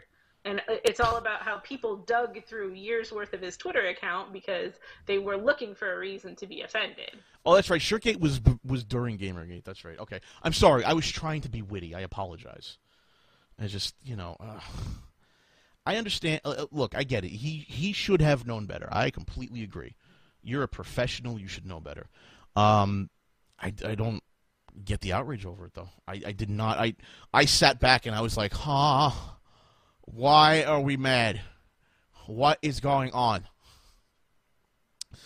God. It really, I agree with Steven. It's really hard to keep this shit in fucking order, Holly. We need a calendar of events. We really do. Yeah. What am I supposed to be offended about today? Like, are you fucking kidding me? Like, so many more problems in the world to deal with than fucking, Leigh Alexander is being mean. And, Whatever, fine. Yes, okay, fine. She makes funny tweets every once in a while, and she doesn't realize how absolutely hilarious it is. But I sit back and I just go, why are we offended about big tits on women in games? Why are we pissed off about this? There is so much more wrong in this country. This is the fucking hot topic we're going to be talking about. Really? My favorite tweet lately is Arthur Chu talking about how gay porn is over-sexualized. Gay porn! It's porn. It is sex. You can't over-sexualize sex. How do you Oh, God. Fucking Arthur Chu is a dumb piece of fuck. It was amazing. I was like, how does that even happen? He comes across as like one of the most homophobic people I've ever seen. Yeah, he really does. Really, he's like he said he was like, oh, that icky what was it? The icky feeling or the feeling of what the fuck was it? He said when he comes across gay porn, like. Where the fuck are you going? That's just like I like lesbian sex, and they're showing two dudes fucking. Like, where are you going? Yep, it makes him feel uncomfortable because gay porn is over-sexualized. What do you mean over-sexualized? What? Over-sexualized. Have you seen regular porn? Like, do you know what it... What? There's too much sex in my sex. I could really use less fucking in my fucking. Oh my God, Arthur Chu is a fucking retard, man. Like, come on. The over-sex... God, I completely forgot he fucking said that shit, too. God. The over-sexualization of sex. Like... What? How do you even justify saying that stupid shit? Like... How do your followers justify following you and agreeing with you that gay porn has too much sex in it? I really don't know. I don't know, like, how... Because I read that and I'm like, well, if I were following him, I would have to say something. But then again, I would just get blocked anyway. So, oh, look, that's where we are now. I'm just stitching every stupid fucking thing Arthur Chu has said during the year, and I'm going to send another complaint to MagFest and be like, this is your staffer. He's a homophobic, sexist, racist asshole, and you guys are fucking idiots for hosting him. That's what I'm doing. Every single stupid fucking thing he says, I'm stitching it all fucking together. Oh my God. It's so fucking stupid. It's like, are you fucking kidding me? How do you... I don't know. I just don't know. Like, even I'm like, well, if I come across gay sex, I'm like, well, whatever. It's two dudes fucking. I'm gonna go over here now. You know, like, who gets so worked up about that? Like, do you get worked up about that when they're like, oh, boy, look at that, two dudes fucking. I guess I'm gonna have to go gouge my eyes out now or something. No, I mean, it's not really my thing, but I mean, that's cool if they want to do it. But I'm not like, oh man, there's too much sex when he sticks his dick into his ass. Like, God, that's just too sexual for me. In my porn. So gay anal fucking is too much sex, but straight fucking is just enough. Apparently, in his world, if it's straight porn, then it's not over sexualized. Are there more storylines in straight porn? Like, is that what it is? I really don't know. I can't remember the last time, like, storylines went out in the fucking 90s in porn, man. They don't have that shit no more. They got this. It's basically 15-minute clips on like YouPorn or X videos or shit. Right. Well, who watches a whole porn video? Yeah. Anymore? They don't do that anymore. Nobody does. They just shoot scenes and upload them now. They don't upload whole porns anymore. There's no fucking story. How do you over-sexualize sex? Like, I don't get it. One wonders if straight anal fucking is too much sex too. If maybe he just doesn't like butts. Maybe that might explain it. Maybe he's been exposed to goatsy too much. I don't know. I'm trying to wrap my head around this concept, and it's the dumbest fucking thing I've heard. Like, there's too much sex in my sex. Like, these are the people that literally crusade against porn because they think it's icky. Like, just like, if you don't like it, fine, but leave them the fuck alone. Who cares? Why is it a problem? I don't understand. I don't understand why porn is a problem. That's basically what it comes down to. I don't understand why it is either. And there was some lady who was claiming to be a feminist who was like attacking a porn star online and being like, "Oh, well, all your boy fans who, you know, worship you and you haven't ever done anything for them." And I was like, "Really? Okay, I'm a woman. She's helped me out, and clearly I follow her on Twitter, so I guess I should just go tell my mom she had a boy now?" Like, no. I mean, I like Tim Dugan. At least some of those 90s porns had better storylines than Pop Quiz Hotshot. Tim the lawyer. We do like you, Tim. So I finally watched the rest of the Pop Quiz Hotshot with Will last night. Did you get to watch it with Will? Good. Yeah. And that after the credits scene was... That was weird. Wow. That after the credits scene was a little weird. Creepy. I don't know what it was about. It was kind of weird. Like, I get that she's supposed to have Stockholm Syndrome, but, like, I don't really know that she should be excited to have sex with this dude who has her handcuffed in his dungeon. I don't know. Maybe that's just me. Maybe that's just, like, you know, a porn at that point. Maybe, you know what the real problem is, Holly? They're over-sexualizing the quiz show. Oh, that is, yeah, they are over-sexualizing the quiz show. They really are, actually. Oh, God almighty. Excuse me. But, I mean, expecting them to make a good judgment call on that is like, you know, these are the same people who, in Shut Up and Talk, had Doug holding a gun to his head. Like... just things that you should think about. Little fucking things. When like, things I can go understand on in your community. Like, listen, I can understand. Like, I can understand making a joke, but not related to JW. But having it in the title card, you know. Yeah, that's what bothers me. Like, it's gonna be there every episode. Like, you really that fucking insensitive? Really? Come on.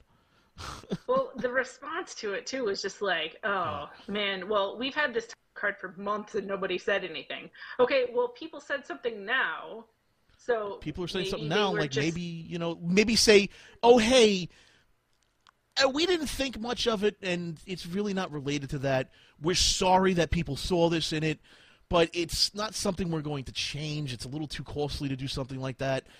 You know, we understand where the outrage comes from, and we feel for you, but we don't think it's related, and be the fucking end of it. You know, like, okay, fine. You've made a PR statement. You've made it acceptable.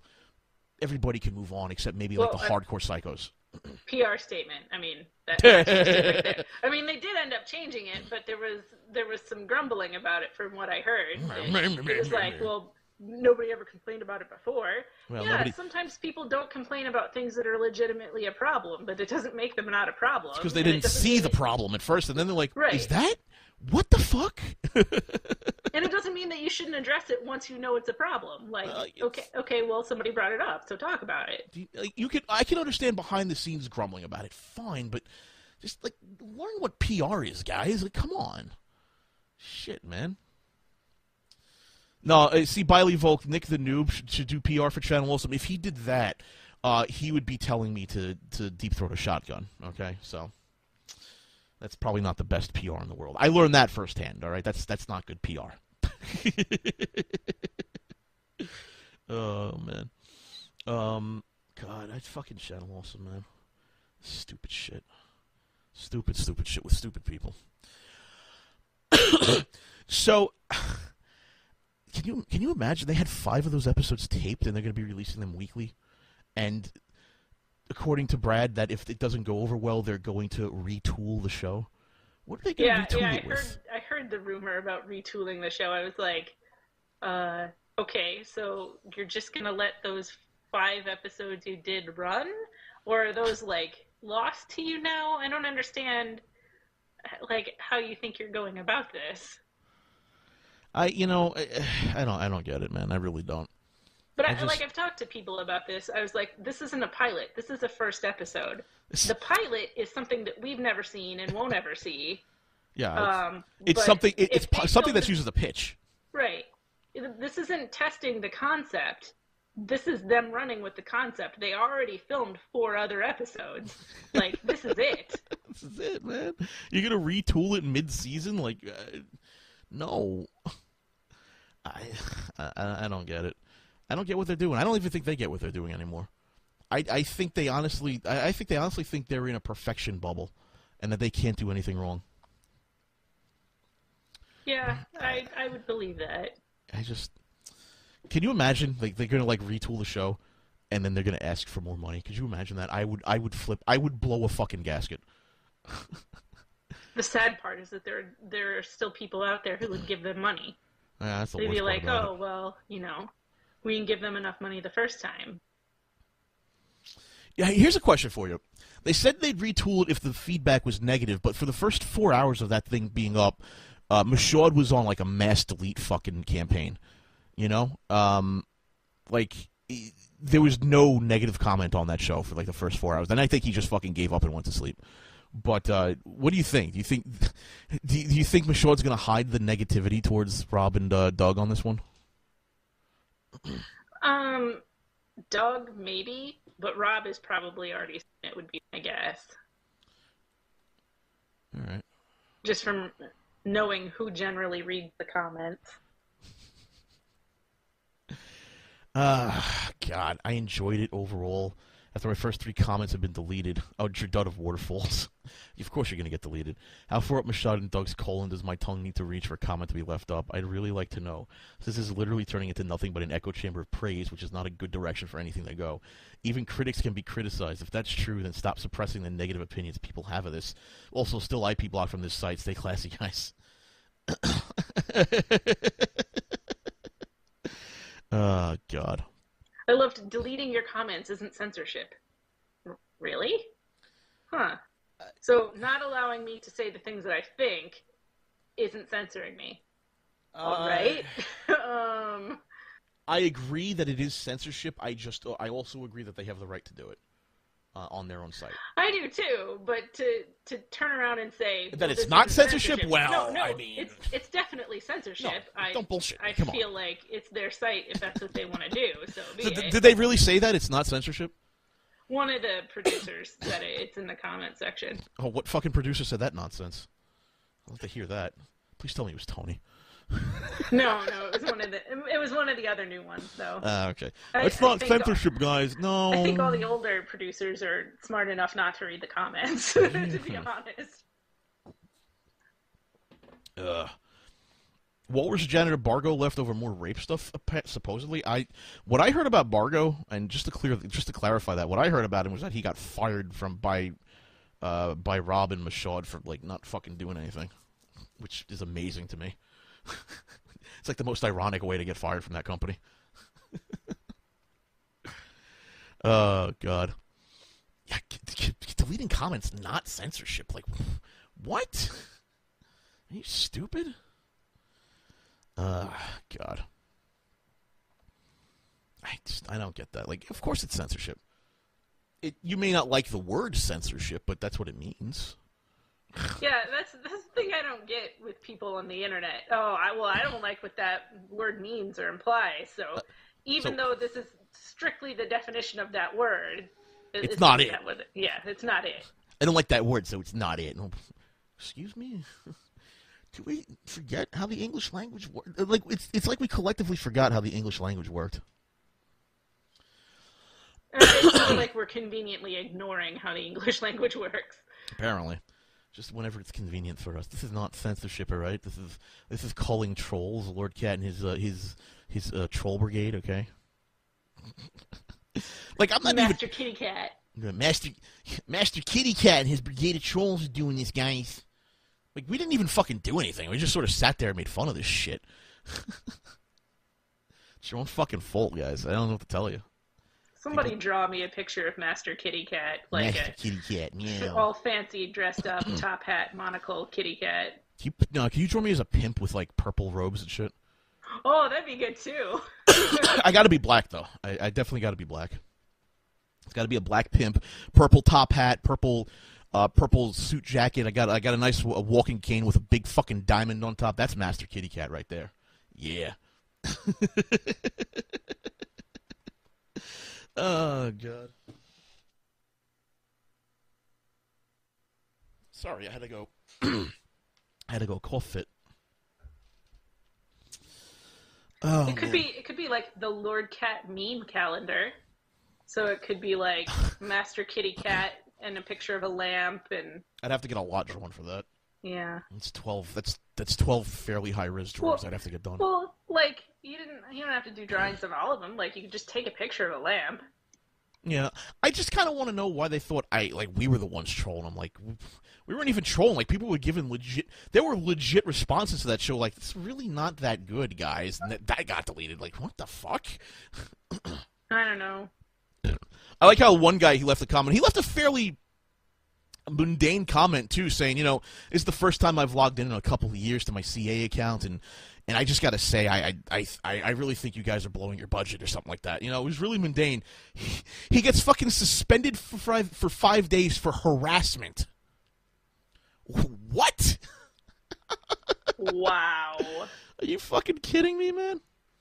I don't get it anymore. I don't get it. These people have gone they've gone total fucking retard. They have gone so fucking insular hug box. It's ridiculous. Can't break the hug box once it's closed like that, but you can make fun of it. That's what we do. Oh man, you know what I would love to do? I would love to get you, Phalis, Allison, and Brad on at one time and actually have like a discussion, like post PQH. Like once Brad is actually officially done with this shit, and I would love to get you guys on. Is there any way? Do you know of any way I could suck up to Allison to get her on? What's a good way to suck up to Allison?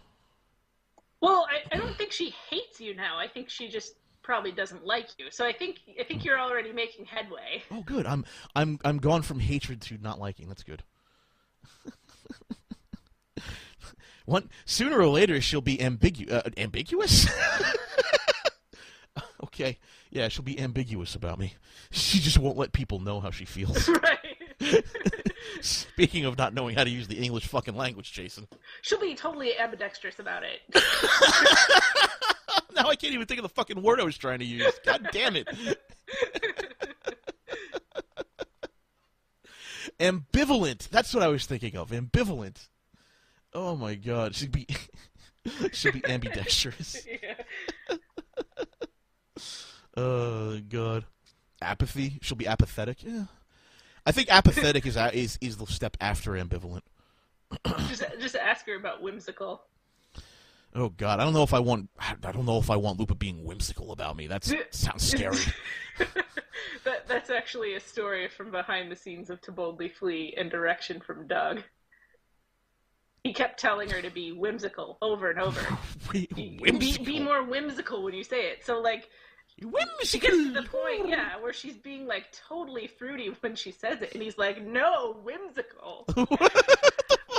And I look at the script, what's going on, and I'm like, Allison, he means wistful.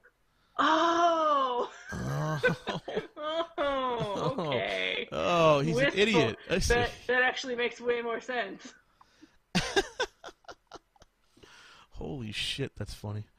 Wow. She's being whimsical. No, be more whimsical. I am not a gnome! What do you want me to do? Oh, God. Doug can't word, says Kid Grim. Doug can't direct. Good God. Those anniversaries. No thanks. No thanks. They're harsh. Like, nobody wants to work, like, 18 hours and, outside in April. Yeah. Or worse, like, inside on a ridiculously hot April day when it's, like, in an attic. Oh, God. With a bunch of nerds. Fucking Brad So it's like told me about 100 that. degrees in a room with, like, 20 nerds.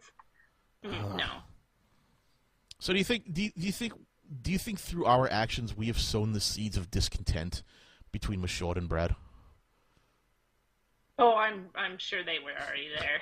Oh, okay. I don't think we needed to do anything about that. I don't think Brad's there because of Michaud. I just read a sentence in the chat room that just made me go, what? I kind of need an explanation for this one. Walrus Janitor said Brad was in Tony's thing, too.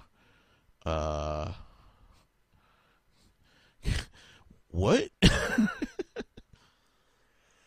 sort of MagFest crossover, maybe. Yeah, I mean, maybe. because I know he did a bunch of crossovers, but I don't think they've ever met outside of MagFest. I don't think so. I hope not. Oh, use a cameo? Oh, fucking deal. Fucking the cameos at Channel also when they go to MagFest. I love the fact that they go to MagFest. They pay for badges to MagFest, and they just fucking spend time shooting cameos in the hotel rooms. Like, why? What was the point? I never got that. That's why people always ask me when I was doing that. Not always ask me, but asked me when I was at MagFest with Channel Awesome why I would go to sleep so early. Because I was like, because if I wake up early enough, I'll actually be able to go play in the arcade, and then fuck around in a hotel for 12 hours shooting bullshit. Nobody. I don't get that. I don't get that mentality because you don't make any money off of it. Yeah, I don't get it either. I didn't get it. I'm sitting here. I'm doing. God. By the way, I did math. This is the worst fucking thing to have ever happened to Channel Awesome. Was when somebody sat down and went, "What if I actually do the numbers on this?" Numbers? What? You literally you lose money doing that. It's ridiculous. Like, why bother? I never got that. It's just terrible. It's terrible fucking financing, terrible planning, terrible everything. I don't know. I don't like the concept of work you lackey. You know, I don't like that. I'm just not a work you lackey type of guy. I'm a produce something really cool content type of guy. I think. Oh well. God, I feel so bad. I had a friend, not really a friend, a fan. I call my fans friends, but let's be honest. My definition of friend is very strict. I don't have quite the loose definition that Lindsay and Todd have of what a friend is. Like, you know, people I talk to. There seems to be some sort of requirement there, I think. Yeah, you know. yeah. Like, it's not just people who I have met before or am friended with on that I at Facebook one time or Twitter. Yeah, like or that I at one time had on a Skype contact list like 3-4 years ago. You know, I'm like, oh, we're friends? Yeah, go fuck yourself. But so I really shouldn't call him a friend. I should call him a fan. But I like to be friendly about it. But he gave me this video to review, and it's basically him doing a nostalgia critic type of review, and I felt so bad telling him because like you could tell the guy really likes the concept and really loves it, and he started to cry when I told him this, and I tried not to be mean about it, but I was like, dude, this fucking sucks, and I probably should have worded it differently.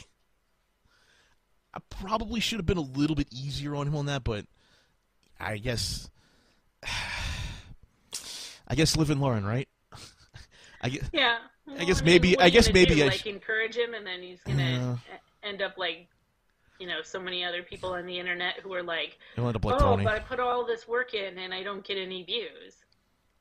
Well, I mean, there is a reason you're not getting views. Let's be honest. I mean, there are multiple reasons why you're not getting views, and one of them's probably your content sucks. I don't think my content sucks because I'm hitting over 20,000 downloads a week, and I'm hitting 50,000 views a month on YouTube. So I'm really happy with that. So those sort of numbers, they show me that, you know, hey, people like this. I should probably continue to flesh this out some more and go in this direction. But you know, it's if I was getting like 10 downloads a week, and I was getting 2 views on YouTube, I'd reconsider what I was doing. I would very much reconsider what I was doing. I felt bad. Like, I don't feel sorry. I felt bad that I made him cry. But at the same time, like, you know, that's the truth, man. This is bad. This type of reviewing sucks. Being angry is all right. It could be good in the right circumstance for comedy value, but not all the time. Yeah, no. Can't do that, you know? Not all the fucking time. It runs its course. You run out of steam, and just no. Yeah. Just no. Just don't do it anymore. It's not worth it. God help us, Ollie. God help us all. It's Patrick here? Patrick's not here. It's 2 days now. I'm disappointed. I wanted to hear Patrick's opinion on this show. It seemed like he wanted to give his opinion too, and then he's not here again. I don't know. I mean, we may bring it up tomorrow, but probably not. It's an old topic. We'll be beating a dead horse at that point, unless they actually have the balls to release another episode of this shit. I would love to see that. If this turns out to be an April Fool's joke, then yeah. LK's advice just to give up. No, that wasn't my advice at all. I was just saying, this is shit, man. Like, you should go in a different direction. Not give up, but look in a different direction because, like, I don't know, there's things that are good and things that I like and things that I don't like. And I might be the worst person in the world to ask for advice on that stuff because I love obscure, weird shit. which is why I think me and Brad get along so well. Oh, no, I know why me and Brad get along so well. I pissed off Doug. That's why we get along so well. I remember that. At Kickassia, I pissed Doug off to the nth fucking degree. When I kept fucking throwing out ad-libs left and right and making Brad crack the fuck up the whole time. That's right. That sounds about right. Oh, God. Doug was not happy with that. I remember that much. See, the problem is, like, I'd work with Doug and Rob. Not Michaud. I'd work with them. I'd be like, well, yo, I made fun of you, and that's life, bro. And you can hate me if you want, but I'm funny. Oh, well. What are you going to do? I guess I have to show them my tits first before they'll ever like me again. Is that why they liked you in the first place? Because they saw your tits? The tits? I think they liked me in the first place because I can improv really well, in my opinion. But I think that love fest sort of faded away when I talked to God, what the fuck were they even called? Busy Street. Busy Street, yeah, some troll group, Busy Street. And like I think they distanced themselves from me after I gave them an interview. After they told me not to, and I was like, "Why? We fucking hang out we hung out in a hotel room and had drinks together. Why the fuck wouldn't I talk to these guys? We're fucking cool. Like, all right." I don't get that mentality. What are you gonna do? God, Busy Street. By the way, don't go contacting the Busy Street guys. They don't do it anymore. So like, if you're just gonna contact them, they're literally going to point you to me. So there. I can't tell you how many times they've talked to me. They're like, "Can you talk to this guy? Can you talk to him? Can you talk to him?" It's like, all right, sorry.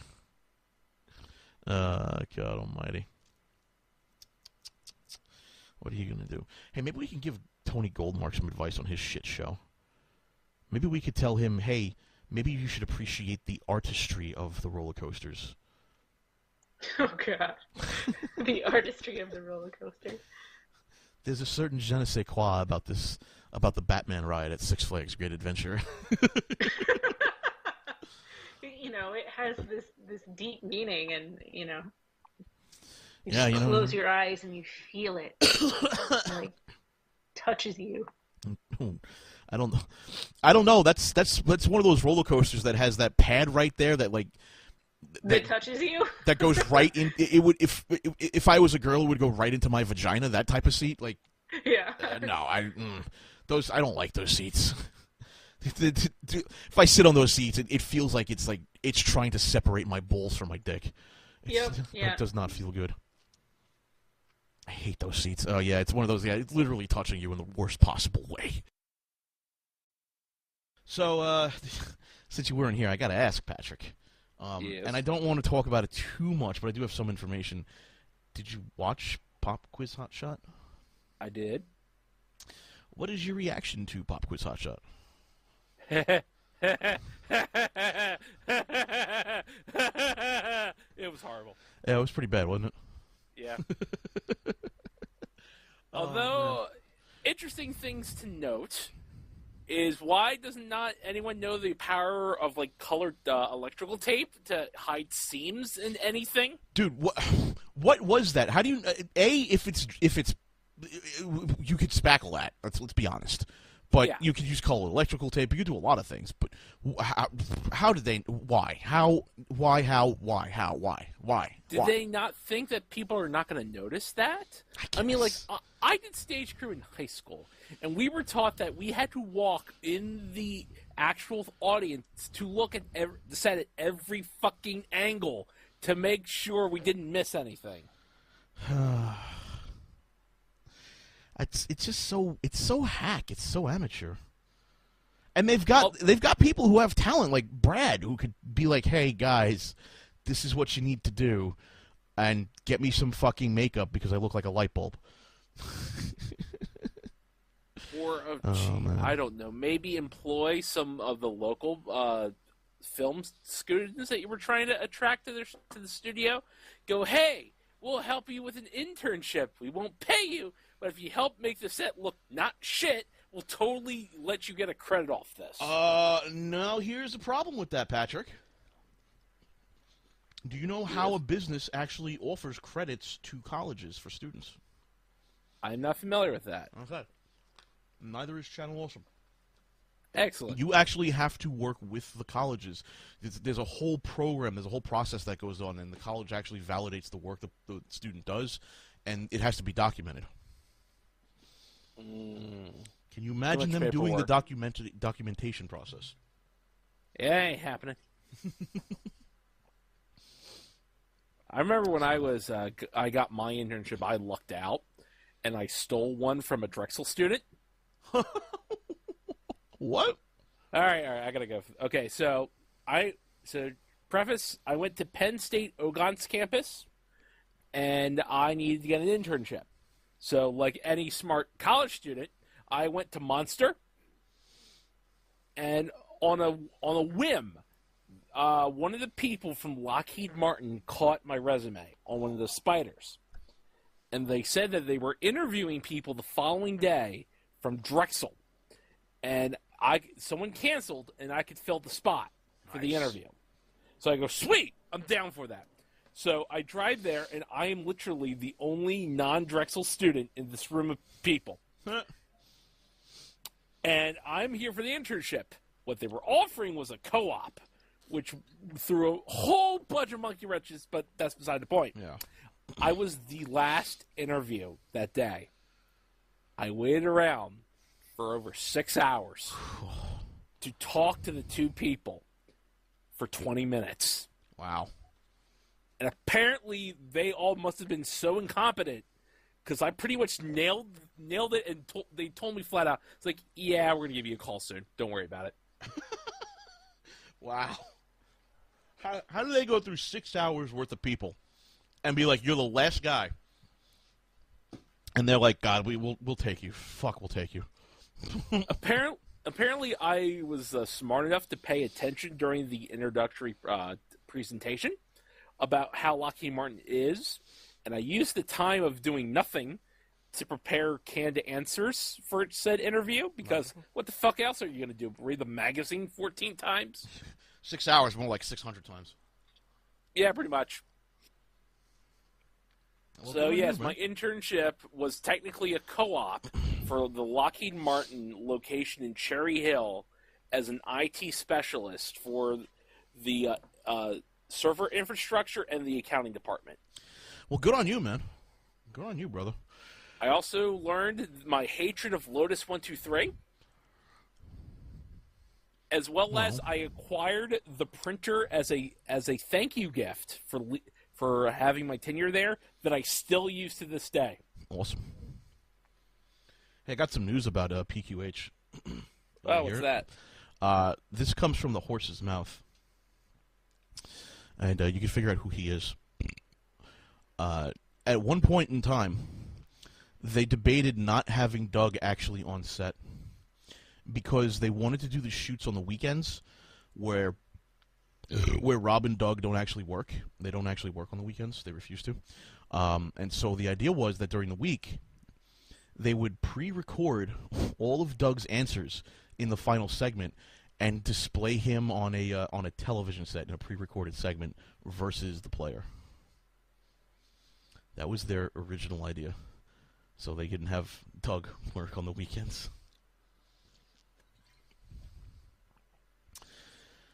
If you pulled it off as like the Game Master setup that they did in the early '90s kid show, you cannot pass the Riddle Master. I'm a disembodied head. You cannot pass my test. Maybe. Well, maybe, but the whole hook of getting contestants on is getting to meet Doug. That's the whole hook. That is kind of the point. So, like, you can't do that. But they wanted to fucking do that. Oh, my God. So bad. So fucking bad. I can't even imagine how...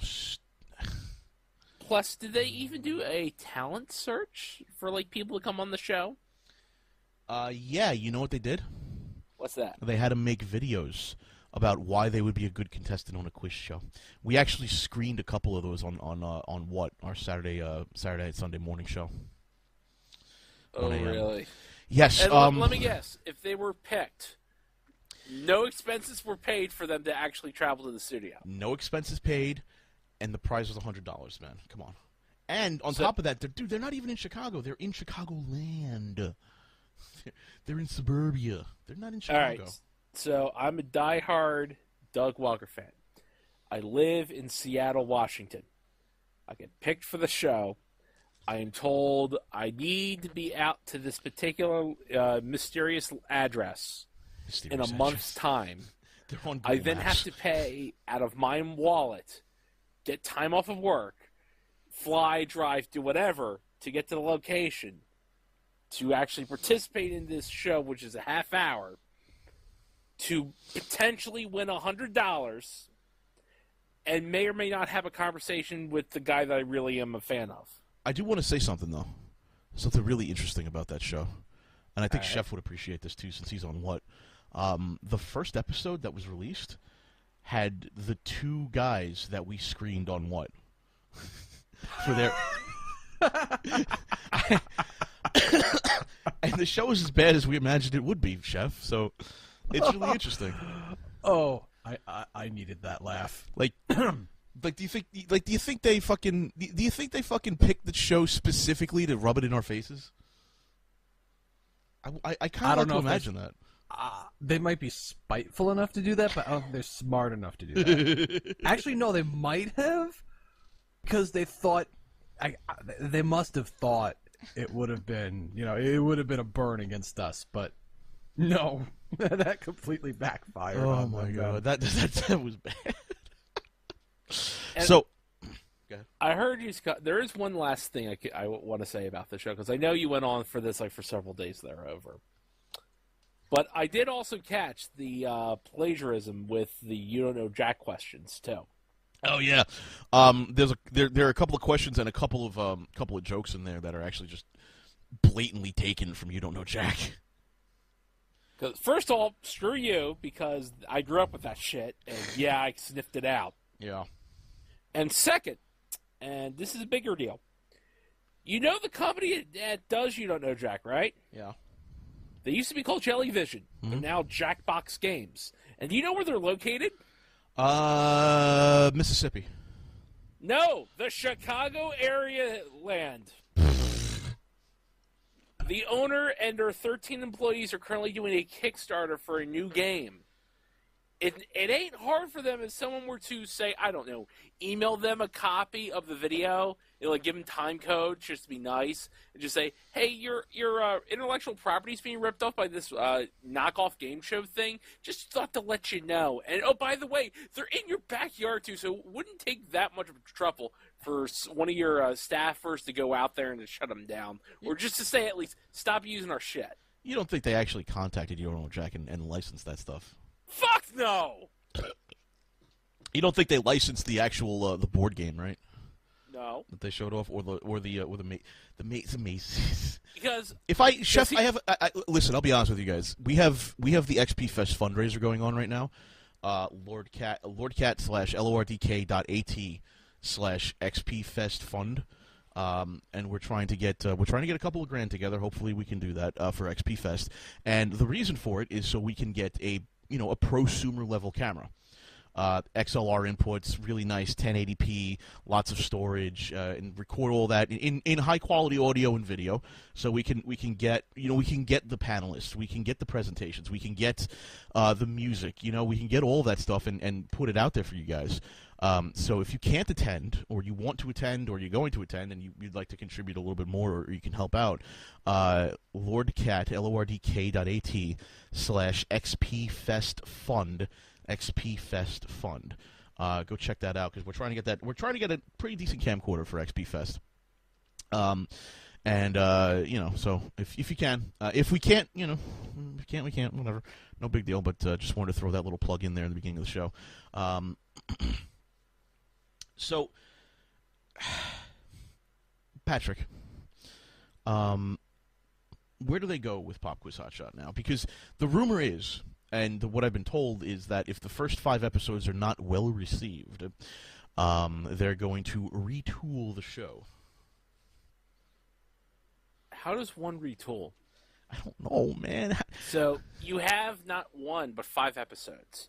Are you just going to scrap the 5 episodes, start completely from scratch, and either drop the storyline bullshit that they thought they could get away with? Well, actually, we're also told this. That is the only episode with any storyline stuff in it. That's all the storyline thing they ever recorded. Yeah. Again, with the You Don't Know Jack reference. They did a game show that lasted 4 episodes. And they managed to include a storyline with the host in all 4 episodes more dynamically than that clip.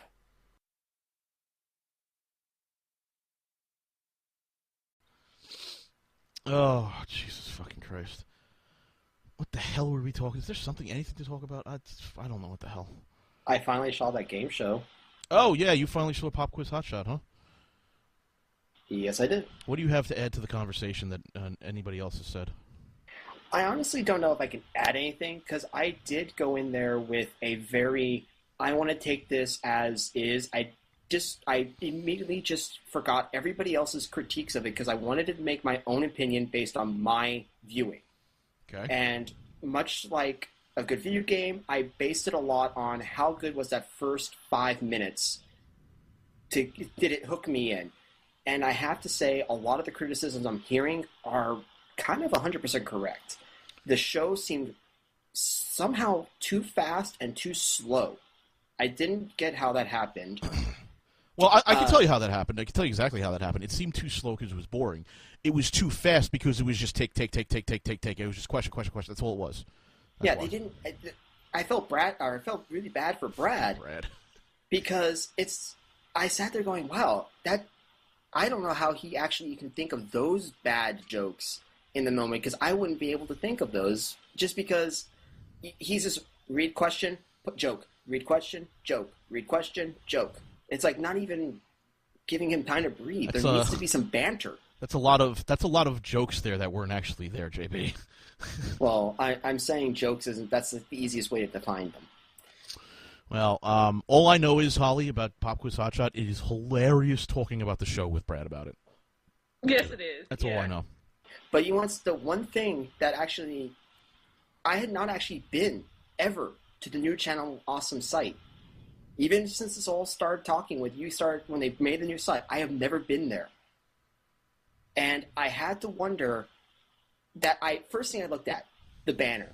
I wanted to find out this legendary bad banner. How is it that the pictures you guys post on Twitter and Facebook and all these places look sharper and clearer than the actual banner on the site? Because the way they've coded the site, they've basically completely fucked everything up. That was the first thing I noticed, and I sat there looking at it going, I didn't even notice the drop shadow. I honestly was just fixated on, why are these things so pixelated? Yeah, this should be... That story is something else, man. And Holly, I think even Holly still facepalms to this fucking day about how they fucked up the banner. Because the banner actually... Oh my God. They scaled it down to put it on there so they could scale it up again. Good job, guys.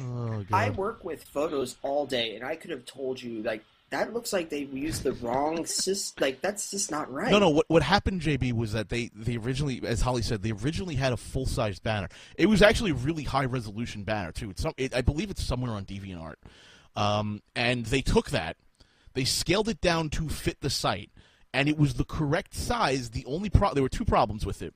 The first problem was the drop shadow, which there was no drop shadow in the image, so it looks really fucking weird. Like, hey, surprise shadow! Like, okay. The second problem was that the background of the website matched the background of the banner, so they completely had to change that, because you can't have anything looking good on that fucking site. So what they did was, in order to hide the drop shadow as best they could, they scaled the banner up from the scaled down version. They didn't use the original, they used the scaled down version to scale it up, like a fucking retard would. And then they never got rid of the drop shadow. And then they changed the background color of the website to an off beige, so the background of the website doesn't match the background of the banner. Yeah, now you're going to see it, and now you're not going to be able to unsee it. It's going to piss you off. Well, I'm probably never going to go back to the site anyways, because I don't go to the site anyways. Yeah. But bottom line, the show for me is, does it have potential? Yeah, it could turn into something good. There's always potential somewhere, but it needs so much work. If you know if you knew these people like I know, like I'm familiar with these people. Holly knows them better, but if you knew these people like I knew these people, they're not going to get better. I know. I'm just trying to be I'm trying to be nice about this, because as someone who also puts content on the internet, I would try to be nice to this, going like somebody somewhere worked really hard on this project, an editor or something. No, somebody Brad worked hard. So I don't want to. I feel bad, kind of getting like saying how shitty it was, when I at least know there's someone there worked his ass off, and this is something that he put out there. I'm just trying to be at least nice about it. No, I'm trying to be as nice about it as possible. The only person who worked hard was Brad. They didn't even edit the fucking thing together, dude. Well, then I'm being nice for Brad's sake here. I got to admit, I'm being mean for Brad's sake here. He needs to get off Channel Awesome. He needs to go do his fucking thing. Even his manager told him not to do this thing, and he still fucking did it. I think personally, Brad did it because he wants to see the fucker burn. Yeah, there was nothing about that show that was very much appealing, and in the end of it, I would say, would I go watch the show again? No. Would I recommend this show? No. That's two strikes right there. That's the whole point of it, is you're supposed to get the word out. And that and the questions. What was with the questions? Why were some of the questions giving the answers? Linkara wrote them.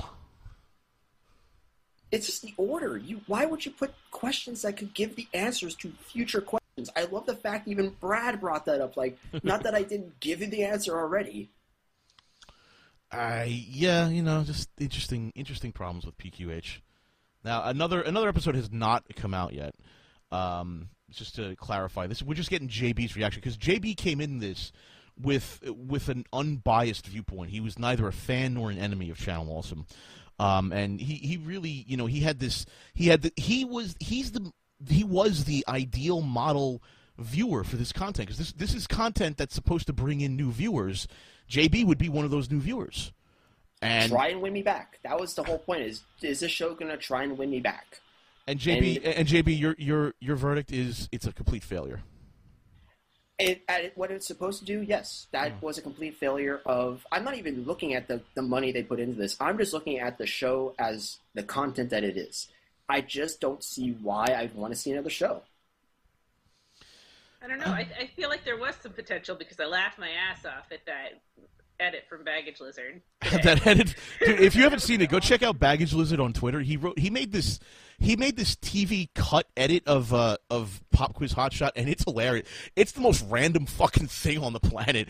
I love the point where he I don't want to give it away, but it's funny. Go check it out. He's using different sound effects and everything.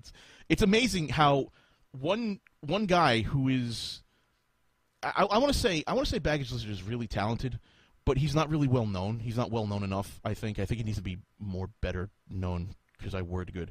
But it's amazing how he can take a piece of shit like that and turn it into something genuinely like, what the fuck am I watching? That was funny as hell. So I think I'm going to put it on What, to be honest with you. That was cool. That was funny. I wanted to put I want to put Pop Quiz Hotshot on What, but it's a half hour long. Like if this was a 15-minute show, I'd be like, whatever. Okay. To be fair, I only lasted 15 minutes. I actually lasted about 10 minutes before I started saying, okay, I've pretty much gotten everything I'm going to get out of this. I'm going to start skipping around. And I skipped to about 10 minutes. Like I skipped like 5-minute intervals, watched for a couple seconds. Nope. Went to the next one. Nope. And I was like, See, D20 is like, no, don't do this to us. I'm not putting Pop Quiz Hotshot on what or Secret Project. It's not funny. It's like not even funny bad. It's just, ugh. I mean, you said you got a couple chuckles out of it. I was pretty much straight-faced the entire time, just going, I'm not seeing the demographic to this, because half the questions I knew, half the questions I didn't know. But at the same time, I got chuckles, but here's the thing. I got chuckles at a few points because it was Brad being sarcastic about the show. Like I didn't like you said. One of the jokes was like, "Yeah, because I didn't already give you that answer." I was like, "He's actually making fun of them to their faces." That's funny, you know. And something tells me that they did not get that. And here's another weird thing I noticed. You've brought this up before. Why is there a plot line to this show? Well, we have good news about that, Holly. Remember? There is no plot line to the show. That's the only time they have story in the show. Yeah, that's true. He did say that. So the plot line is the first episode, and then the plot line's dropped is what it is.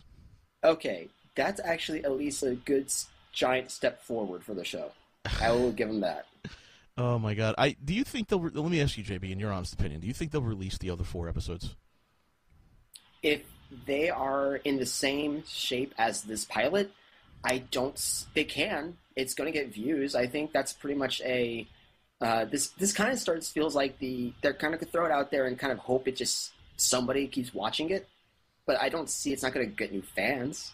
It's not going to bring anybody in. God, of course, there's the questions and jokes that not the jokes, but the questions that were basically ripped directly from You Don't Know Jack. So there was that. I don't know if anyone. I know ColdGuy caught them. I know I caught them, but. I still say that if they had changed it to a more wait, don't tell me style, that show could do a lot better. But as it is right now, there is no way that show is going to draw in anyone. Hey, Holly, do you know if they've ever tossed around the idea of maybe doing Hollywood Squares instead of what the fuck they did? Because that might have worked considering all the producers they had. Actually, yeah, that actually does make an idea. Maybe not Hollywood Squares itself. Maybe not Tic-Tac-Toe. Maybe, I don't know. Something else. Anything else. Maybe a game of Tetris. Actually, I would prefer it if they did the show and not include any persona from their actual other shows. I just have the actual people there. Because, granted, I guess the site doesn't do very well when you don't have the personas. Here's the thing, though. That's Brad. That wasn't Cinema Snob. That's Brad. No, I'm talking about like the critics in there. Why does the Nostalgia Critic just have Doug in there? That's... Like, or if you're going to do that style of Hollywood Squares, don't have their personas there. Have their actual, like, this is blank, this is blank. I don't even know who's on there anymore. So because nobody knows their real names, so it would be impossible. Well, there's the thing about don't even know the producer's real names. There's the thing I don't get. The executives of Channel Awesome don't know the producer's real names. They all go by so pseudonyms. It could never happen. It's fucking. Why does everybody there go by a pseudonym? Why? I don't get it. Because it was cool once, I think. I've had the LordKat nickname forever, and it was just like, oh, yeah, that's what I use on forums. Whatever, you call me whatever the fuck you want. Okay, fine. I agree. I remember growing up, my name everywhere was a joke on when I played Halo, because I was a big sniper in Halo, so everyone called me Spartan Longshot when I played. So that was like my tag everywhere. I don't use that anymore because that kind of sounds silly to go around on Twitter calling myself Spartan Longshot. So I just went with my name. Yeah, you know what? If you came on here and called yourself Spartan Longshot, you'd never be on the fucking shows. Not gonna lie, that just sounds like Halo fanboy, and I don't want to talk to him. Yeah, the only thing that I only have it 2 places now where I have it on my Xbox because that's my little gamer tag, and I actually have it Spartan Longshot, all perfectly capitalized and everything with no numbers. So I was like, wow, I was the first person to think of that. I'm actually probably not going to change this. And I think I have my email as it because I made it back when I was like 13 when Halo came out, and I was a big Halo fan, so I threw my Yahoo email as that. Hence the reason I never use my Yahoo email for anything. It all goes to my Gmail account because that's a real one. Well, you know, is what it is. PQH. I can't. I don't know. Speaking of video 13 series, when it came out. I'm sorry, but What was- really, what? Say that again? you were 13 when it came out. When Halo came out. Let's see. I'm trying to. What year did Halo come out? Fuck. What? That's a good question. When did Halo come out? Okay, it's 2001. So let's see here. It was 2001. Okay, that was my first year out of high school. So I was 14. I'm 28 now, and that would be 14 years ago. He's just a little baby, Holly. Yeah, he is. He's just a little baby. Oh, baby. Oh. That's probably why he doesn't drink a lot too. He hasn't crossed the 30 threshold. When you cross the 30 threshold, you're like, I could use some alcohol and pretend I'm young again. I'm still in any circle of people I know, except for this one. I've always been the oldest by 2 years. Well, get used to it, man. I was like, I'm 28, whatever. Came out in 2000 on PC, 2001 on Xbox. Okay, that's weird. Well, I only played it on Xbox, so.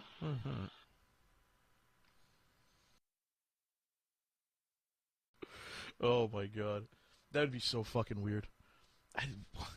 Why would there ever be? There would never be a movie about me, unless I tried to pull like a Howard Stern. Like if I actually became like the next Howard Stern, which would be fucking awesome. Just saying, you know, karma out there. My life's been shitty so far. It'd be nice. No, all right, whatever. But that'd be like, unless I was gonna pull a Howard Stern and be like, you know, my private parts or you know, fat parts or some shit like that. The movie would be so fucking mundane. It'd be like, all right, I wake up this morning and I went downstairs and I got some breakfast. Then I did stuff, went grocery shopping. I went to McDonald's, said I didn't, but then I went to McDonald's. Drama. So like an episode of Seinfeld. You know, a movie-length Seinfeld wouldn't be unappreciated, I think. I think it might work. I think that might, you know, meet up with Dan. We have a few funny quips. Dan yells at me about not liking fucking. Dan yells at me about making fun of his puns. And we agree to disagree. And we all have a beer. Yeah, sounds about right. That's the movie. What? No, that's totally not real. In real life, you would never agree to disagree with somebody. Well, you have to understand, in real life, I mean, if you don't like something that someone else likes, you can't be friends. Right. Because right. that's how we define ourselves, is through the shallow media that we consume. Because we as human beings couldn't possibly be deeper mentally and emotionally than some shitty fucking internet videos. Yeah, I only show up here because I like to disagree with you on air. Well, I mean, you know, I think you show up because you like the attention personally, but that's just me. I personally like to hear the sound of my own voice. You can't even hear the sound of your own voice. I can if I listen to it afterwards. Oh my god. No, it's so weird. Channel Awesome fans are weird. Like, I don't like. He doesn't like it. He's evil. He's mean. He's being mean. He's a bully. A bully. Excuse me. Hold on. Time out. You're defending a video on the internet. You've taken this too seriously. This relationship here shouldn't be this serious. Like, put the gun down. And just realize that it's a video on the internet. Oh God, it's weird. You know, I used to be a fan of Channel Awesome, like way back, you know, around the Kick-Assy time before that. When it was just Doug being, you know, that guy with the glasses, the 5-second videos, whatever, and you know, and then like. You know, you split off. You started LordKat.com and everything, and I was watching everything. It was great and everything, and then it kind of all started when you and Noah started having issues, and I started feeling, oh man, that's so bad that these guys are splitting up, and then I'm like, you know, maybe I should actually pay attention to the content and not the people. Yeah, like and I tried doing that. It worked for a while, and then I started realizing that, the more I watch these guys on Twitter, the more I really don't like them. Yeah. And then I started realizing, the videos were funny when I was in college. Yeah. They're not. It's not really that funny anymore, is it? No, it's like like your content's grown. Theirs is like the same. It's weird, isn't it? It's like like the few people who I still kind of like, I feel like their content's kind of evolved at least a little bit. Not necessarily on CA. I'm just talking about like in like my YouTube playlist in general. So I like so. Before this quiz show, I haven't watched anything on there in like about a year and a half, and and this is again coming from, I was watching pretty much every single thing that was put up on that website when it was started. Part of me never liked the videos. Like, I never really liked Nostalgia Critic. And I've said that since I joined the channel also. Like, I never liked Nostalgic. I never liked the videos. I never found him funny. My sister found him funny and she liked him. She introduced him to me. But it was just one of those things where it was just like, it's not for me. I've had an opportunity to tell Doug, I'm like, Doug, I can't fucking stand Nostalgia Critic. And he says, like, yeah, I agree with you. I don't like it either. Well, okay. I will say I did find it very sad when he tried to kind of break out and do something else. Except he couldn't because... Right, because... But here's the thing, though. I mean, I don't blame it for not... I don't blame the fans for it not working out because it wasn't very good. It wasn't very good. So, I was excited to see something different. I saw something, I was like, maybe the next episode will be okay. And then it's just like, it's not working. It is what it is. I tried. I did. I tried to give it a chance. I mean, I gave it a chance. It didn't work. Listen, I think that type of show had its time and its place, and it served its purpose for the people who watched it. I just think that the whole concept of it was... I liked the concept of the site when I first joined. I still like the concept of the site. I think even Holly would agree with me. The concept, the high-level pitch, is okay. I love the concept of the site. It's why I stayed there for so long. But the execution... That's the thing I believe in. Yeah, but the execution was so shit poor that I had to leave, man. I was like, I can't do this anymore. This ain't going anywhere. It's definitely a case where they had, and they still kind of have, like, in their grasp, like, the diamond, like, the huge diamond that could be, like, this massive video networking site, and the people in charge of it would rather just play COD rather than, like, actually, like, shine this diamond up and make it, like, really good looking. The diamond in the rough for Anal Chawsome is to become a curated YouTube. That's basically where the money is for them. And they fucked it up so hard. And they continue to fuck it up. I mean, they have nothing to build on now. They got a shit website with no redirects, so Google can't even find the fucking old content now. That's a pain in the ass and a half. You're trying to find old content by people? Yeah, good luck, guys. Have fun. Have they still not fixed that? No, they didn't redirect anything. Well, I know they didn't redirect anything. I mean, has Google not picked them up yet? No, Google's picking them up, but it's just like, if you're looking for like an older episode of something someone's done, like an older, more obscure episode, Google's just like, oh, somewhere. Yeah, oh God. They're like, you find it. Whatever. Yeah, they built new backlinks. Yeah, good job. Because new backlinks are what's going to help you get fucking ranking in Google, right? Right. Oh, my God. It was just, again, it just goes to my complaint that it's really shit poor execution. So what's your SEO? Oh, yeah, I'm the SEO of this company. No, SEO. Yeah, I'm the SEO of this company. That's probably what he thinks. That would be FEO. FEO. He'd be FEO.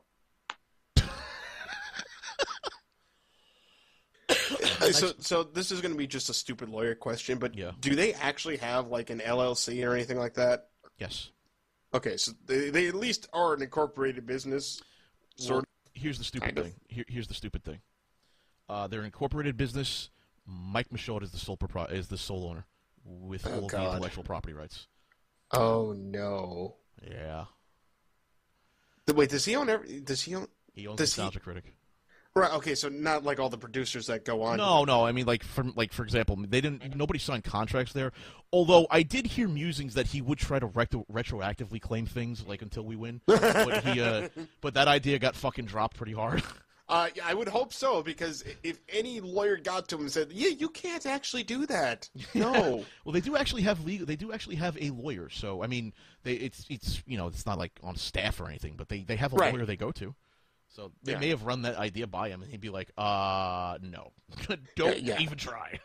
Yeah, hopefully that lawyer just shot that down immediately, because you didn't have that when you signed them in here. When they signed them in here, it was just an ad hoc agreement, so I can't do shit. Oh man, it's fucking weird sometimes, man. It really is. It is really fucking weird talking about them sometimes, because that's how it's how successful small businesses start. They start off as a bunch of friends who get together and they're like, you know what, this is a cool idea, let's do this. And I don't know when or where or why, but it turned to shit.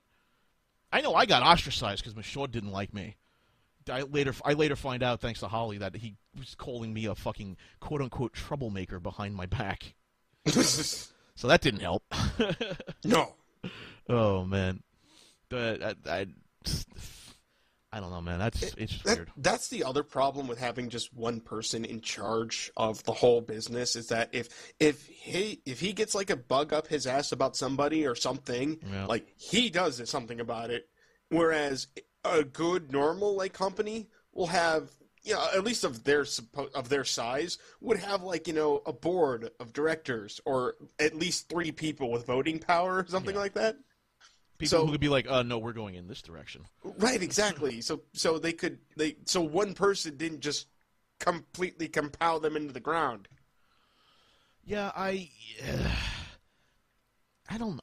It's so weird. It's like with XP Fest, we have Patrick, Dan, and myself. It's a group of 3 who we get together when we need to make big decisions and just okay, this is a good idea, this is a bad idea, let's do that, let's not do that, and then we fucking do it. Yeah, exactly. You should need more input. You guys, for XP Fest, this thing, you've put together, you so much time into, over when did you start this? Last we year? started it last September. Right. You've come up with much better of a business plan, a business organization than they've ever had, apparently. Well. Because Holly was like the one saving grace there too. She was doing all the fucking work. Yeah, every time I hear about that story about how, how Holly was forced to work after surgery, or was it the day of surgery? Day after, I think, right? Day after? Well, I think she's staying quiet for certain reasons. Both. Both, right? So I went to surgery that morning. I came home and I worked, and then they called me in to the studio the next day, so I had to drive into the studio. And they fired you there? Yeah. Wow. What was the reason for firing? Did they ever give you a reason? No. Wow.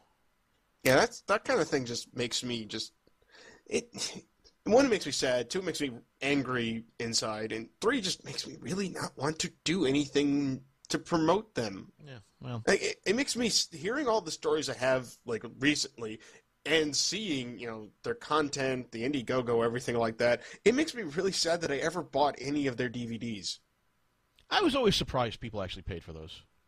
Yeah, because I did it because I wanted to help out the site. It wasn't because, I thought, oh, cool, DVD. I actually wanted to help out the site and get something in return, so to speak. No. And especially when I thought, and this is what really killed me, I thought when I was buying a DVD of Kick-Assy or whatnot, all of the producers were actually getting something from that. You thought that? Wow. Well, because I didn't know any. I was just a fan. I figured people were getting money for this, because that's how normally these things work, right? Yeah. If you're on the DVD, you get a cut. Yeah. That's what I meant. Supposedly, but you don't actually get. I never got a cut. I know that much. Yeah, exactly. Then I you know what I got? You know what I got out of Kick-Assy? I got an autographed DVD of Kick-Assy from Doug. That's what I got. Which is actually more than some people got. Some people didn't even get that. I got the autographed DVD from Doug, and the only reason I got it was because I asked him nicely to autograph it for my sister. That's it. That's why. And he was, you know what? To Doug's credit, he was nice enough to do it. He didn't charge me money for it or anything. And he didn't let Rob and fucking Mike know that he did it, which was nice. Because he was like, yeah, just don't let Mike or Rob know I did that because they're going to give you shit if they do. I was like, oh, okay. No, it was nice. Because otherwise they'd charge $40 for it. I'd fucking spit in their faces and be like, do something about it, bitch. And so, I mean, Doug is overall a nice guy. He's fucking weird, though, sometimes. Like, he just has some quirks. He's like, oh, we're on the 20th floor of the hotel? I'm going to go walk up it. No, it's all right, Doug. You go walk. I'm going to take the elevator. I did that once. Ooh. I was on like the 23rd floor. I was in Columbus. It was actually for the bar exam. It was in Columbus for the bar exam. Come back home. Come back to the hotel after day one. I walk up the 23 flights of stairs because I didn't want to wait for the elevator. I told myself I'm never doing that again. Why did I do that? Yeah, good exercise. Actually, it's bad exercise. Walking up and down the stairs is actually pretty bad exercise for you. Yeah, no. That was not that. It's like shoveling snow. It's too hard on your heart for so little payoff. Yeah, I've been learning about exercise, Holly. Look at that. You think my fat ass would ever learn about that shit? Shit. God almighty. Oh, well. I certainly still have not learned how to mix a drink, though. Tim, if you're ever at a conference or a convention with us, Tim, I'll gladly mix you a drink. It'll probably put you on your ass, though. Yeah, because I drink only water. I don't actually drink alcohol, so I'd probably be out immediately. I felt so bad what I did to Smarty. The poor guy at Mac. So fucking funny, though. And I was sad when he took down that picture that he tweeted of him, like, passed out on his floor of the hotel room. Did he ever actually finally quit? Yeah, he quit a couple weeks ago. Oh, okay. He finally left. All right, that's good. Because we found out about that at fucking MagFest. We were like, hey, it's about fucking time. Hey, cheers. Oh, man. That poor guy never drinks. And he drinks one of my fucking cocktails. Like, god damn. Sorry, man. I should have warned you. Yeah. And I don't have any reason why I don't drink. It's not like it's not like I'm against alcohol or anything like that. I just don't. That's all right. There's nothing wrong with that. No, I've tried a beer like once. I'm like, how do people drink this stuff? This is terrible. I've had other alcohol before, and someone was mentioning this earlier. You guys were talking about this earlier. I'm kind of the same way as I forget who said it. I can't differentiate alcohols. That was JB. JB's the same way. Yeah. I think he left, but yeah, I cannot differentiate too. Like I've had like someone's given me a glass of wine, a few things here and there. I'm just like, I've had a little bit, but it's just like it's all tastes the same to me. But then again, I've not had like the hard like whiskey vodka stuff, so no, I'm sure it's not going to taste any better to you. Probably not. I know even still vodka to me is just like, well, vodka's okay, but I'm not going to sit down and just sip raw vodka. Well, I would. I guess I kind of practically do, but it's like water. It's like a Bernie water.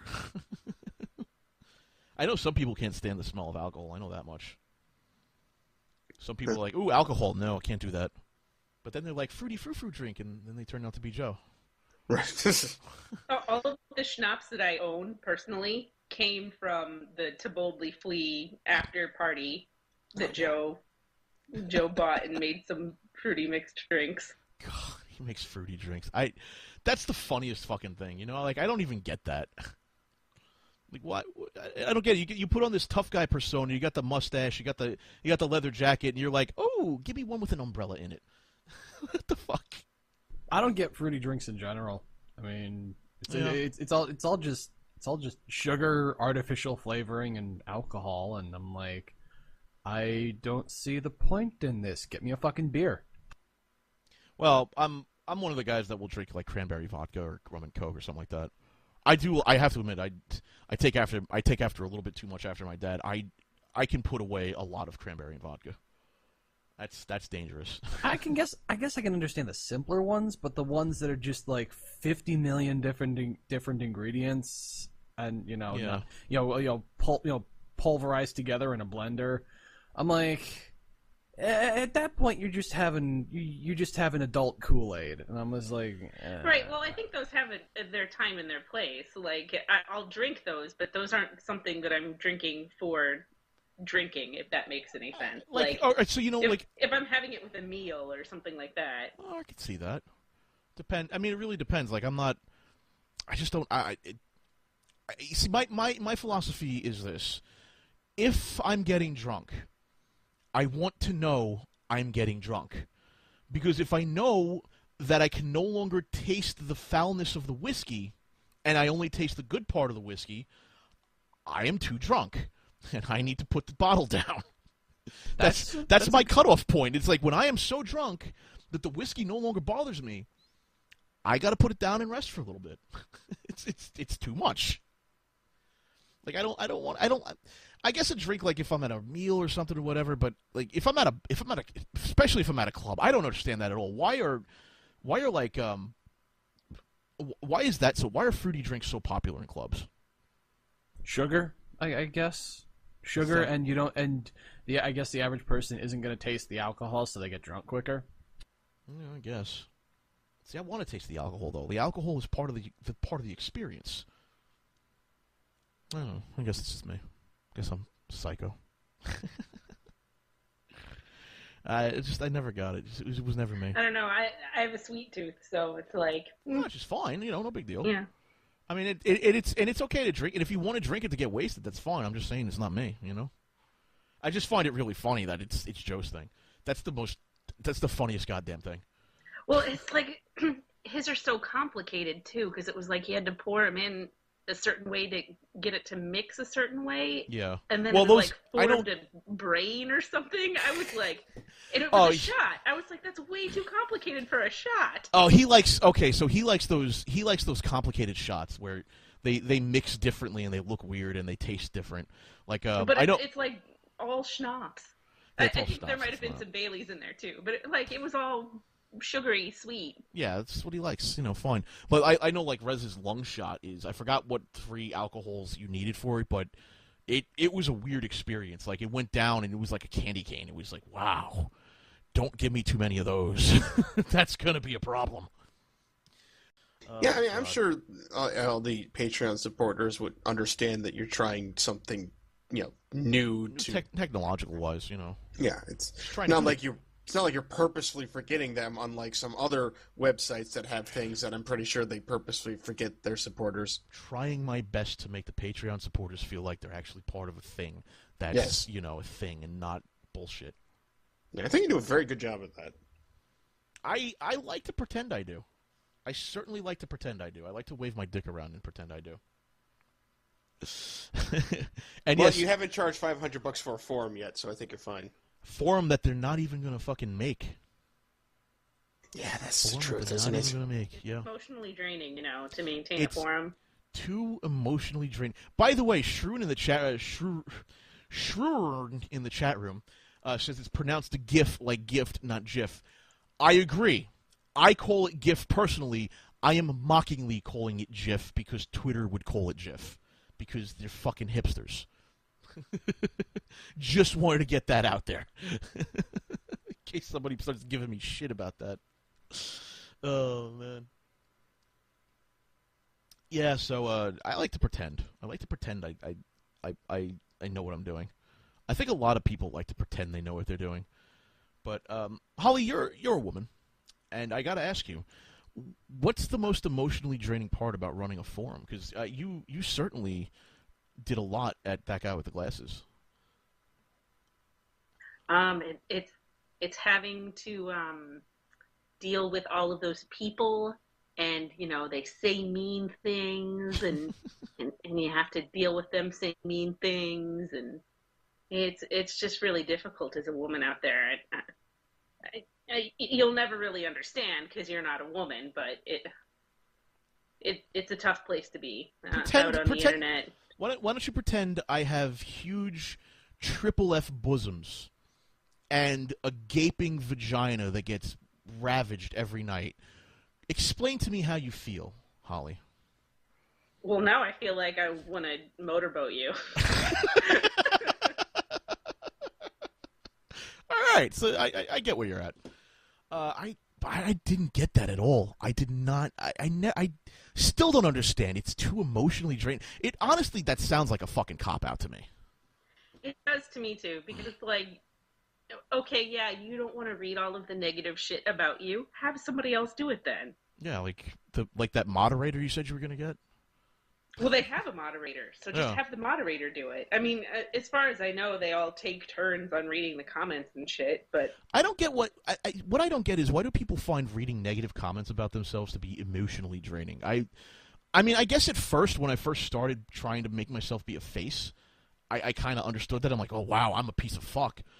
But over the years, the more I read it, the more I'm just like, well, that could be useful information to me. Maybe I should take that into account. Like, it's just one of those things like, oh, well, he's a fat, stupid fuck, and I'm just like, okay, whatever, fine. But I've noticed, like, a lot of people on the internet, they take something that's just, like, a little bit of a critique, and they blow it up into a fucking, like somebody stabbed them in the heart and made them fucking cry for hours. And I'm not talking about anyone in particular. I'm just talking about people in general, people who are semi-popular in general on the internet. Well, I think for, at least with people on Channel Awesome, they've gotten used to this idea that nobody has anything negative to say about them. Because all of those comments get deleted. Which is really weird. So it's like a real awakening to the real world when everywhere else you get these negative comments. Oh, Shay Apocalypse changed their Patreon $500 reward to a forum, from a forum to a website redesign. Oh, good. They took the hint, and maybe they figured out that having 27 blip flash embeds load at the same time might not be good for some browsers. It's nice. What? No. And by some browsers, you mean all browsers? Every browser. It's because they got the email from Blip that said, please stop uploading your videos here. We're probably going away. They're probably not hanging on to the Shay Apocalypse crew. I can't believe it. Oh, God. It's just weird. Like, why is criticism so hard for so many people? Like Total Biscuit takes criticism fantastically. JonTron can take criticism, but yet these guys, they can't do criticism. It's too hard for them. It makes them feel bad. Like, I don't get it. I don't understand why. I don't understand why criticism's a bad thing. I don't get it. It's just me. I don't know. Maybe I'm psychotic. It's their inability to determine what criticism is valid and what's not. That's the problem. Well, it would be a problem, wouldn't it? It would be a big problem, I guess. So, oh hey, Baggage Lizard just released the Pop Quiz Hotshot song on Bandcamp. If you guys want to go check that out. Yeah, go throw some money his way. It's actually way better, and someone actually put effort here. Isn't that the worst part? It's like this is to make fun of Pop Quiz Hotshot, and they put more effort into it than they've ever put into PQH. So my question is, how long did it take to make? How long? You know what? Is Baggage Lizard here? How long did it take to make? That's a good question. Yes, he did it, but he should hear us. I know he's here. I just wondered how long it took to make. That's interesting. I think he said it took him like 2 or 3 days. 2 or 3 days, huh? Oh, one night. 3 hours. One night. Yeah, you know why? Because it's ABA song format. Oh, I'm so glad you were there to tell us that. Would you like to explain what ABA song format is? Oh, it just means you have the first part, and then you have the second part, then you go back to the first part, and it's over. Oh, okay. Yeah, ABA. It's kind of like poetry. My point is, if putting some effort and 3 hours of work and you get this as a result, and no money, where the fuck did the 50,000 go? I'm telling you guys, hookers and booze. And Xbox Live subscriptions for a year. Really, $50,000 worth of Xbox Live subscriptions? You really think that? He bought 1,000 Xbox Live year subscriptions? We're talking about Mashad here. Come on now. He wants to stay connected. He's gonna be like, I'm gonna live forever. He has to make sure he plays Call of Duty with those little pansy 10-year-olds. Yeah, he does like his Call of Duty. Oh my God! So I got messaged on Twitter by a contestant of Pop Quiz Hotshot. Oh dear God! The John guy. Oh. Oh. What did God. he have to say? Wait, the loser? No, the winner. Oh, okay. No, he still lost anyway. But anyway. Oh, well, yeah, he lost anyway, but I mean, like, the not loser. Yeah, so okay. what did he have to say? The guy who didn't get fucking wrecked? Okay. To be fair, he lost because it was rigged. Well, yeah, I mean, I just gotta say, it's 3 pages long. He sent me a text file that's 3 pages long. A Word file that's 3 pages long. And it explains the whole fucking process. Like, is it bad? I didn't read it, I just brought it up. How could it be good? Do you think it's No, good? like, is he like happy with it, or is he like super pissed off and like telling you about it? Well, he clarified a few things. Number one, he's not a big Channel Awesome fan. Why was he there? It was a casual thing. He just liked game shows, and he was and he heard that they were looking for contestants for it, so he made his 45-second video with no editing or script, and then forgot about it. He was aware that the game show was supposed to have come out at some point, money had been raised, but otherwise was oblivious about it. He said, I got an email from Mike Michaud from Channel Awesome who asked me if I was available to film the following week, either in the early afternoon or late afternoon. I thought it'd be fun, and I might be internet famous for a few minutes, so I said yes to the late taping and took off took a few hours off of work. It was only due to my asking questions that I was told not to wear anything with a logo on it. So he could have just shown up and been like, well, fuck, I got Nike logos, what am I going to do? Wearing a big old Bubblefish t-shirt. That Bubblefish t-shirt is awesome. Beyond that, the only instruction I was given to just show up at 4 p.m. at their location. He was in the living room in the front of the studio on February 3rd, the green room.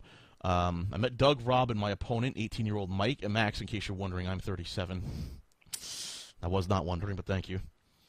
I didn't see or even really talk with much Brad until filming began. In the living room in the front of the studio, again, that's the green room, they explained the rules of the game and the prize. There are 2 main rooms, blah, blah, blah. 2 main rooms in the front of the studio, one that's virtually empty except for a small kitchen, and the main living room with a couple of small rooms adjacent. Looked like they were Doug, blah, blah, blah, blah, blah, blah, blah. First, regarding the prize, I was disappointed. Not in the amount of money, seeing I was there for fun, but it was the sterility of a cash prize that caught me off guard. I thought maybe the winner would get a Blu-ray of Season 1 of Game of Thrones, while the loser got a DVD set of Lifetime original movies, or maybe the winner would get to have dinner and a movie screening with Doug, while the loser gets one of Doug's half-eating sandwiches, something like that. I guess he's going for like the comedic effect here. I could see that. That would have helped, going for the comedic effect. Yeah, you know what? I like that idea, John. That's pretty cool.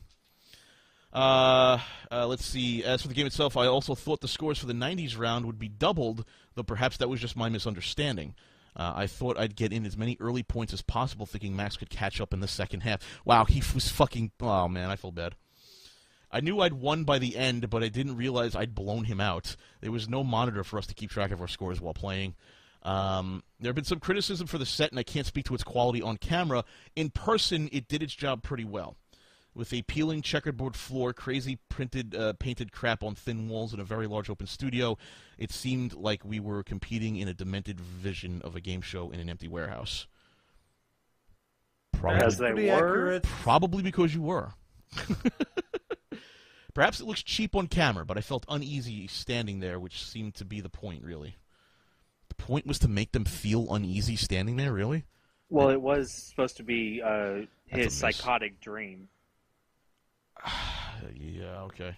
Yeah, they didn't really go into that. They should have. Both the characters, Captain and Soldier, aided in that feeling, being yelled at, having a gun, being trained on us, etc. So they got yelled at by those 2 characters? I didn't see any of that on the show. Because those guys didn't have microphones.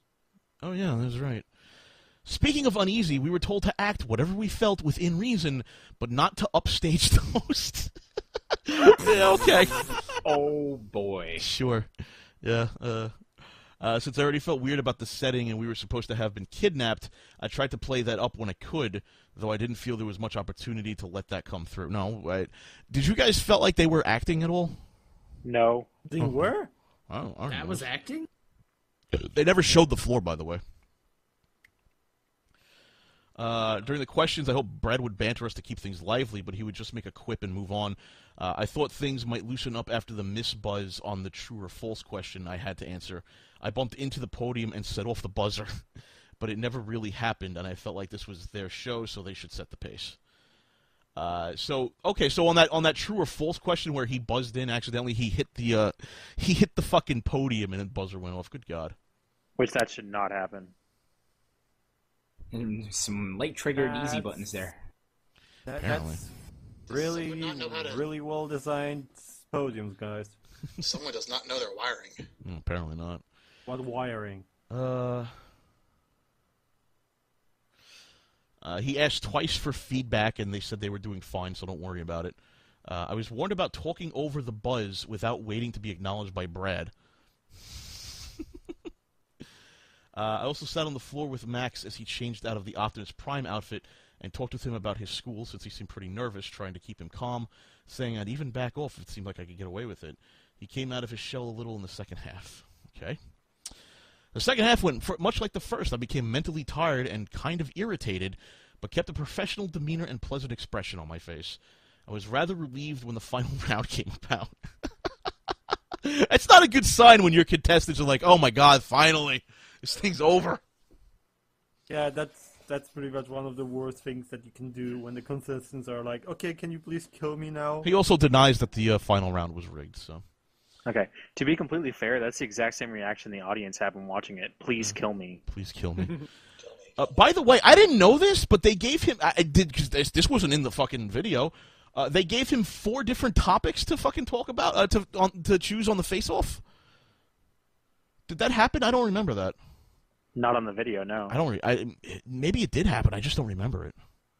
I don't think it did. Does that mean they actually had some video editing on this? Probably not. The back and forth between myself and Doug was genuine. All right. When it was over and we were filming the end, Doug actually walked off on his own instead of waiting for the cut to Miss Stockholm. Tried to run back, tripped, and bowled over Brad. We were laughing too hard to continue, and I was asked if I would be a good sport and do the whole ending set after my loss again, and I said sure. After we were done, Max and I volunteered to do some audio pickups or reshoots for comedic purposes since we'd both lost, but they said they were fine. I asked if I needed to sign a non-consent form and was told it was unnecessary. I asked if I needed to sign a release form and was told it was unnecessary. No. Time out here. I know how this works. Time out here, guys. You told... The guy went up to you and asked you to sign a release form, and you said you didn't need a release form. Are you fucking daft? Well, that's good they did that, because now we get the information. Wow. They said our episode would show in late March or early April, but didn't say anything about us being the pilot. In fact, since others had filmed the previous week and earlier in the day, I'd assume we'd show up as a 3rd or 4th episode. My experience didn't end there. We were scheduled to be there from 4 to 6:30, and we were done by 5:45. I figured I'd get a handshake and sit on away. Instead, the pickups were occurring with Brad and Tamara. Doug invited Max and me to sit on the couch across from him and talk. We chatted about TV, movie, blah, blah, blah, blah, blah. When we were laughing so long, blah, blah, blah, blah, blah. Tamara was also very sweet, as she always is. Say what you will about Doug, but he was nothing but friendly and relaxed around me the entire time. Altogether, I'd say it was a somewhat positive experience, but not without its fair share of drawbacks. Sorry the show didn't come out the way many people had hoped, and I do wish I had done more to make it all it could be. Okay. You were a contestant on a quiz show. This isn't your fault, John. If they shot like 3 or 4 other episodes, this is likely the best one done. Ultimately, even though it would be a blow to my ego to see 2 other contestants put on a more entertaining show, I want it to succeed. If only because I think Channel Awesome is onto something. It just needs work. What? Damn it, John. Brother, listen, John, if you're listening to this show, man, and I first off, I congratulate you on your optimism. I am not that optimistic because I have seen the efforts Channel Awesome puts into stuff, and it's shit. But I think you're missing a couple of things. You know what? I don't think he's missing a couple of things. I think this is the typical contestant that's going to be on Pop Quiz Hotshot. And the thing is, I think that they think they're going to be actors in a show. And I don't think they realize that Pop Quiz Hotshot's actually going for a quiz show, and that they're actually contestants. If they're just going for a straight quiz show, they need to drop the stupid fucking storyline. Well, yeah, they need to drop the fucking shitty-ass storyline, which apparently they did. That was, like, the only episode that had it, apparently. Why pilot it, then? Yeah, why pilot? I don't get it. Why bother? What's the point? I don't... you know, John, I gotta give you credit for being optimistic here, John. I know you can't be on the show because you're working, and, you know, hey, good on you. But, you weren't there to be entertaining, John. You weren't there to show off your acting chops. You weren't there to show them, you know, there's no reason for your ego to be bruised if another episode is mildly more entertaining. It's watching paint dry is mildly more entertaining. You know what's really watching. You know what's really weird? They added the prison rape thing after they shot other episodes. Like because they shot like 3 or 4 episodes that day, or like 3 or 4 episodes before them, which means that the prison thing, the whole prisoner angle, then Brad's demented mind thing, was an afterthought they just fucking threw in there. Wait, so according to him, that was the last episode they shot that day, right? Is that what he said? Yeah, that was the last episode they shot that day. And if they use that as a pilot, then I think that they think that that's the best one they have. Well, either it's the best one that they have, or they're spiting What. Because What was the episode where we had 2 episodes of What where we showed those 2 specific contestants' entries, which were on YouTube, and we haven't shown other entries yet. So either they're trying to spite us, which why? Yeah, there's no reason to. Okay, so if they just had this whole storyline for this final episode, did that mean that they had the 2 other characters just sitting around, the woman who was supposedly captured and the black security guard, who I still say I'm happy is actually a black person and not Rob Walker in blackface? Say that again, because you trailed off at the end. So you no. What was your question? Because they had. What was the question? Well, no. Why would they do the storyline? Because they actually had 2 other people who were guest stars. Those 2 thoughts don't coincide. I'm not making any sense. Please ignore me. All right. I don't. Do those 2 does anyone else know what he's saying? No. Or I'm sorry. He's asking why I'm lost. He's asking why those extra guys were not the focus of the show. Why they weren't part of the Why they like weren't part of the introduced at all. storyline. That's a good point, Saravello. Why weren't they part of the storyline?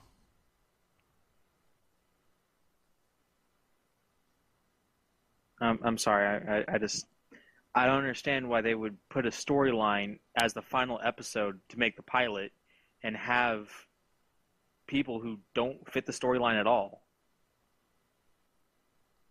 Is there a storyline? Like there really isn't.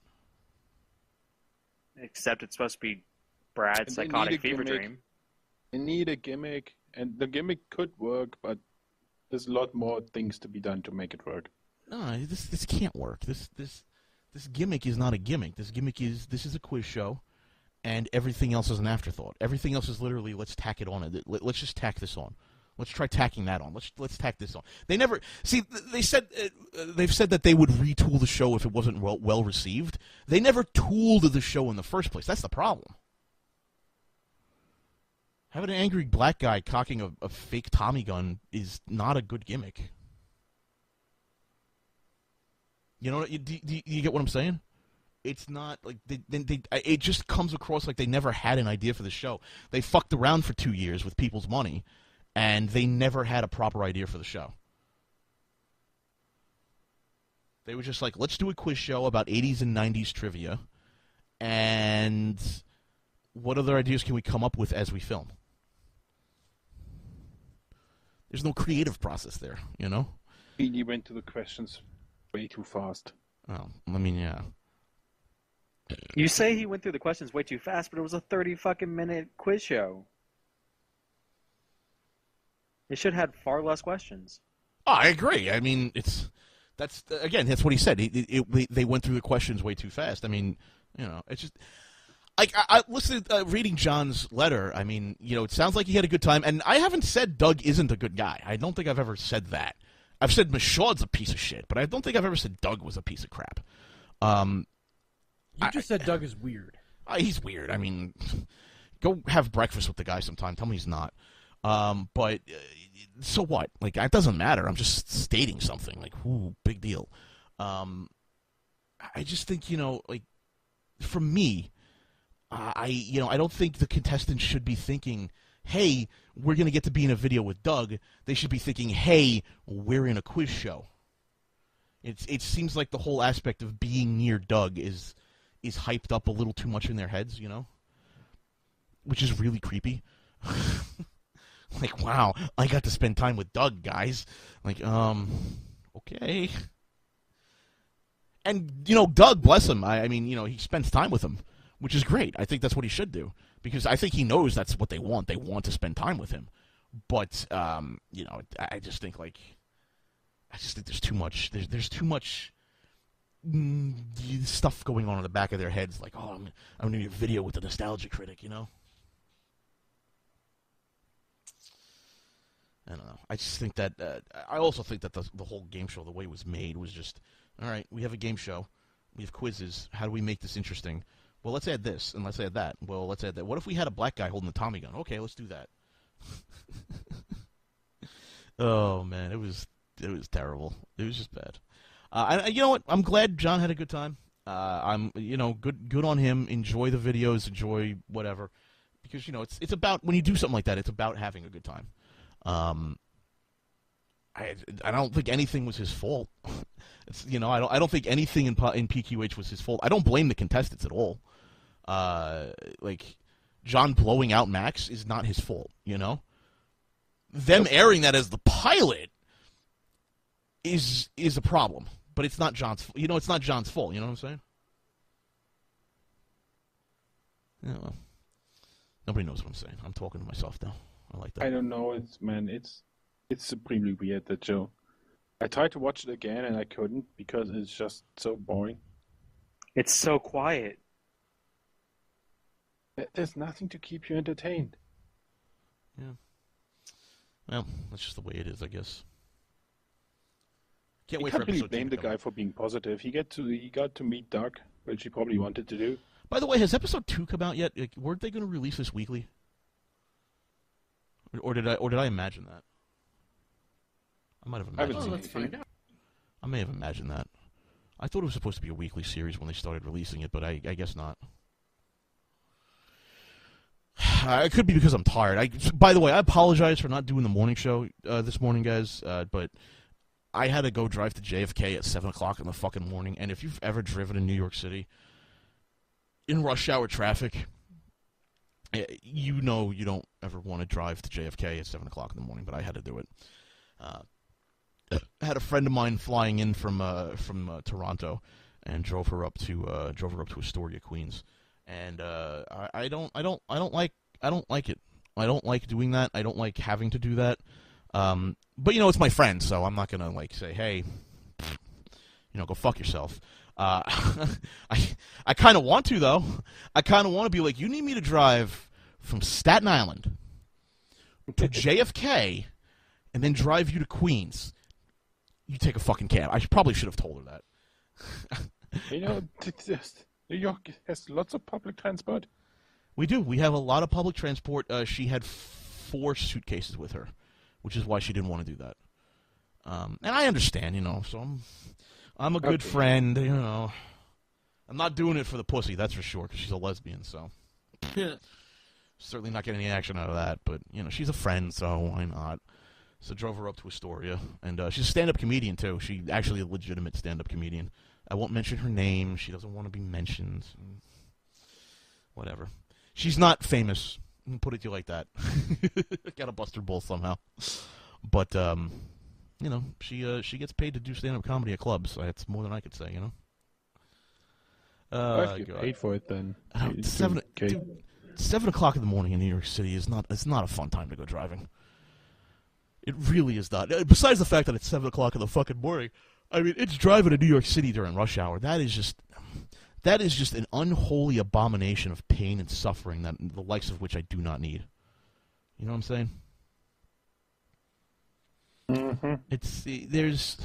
There's traffic and then there's rush hour traffic. That's just sort of sitting there in traffic going, I really want to throw myself off a bridge. Boy, oh boy. Don't want to be here on this bridge, not moving at all. Wonderful times. Just going back real quick to PHQ. PQH? Yeah, whatever. For their premiere show, they really don't keep it on the fucking front page that long. It's gone. Yeah, you know. No, what I found out about PQH is that it actually is not listed among their shows. Yeah, it's not even listed on the shows either. They come on, man. This is throwaway stuff. You know. Come on. I mean, we can sit here and fucking argue about what they could or could not do with PQH. This is a fucking throwaway show, and you know it. Come on, they were like, we burnt through this fucking money on fucking hookers and blow, and now we need to actually make something because people complain to Indiegogo. I can't wait till they get to the gaming show. They're never getting to the gaming show, dude. They're never getting to the gaming show. They'll probably just call Linkara's show their fucking comic book show. Oh. Be like, hey, here's 40 episodes of Linkara's show. Bye. Like, fuck you. I just think that it's just fucking ridiculous, man. Like, come on. Like, you're going to seriously sit here and say they put an honest effort into that? Like, really? You're going to say that was honest? And no, that was fucking throwaway. That was trash that fucking people who were trying to run away with the money did. I also find it very funny that out of the $47,000 they said they spent this on, they never once mentioned the red bank account that nobody, bar nobody, has disavowed at all. They seem to gloss over that quite a bit, don't they? Yeah. Yeah. I mean, the image quality was bad, the lighting was bad, the sound was bad. They threw that shit together. They threw that shit together in a day, is what they did. There was no planning for it. They just threw it together and said, "We're Channel Awesome. We can make a quiz show." And they're fucking retards. Here's the thing, too. It's like the editing on it was ass. Like, maybe it's just because I have the editor's eye, quote unquote. Yeah. But like, you can fix it. You can fix something that's put together poorly with editing, and that did not happen. More slapped together garbage. Like, come on, Blue Fire. Tell me it's not slapped together garbage when they've got the fucking outtakes in the fucking show. Like, they just went live to take it. Brad was like, "Let me do that again, please." Yeah. Come on. Like, listen. Even if it's a live to tape thing, you can still fix it by fucking editing. You edited that intro in. You edited the outro in. You edited the credits. You did a lot of editing. Why not take the goddamn time to fix the shit that's fucked up? As MST3K would say, passed from editor to editor in a desperate attempt to save it. I don't even think it was that. No, well, it's probably just Doug doing it, to be honest with you. He probably didn't give a shit about it. No, it's fucking terrible. Oh, it was. It was awful. It was absolutely awful. I was debating on sending them an email. It was like, hey, it seems like you guys had some problem with your editing. Do you need help? You might as well, dude. Maybe get something out of it. Actually, no, you won't get anything out of it from them. Probably not. They're like, they have more money, but they're like me. They're like, oh, we can not pay you. And I'm like, I can't pay you. I'm sorry. So if you want to do it, cool. But if you don't want to do it because I can't pay you, I understand. They just won't pay you. Well, see, now here's the thing. If I could, like, this is just a Jew in me, but if I can get, like, into contact with somebody over there and be like, hey, this shit's kind of fucked up. Do you need help? Okay. It'll cost you $100 a video. Oh, we can't pay you. Why not? Where's that $90,000? Give me a cut of that there green stuff. Yeah, you know what? Why do you think you're going to get paid when they didn't pay Phaelus or Skitch? Oh, they didn't pay Skitch? Yeah. Oh, that'd be some bullshit. Yeah, that's why Skitch is... Dude, that's why Skitch is mad at him, I think. I don't know. I haven't spoken to him, but like it seems like he's kind of mad at them, and he said he's not going to work with them again. I mean, like... Good. It's fucking... Dude, it's Skitch. Like... He's like the nicest guy on the planet. How do you dick him over? And he has cred for what he does. Oh yeah, he's well known in the gaming audio circles. That's right. Right. So why would you fuck somebody who has that kind of power over? I don't know. Like, oh my god. Like, you know what? I didn't know that was a thing with Skitch. I can honestly say, if that's indeed the case, I think this might be the end of like most of the Channel Awesome stuff. See, like, because from what I understand, and I've only pieced this together from like Twitter conversations, so this is not 100% accurate. But from what I understand, he did an intro music for Phaelus, who needed it for Channel Awesome, and that intro music was the original Channel Awesome bumper. You know, the fucking 3D graphic thing that Phaelus put together? Yeah. Okay. Skitch, out of the kindness of his heart, did this for Phaelus. I don't know if there was money exchange there. But either out of spite or because they needed something new, after Phaelus left, they stopped using Phaelus's bumper and they got a new 3D bumper. I don't know who did it. Don't care. But they still use Skitch's music from Phaelus's bumper, which if you watch the bumper, it does not line up at all. It doesn't at all. It's again editing. Just seconds of editing would fix that. But here's the thing: is that even legal? No, it's from what I understand, that's violating Skitch's copyright. Right. Yep. That's very much violating it. So, sound effects that don't fit. I mean, like, that's just if you're working with Channel Awesome, you're getting into bed with a company that just does not give a shit about you. Is it even a company at this point? It's technically a company. I'm technically a company. I technically have a company. Well, I mean, you run this like a company. You don't run it like a clusterfuckery of a bunch of people in a warehouse. To be fair, I mean, we're a bunch of people in a crazy warehouse in the digital world. But to be fair, small businesses are often clusterfuckery. It's just the way it is. I mean, it's because you have so few people working for you, and you don't have a lot of experts working for you. So right, but here's the difference. Here's the difference. I said that 3 times. Emphasis. All right. Here's the difference, though. When something's not working, you change it. You changed your entire Patreon form, and you said, if those of you that still don't want to, or that don't want to contribute anymore, that's fine. I'm sorry we couldn't get everything else met. You changed it to meet what you can do. Well, I mean, like, to meet what I can do, to meet what I want to do, and, to meet increasing demand in other areas. I mean, yeah, UW's still popular, and I could still get a few thousand views on YouTube with it, but, like, I really feel like it's a dead-end street, Like, I don't see the growth avenue in UW. Right. I don't see the potential there. Like, it's like, okay, well, how many fucking hard video games can I play and put on video? Like, whatever. Right, but here's the thing. If the quiz show wasn't going to work out, you could have easily refunded people their money and said, hey, this isn't working out. I offered to refund people their money. I'm like, listen, I'm not meeting the requirements here of the Patreon. I'm sorry. If you want to refund and you want to stop supporting me, I understand. Get in touch. Nobody took me up on the refund thing, Right, so, but here's the thing. You offered, and you didn't half-ass something you didn't want to do. This Pop Quiz Hotshot is exactly that. They got the money, and they aren't willing to give the money back. Now they're half-assing through it. That's what I think it is. I think the idea, they had the idea, and they thought it was going to work out. When the execution part came, it probably didn't come together like they thought, and they probably were just going to scrap the whole thing. That's what I honestly think. Which would have been fine if they had to scrap it. Right. If they had to scrap it, all they had to say was, listen, we know we pitched this idea, and we're sorry, but it's just not as good as we thought it would be. So we've got this other idea that we want to do, and for those of you who aren't happy with that, we'll give you a refund. Absolutely. I mean, there's just but instead a couple they ways took to the do money. that. Yeah. Instead they took people's money. Literally. They took people's money, and apparently they took people's things, too. Like Skitch's things. Yope-san asked, are you planning on doing UW once in a while? Yes, I am. I'm not scrapping it fully. It's just I don't have time for it right now. I certainly don't have time to do it twice a month with XP Fest. If I didn't have XP Fest happening, I could do it. But right, like what? So I mean, there's the other trade-off too. Is I'm putting on XP Fest. Right, and like I said, like you can't meet the needs of that certain perk or what you were promising before, so you changed it. They just took the money. They literally took the money and ran. Yeah, that's what they're doing. I mean, they're taking the money and running. And then now that people are getting angry and starting chasing after them, they're literally throwing shit at the mob that's chasing them. And that's what Pop Quiz Hotshot is, throwing shit at people. It kind of felt like it, to be honest with you. It kind of felt like it. $90,000 and you got jack shit for it. That's just not.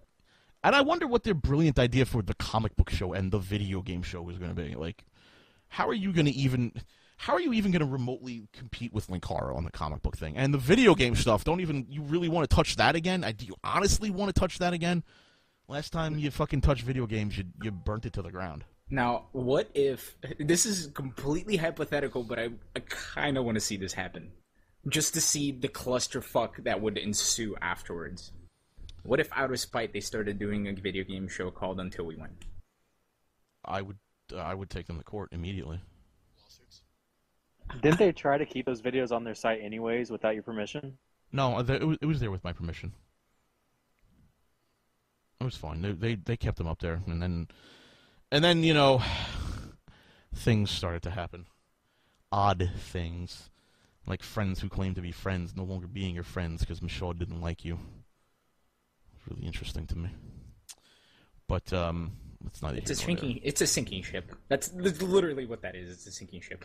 It's bailing as fast as they can. If they called the video game show Until We Win, I would literally sue the fuck out of them. I wouldn't even. You're right.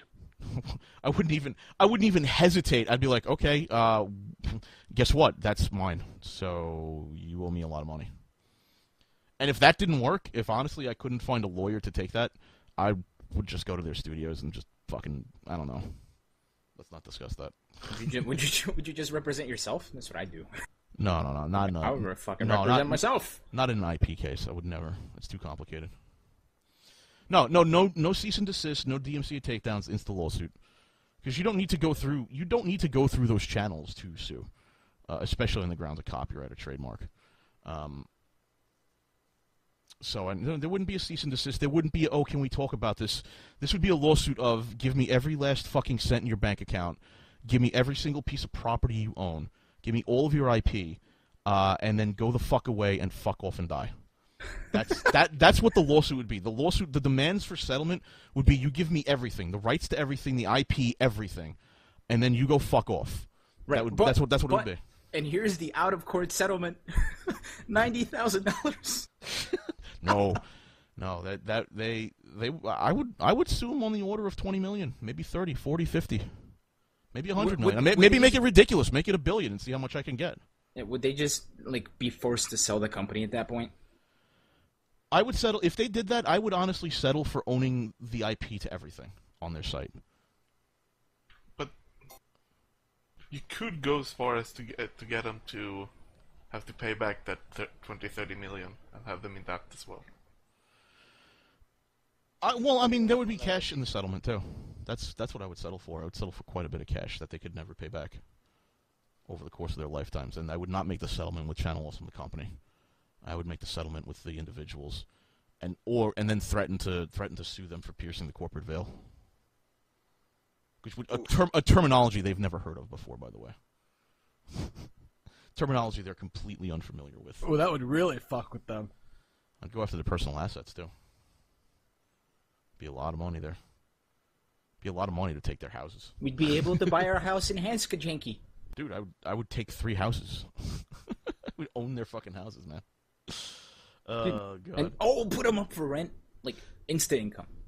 I would never. I'm not saying I would get $1 billion. I'm saying I would file it. Why the fuck not? The judge may say, "Well, that's a little ridiculous. I'm not going to award you that," but he'd award me something. Technically, you shouldn't do that. Technically, you do have to prove the value of what they're stealing. Right. So could still do a few million, especially with lawyer costs and court costs and whatnot. Right, and that show's been around for fucking ever. Oh yeah, it's it's no big deal. No, they would never call it Until We Win. They're smarter than that. I don't know. They're literally throwing shit at an angry mob running towards them, figuratively. Literally, figuratively. I would fight dirty. I would very much fight dirty. There's no way they'd call it Until We Win. They don't even know what the fuck their fucking comic book show is going to be, let alone their fucking video game show. And I wouldn't put it past Michaud to rip off UW, but that just means I'd have to make UW and do it better than them. Right. And I'm behind you. Let's fucking do it. They're gonna call it Once We Succeed. We're gonna play this game. we're gonna play this. We're gonna stop playing this game once we succeed. We won't stop playing. Oh no, wait, that doesn't work either. I mean, technically, I could file for the trademark for Pop Quiz Hotshot and take them down. Oh right, because we posted stuff before they did. Technically speaking, I posted the Pop Quiz Hotshot stuff before they did. Now that doesn't mean they couldn't counter that and actually, contest that with the USPTO, saying, "Hey, we were working on this before he ever released this." Blah blah blah. But they'd have to actually prove that, which would, considering how shady everything else is going to be very bad for them. I like to call my first exhibit. These are the logs of all my hours playing on Call of Duty. I like to think that the comic book show would just be Linkara's show with just a bunch of naked she-males. Nobody. Why? Nobody getting that reference to the Linkara. I got it. It made me shiver though. I get it. I wish I didn't get it. Oh. Well, Linkara was outed as a cock whore, which is what he called himself on several porn boards. Oh my. Yeah. Boom. Pound sign George Takei. Probably a little more bisexual than that, I guess. No, they're... God, what are they going to put towards the other shows? Supposedly they have another $50,000 or a little less than that. Actually, no, they would have to... No, 87,047. They have another 40,000 left, maybe a little less than that, to the other shows. What are they going to do? How are they going to split that out? $10,000 a show? How? For 40 episodes? What are you going to accomplish with that? That's what I want to know. Well, I mean, if you look at it this way, they have the studio, they have the equipment. They can probably just rob somebody's set at this point. Like, hey, come make a set. We'll definitely pay. Oh, we're not going to pay you, but just make us a set anyway. Yeah, wouldn't they have to build 2 new sets for those shows? Right. They're Oh, you know what they're going to do? They're probably going to repurpose all of that, so it's all the same. Ugh. Like, it all looks the same. No, you can't do that. Not for the... Could you imagine... Oh, this is just... Could you imagine the premises? That's the one set they're going to use between the 3 shows, and the tie-in is that the first show is Brad's insane imagination, and then the second show is Lewis's insane imagination. Pop Quiz Hotshot, Comic Hotshot, Video Game Hotshot. Could you imagine? This hurts my soul. Wait. So who would the gaming imagination be? Spoony? I don't want to see that. Oh, are you kidding me? That's the fucking sex dungeon scenes that would be in that one. Shit, man. I don't know. Him talking to his dog for half an hour? I got to admit, I haven't paid any attention to Noah in a very, very long time. Like, I don't even know what the hell he's up to anymore. Like, I don't give a shit. Sometimes I get because sometimes I get direct messages about him, like, "Hey, have you seen what Noah's talking about?" And I'm like, "No, no, because I don't give a rat's You know, the last time I talked to him was when I told him to put a fucking gun in his mouth. Like, the dude could be a fucking space alien for all I know at this point. Like, people fucking message me like, "Oh, you gonna talk about what he said?" Like, no. No, I got better things to do. I got better things to do than talk about the fucking ramblings of a madman. Oh, God. Yeah. I got one person who DM'd me. He said, well, how come you don't talk about Noah, but you're willing to talk about Lewis and his sex fetishes? And I was like, well, that was hilarious. That's funny. That was fucking hilarious. And I don't watch Wrestle, so... Whatever. Noah is sad. Sex fetish is always hilarious. Sex fetish for somebody who's supposedly like a hardcore Christian, straight edge society guy. Even more hilarious. That made it fucking funny. That was like, like I know I'm nobody to be talking about somebody's fetishes, but goddamn, that was funny. Are you trying to say a man who won't curse in his videos because of religious beliefs likes dick? Bullshit. I never. That's fucking funny. God damn. The fuck you say? The funnier it gets. Oh, God. Nah, it's just so weird. Like, how come you don't talk about other... What do you think about the rap critic? I was like, nothing? Rap critic? Cool guy, I guess. Didn't he start a GoFundMe for a vacation? Yeah. Oh, yeah, was he that guy who did the GoFundMe to go on vacation? Was that who it was? Yes. Yeah, to go to Italy to go hear an opera. Oh yeah, to go to Italy so I could see the opera. Fuck you. You just want to go to Italy. Yes, please help me further my musical extent by getting me to Italy to see operas, please. Yeah, guy, come on. There's Come a on, rap man. opera. Come on. Even though there's a Metropolitan Opera right in New York, who's touted as one of the best operas in the world. Is he in New York? I thought he was in Chicago. Well, I don't know where he is, but know the where Metropolitan Opera is still in New York, and it's still one of the better operas in the world. It's one of the best in the world. Right. Well, it is in New York because, you know, New York is, you know, the center of the universe and the best at everything, so... And the guy that plays bass trombone in that opera is fucking ridiculous. And Is I he mean really? that in like the most ridiculous sense of the word. Like, he wears a pink watch. Like, even to concerts, like, everybody's wearing black and white, like tuxedos and shit, and there he is with a gigantic Hello Kitty pink watch. He wears a Hello Kitty watch in Yeah. the opera. Wow, the conductors must love him. I don't know. I mean, he plays like a motherfucker, so I think they're just like, that's weird. All right.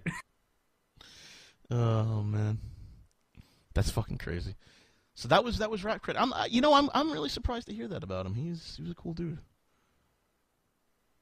I know he's an opera singer proper, so you know I could see the allure of that. So where has he sung? I don't know. I know he sings opera. I mean, let him try. I mean, you can do a GoFundMe. If somebody pays for it, then fine. I mean, at least he's honest about it. Right. I want right. to go to vacation in Italy. Well, no, he wasn't honest about it. He didn't say he wanted to go on vacation in Italy. He said he wanted to go to the opera in Italy. I'm just like, He's actually going to the opera there. Which is fine, but I mean, you want to go there for a week? Come on, that's a vacation in Italy. And plus, you're getting paid for this stuff. Like, I don't know, save some money and go to fucking Italy. I don't know what to tell you. Wish I could go to Italy. Wish I could go to Italy too, but I put my money away and I spent it on shit like XP Fest. God. Hey, does anyone know if Channel Awesome has released episode 2 of Shit Pibs Hots Fuck? Not yet. Whatever the fuck it is. Shit, it was hot fuck. Whatever. I like that title a lot better, unfortunately. Yeah. So the funniest thing about that, you know how they have those stupid little like subcategories for all their videos and whatnot? They don't have one listed for for hot shot. Yeah, Pop Quiz Hotshot. I can't even. Pip shit hot shit. Yeah, I can't talk. Piss shit hot fuck. There you go. There, piss shit hot fuck. I like that. So finding the first episode is actually a pain in the butt. Dude, I heard Brad has a Q&A up right now on the front page of Channel Awesome, where he basically says about piss fuck shit hot whatever. That he says everybody. Oh God, what was the name? Piss shit hot fuck. Sir. Yeah, piss shit hot fuck. There you go. Oh God, what was the name of the movie? Fuck. Does anyone remember the name of the movie? I think Baggage was remembered it. But he was like, everybody needs a shitty movie on their resume. To Boldly Flee. No, like an actual movie, not fucking To Boldly Flee. Don't fucking do that. Give me a break. That's like saying I could make it. If that's like saying me making like an hour and a half of like just me filming shit as a movie. Don't fucking kick ass. Well, Dragon Kid. Come on, you know better than that. Oh yeah, that's right. That's right. Thank you, Ariette, in the chat room. One of his answers to what do you think about Pop Quiz, piss shit hot fuck? Hot shit pop. Goddamn. Yeah, pot fuck. Hot Whatever. Shit, holy fuck. Can we just call it that show now? That show. In response to that question, Brad said, "Well, everybody needs a Battlefield Earth on their resume." Ooh. Ouch. Ouch. Damn. I think he's basically being openly hostile with Channel Awesome now. It's funny. Duh. Well, he like- clearly doesn't give a crap. He's like, just let me fucking go. Please end this. Kill me now. But yeah, like finding the first episode is nigh impossible on their website. Oh yeah, it definitely is. Probably because it's so shitty. Dude, Well, no, but they Rez, don't you even should have have it been listed. here. Dude, Rez, you should have been here on one of the episodes. 3 hours long show, right? 2.5 hours was spent shitting all over that episode, dude. Oh, I don't It's doubt bad. that. If we can get you the link, I will, dude, because it's a half hour and it is bad. Oh, I already have visions. Oh my God, it's awful. It's absolutely awful. Like, dude, have you ever imagined a quiz show where the host just spends 15 minutes rapid fire asking the questions and that's it? Ugh. Yep. 31! Well, 31, we broke it, folks. And on that note, I gotta go return rented beer again. My Hey, Rich. bladder's being small today.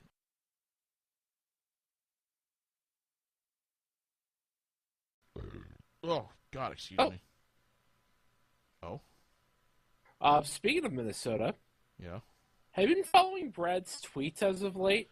Yeah, it's amazing. Oh, God. Dude, it is amazing what Linkara is able to do with some money and actually put a set together. I'm not surprised. Not at all. Yeah. But it's like, good on you. Yeah, good on him. Yeah. I hope the best for you, man. It looks amazing from what I see. I think the show I'm highly impressed. I think it's gonna. I think it's gonna be a fan wank. So I don't care about it, but have fun. Good on you. What exactly are they doing? So he did an Indiegogo for to make like a top the fourth wall of the movie. That's exactly what they're doing. Atop the fourth wall of the movie. Oh boy. And they built a set. And it looks like a set. So that's what those pictures were. Yeah, amazing. It looks Wow, like a I'm set. like, wait, this looks actually competent. What the fuck is going on here? I also find it funny that they're filming it in Minnesota, as opposed to the studio that Channel Awesome has in Chicago. Papquat hit shit. That's awesome. Why? I don't get it, man. Like, what did they do with that money? What the fuck are they doing with that money? They're paying the rent for the studio that they're not using. I still want to know why. I still want to know why Lewis kisses their ass. I don't get it. I don't get that at all, man. I do not get it. It's like I still think he shit all over Lupa when she accused him of sexism. He was like, "There's no sexism there." I still think he shit all over that. But that's between. Well, him and she's in the movie, so I guess everything's somehow. okay. You know, whatever. That's Yeah, fine. the cock slut blew the fuck out of Kukwat hot jizz. What? I'm just reading the chat. It's fucking hilarious. That sounds like an anal cunt album. Anal cunt, yes. Oh man. That's God damn it. It's amazing what they've done with the money to actually build a set. Now, the question is this going to be a good movie? Because I can't even imagine this being a good movie. Probably not. We'll see how it works out. You know, it'll probably be something that'll make the fans happy, and that'll probably be it. All right. Like, if you follow his storyline, it's probably going to be in that vein. So if you're into that, I guess you're going to be okay. Exactly. I don't think you're going to get a new audience with the standalone movie, though. No. And it's probably not even going to be for them. It's probably going to be kind of like the Nerd movie, where it's pretty much a movie that the fans of the Nerd appreciate. If it's like the Nerd movie, that movie was bad. That movie was I'm fucking dying here. Mac and Pancakes, join the channel. Oh, God. Come on, dude. You've never been a part of the chat room before, man? They do fucking wacky shit all Not the that time. chat room, no. Really? Dude, you gotta chill in that chat room every once in a while. They're fucking on the ball sometimes, man. They are. I fucking love the chat room. I agree with Arietta, man. At least he's actually making a movie. That alone is a major accomplishment, so good for him. Oh, yeah, definitely. Good for him. Hey, have fun. Yeah. Don't want to shake his hand, but hey. To each their own. Yep. To each their own.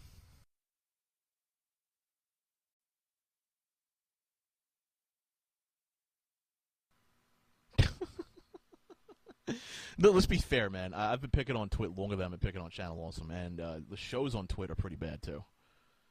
Did you guys see the new website redesign for TWiT? No, Hang on. I don't really go to TWiT. I know nobody does. I go to TWiT though because it's fucking funny. So this is the latest TWiT website. It's at new.twit.tv. I'll give you guys the link so you can click on it. And this is the new website, new.twit.tv. And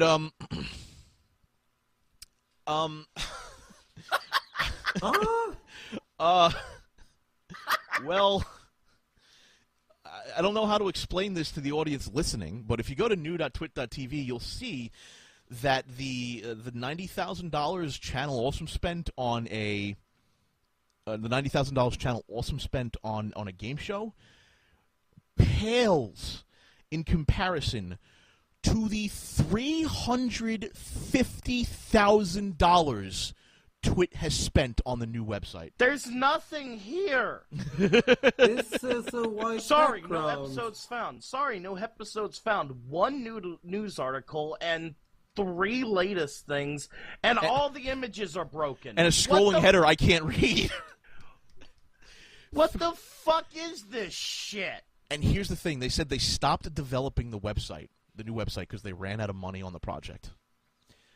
In other words, they ran out of hookers and blow, because there's no way you spent more than $100 making this shit.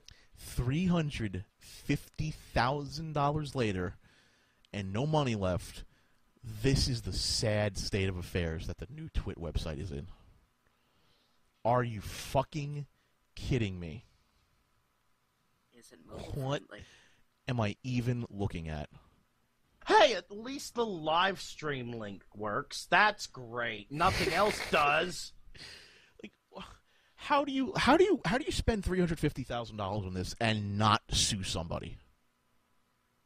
Like, I gotta know, what company did you hire to do this? Because please tell me he didn't try to do it himself. Dude, I have to compliment Channel Awesome on only spending $58 on their theme. Because TWiT blew that out of the fucking water, dude. $350,000 for this. Oh, the developer program and API is completely blank. It's like they don't even want me to know who fucking made this shit. Well, if I would make this shit, I would also not sign for on it. I would just disappear with the money. I love the app page. It's just app. App. None of the images work. Nothing. Like, are you kidding me? Are you fucking kidding me? $350,000 on this, and you wonder why investors don't want to give you money. None of the people, aka employees, not even himself, has a picture. It's all just silhouettes. What the fuck? Oh my god. Wait. He has a picture. He's the only motherfucker with a picture. But guess what? It's broken. Best. I agree with Acid Buster. Best website ever. 300. This is what he admitted in the chat room. $350,000, and they had to stop development on it. No, they ran out man, of that money. was trolls. They edited his chat room. Okay, he never admitted to a damn thing. Yes, also trolls sabotaged that all the pictures stopped working today. See, this is LordKats or cat lols or whatever. They just want to destroy Leo. Okay, he's a good person. All right. Yeah. Okay. Yeah, he's a wonderful person. That's why he's known for fucking harassing women in bars and being an old creepy fucking pervert. That's why that's why women actively avoid him when he goes to trade shows and he goes to the mixers afterwards. That's Okay, no, this is unexcusable. How is your subscribe page blank? That is the backbone of your fucking website. How is this fucking thing blank? Oh god. Tan in the chat room says, speaking of the drop shadow, did ZA fix the drop shadow by just removing the banner? And I do have to say, no, they did another stupid.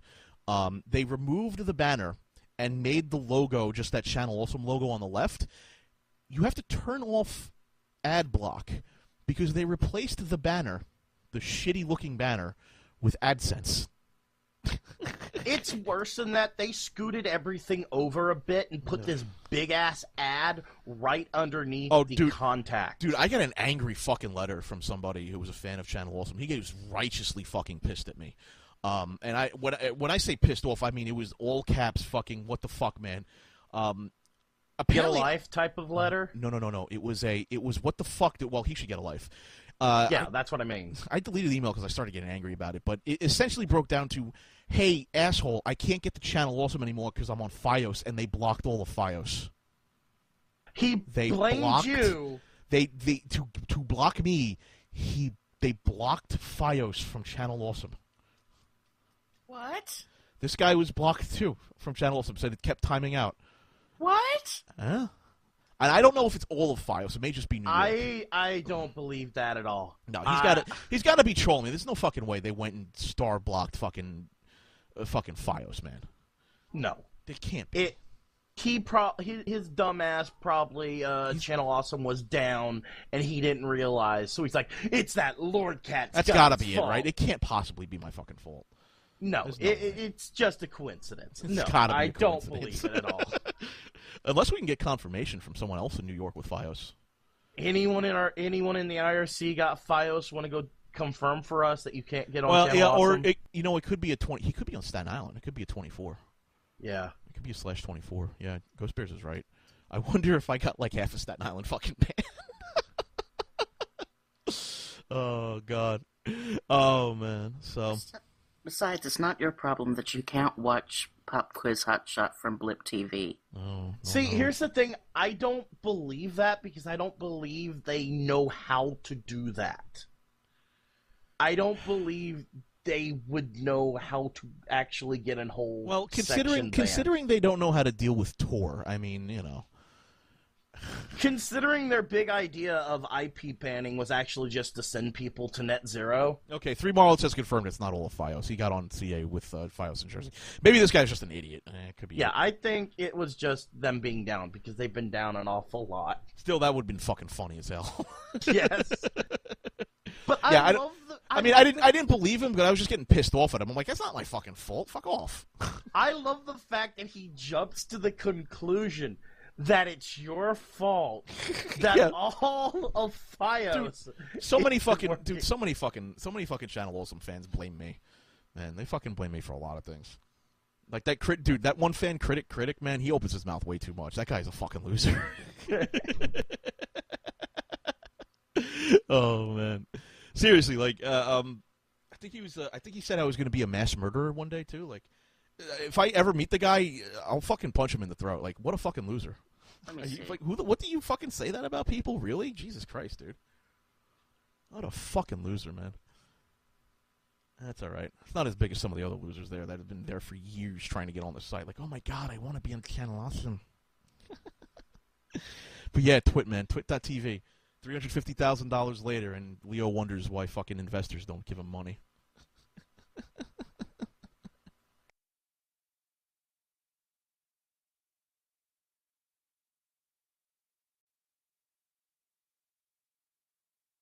All right, guys. We could talk about the Twitter shit. I don't know. You guys want to talk about it? I don't really care. We could talk about Channel Awesome. Talk about Nash. That's funny. That was fucking funny. Did you guys see Nash talking about Shenmue 3? No, I missed this. He was shit talking its fans because they were really hyped for it, and he is saying how it's going to be trash because fucking because it's on Kickstarter. Meanwhile, he was the one pimping 2 Indiegogos, the Channel Awesome one, and fucking Linkara's Indiegogo. Yep. I don't know, man. That's retarded. Wait, so because a franchise wants to use crowdfunding because they know people are willing to pay for it. No, they wanted to use crowdfunding. No, here's the thing: it's being developed by Sega. Okay. Not Sega, Sony, and they wanted to use the crowdfunding to determine if they should really fucking develop it. Well, 12 hours later, they got $2 million. And they're like, okay, we're gonna go fucking make this game now. Well, it sounds like a company trying to find a gauge on if the game is going to be popular enough to make. Yeah, they were correct. It's not like dude. The Shenmue game, an official fucking franchise, by the way, not just some fucking retard fanboys, like officially put up, is not the same as some shitty fucking Kickstarter for a shit fan-made Sonic game. You know, it's just not. I don't get it. I don't know, man. It's just it's like so fucking stupid. Like, why would you trash? What I don't get is why would you trash the fans for being so hype about it? Like, I don't like Final Fantasy VII. My love of Final Fantasy VII, my lack of love for Final Fantasy VII is well known. But it's not like I hate the fans for liking it, you know. Like, meanwhile, I'm overjoyed that they're finally remaking the game. I love that game. You know what I think it is? the blue balls they gave me all those years ago when they did that fucking product demo for the PS3 using the intro is finally over. You know what I think it is? What's up? I think it's because he didn't get excited about something, so he's trashing the people that got excited because he wants to be excited about something. Blue Fire, go back to smoking your weed, dude. How? I'm not smoking nothing.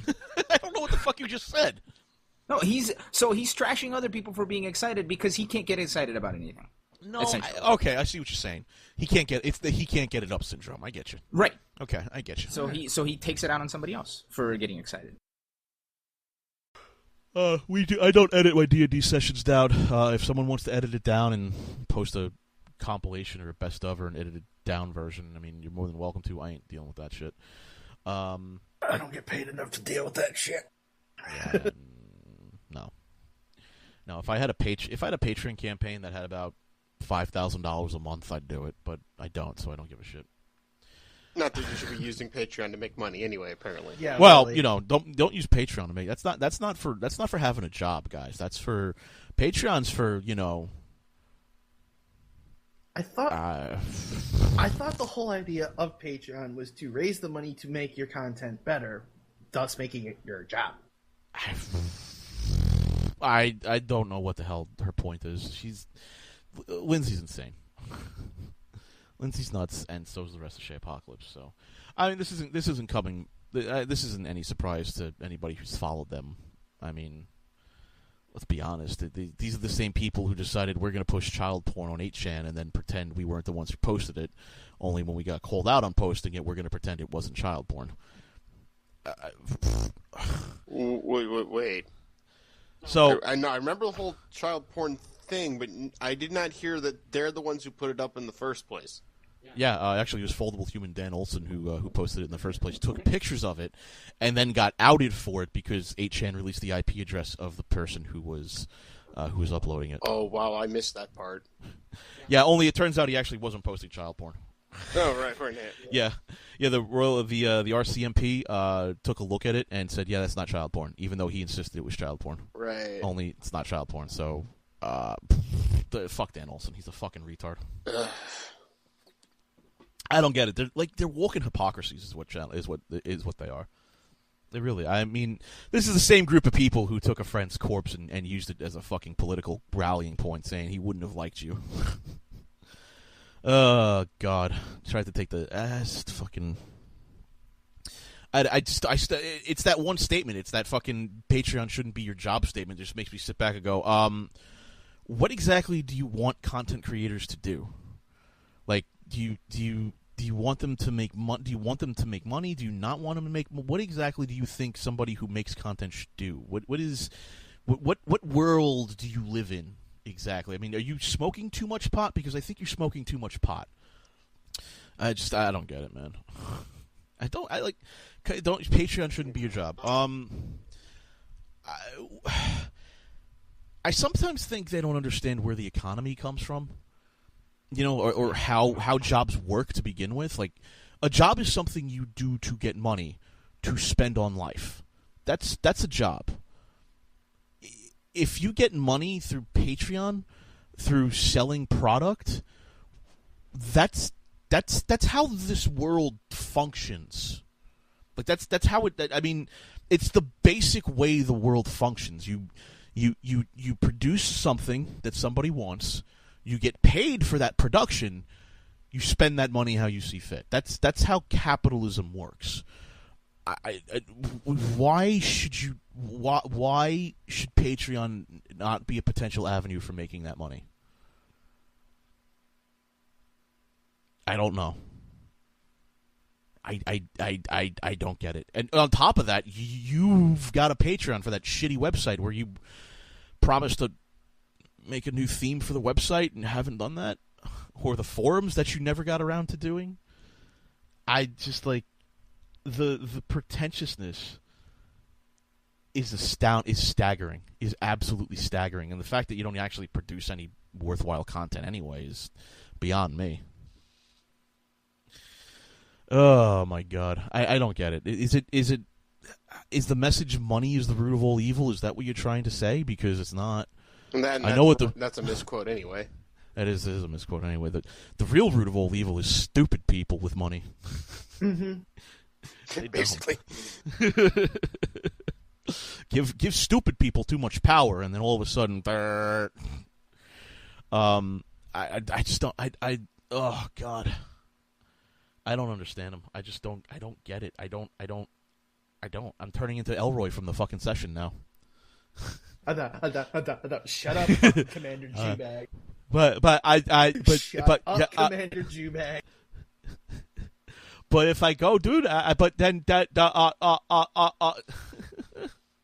yeah, there was if you guys didn't see the D&D session, there's Detective Elroy, whom they reported to, whom they hate, whom they dunked into a sewer full of shit. And then set the fucking sewer on fire. And then you set the sewer on fire. Right above. You set the sewer on fire after you left the sewer, not when you dunked Captain Elroy. I thought the Sunstick fucking set it off again. No. Okay. The reason he went War Gobble was because you dumped him in a fucking sewer full of shit, and he was just like, "Oh God, why?" Oh man. Oh hey, speaking of spoiled bitches, I've been trolling the Spoony Patreon a little bit, and I don't know if you guys noticed this guy. For those of you listening and don't know who he is, he's called the Spoony One on Twitter, and he's kind of a fucking big deal to himself. He's one of those guys, he's one of those, I'm a big deal, look at me, I'm important. And, he's nobody that has no meaningful influence anywhere whatsoever. But I've been looking at his Patreon recently, and there are some people that are pretty fucking angry at him right now. And for very good reason. They've apparently paid him a lot of money, and he's followed through on no promises on the Patreon whatsoever. Like there's this one guy who is a chemo patient, and paid $100 per month on Patreon, or per whatever the fuck on Patreon, so he could play Cards Against Humanity with Spoony once. Never followed through on that, dude. What the fuck? What a scumbag. How much of a scumbag do you got to be to take a chemo patient's money and then not follow through with your product? Like, how do you operate? How do you live with yourself? I don't get it. I do not fucking get it. How do you tolerate living with yourself? I'd never be able to go to sleep if that was the case. Like, if I took Rob Jordan's money and never fucking played Cards Against Humanity with him, I'd hang myself. I'd feel terrible. I would feel awful, absolutely awful. And that's not the only thing. Those movie riffs he promised, people paid for them. Nothing. He hasn't done anything edited in like 3 months. And on top of that, the Patreon backed videos. Get this. Those special Patreon only videos, he's basically been posting wrestle to them. That's it. See, at this, honestly, any experience with Spoony, are you really surprised? No. Anyone, I'm really anyone not. who's ever watched his stuff knows he doesn't give a shit no more. He doesn't Dude, care. his whole shtick is making people feel bad for him so they can keep giving him money and free stuff. That's his whole thing. How anyone has not picked up on that is beyond me. But this whole shtick is literally making you feel bad for him, so he can get your money. That's literally all he does now. I don't know how people haven't picked up on that. How were so many people giving him money? He used to have over $5,000 per month on Patreon. He used to have over 5,500 and something. I remember looking at it a long time ago. It's down $2,000, but he's still getting way too fucking. Oh, he gets way too much money for doing absolutely fuck all. Seriously, I mean, I've never met a lazier person in my life. He has no follow through whatsoever, man. But when you get that much money, do you really need to give a fuck? He's not getting a lot of money now. Woo! I make more money than him in a year than he does, and I barely do anything at work. I spent last night at work streaming Terraria. He's still making $42,000 a year. All right. Well, he doesn't make $42,000 a year. He claims he only gets 50% of that, which, by the way, is a load of bullshit. That's bullshit. We all know Patreon. That's a lie. You do not get 50% of that. You get probably 75 to 80% of it. But let's just say he gets. Well, let's just say he gets 8. Let's say he gets 75%, the lower end of the ballpark. Still got to pay taxes on it. Which is probably where the 50% number comes from. But even then, mandatory health care, which takes a sizable chunk out of that every month. Car insurance, which I know he's got a car. Running the car. It just... Bro's got no spending money whatsoever. He's literally has no money. He has no money whatsoever to his name. Maybe he gets additional income from the blip ads. But beyond that, man, I mean, like... It's bad what he's doing. He's got a degree. He could get a job in the computer science field, and actually earn a living, get a 401k.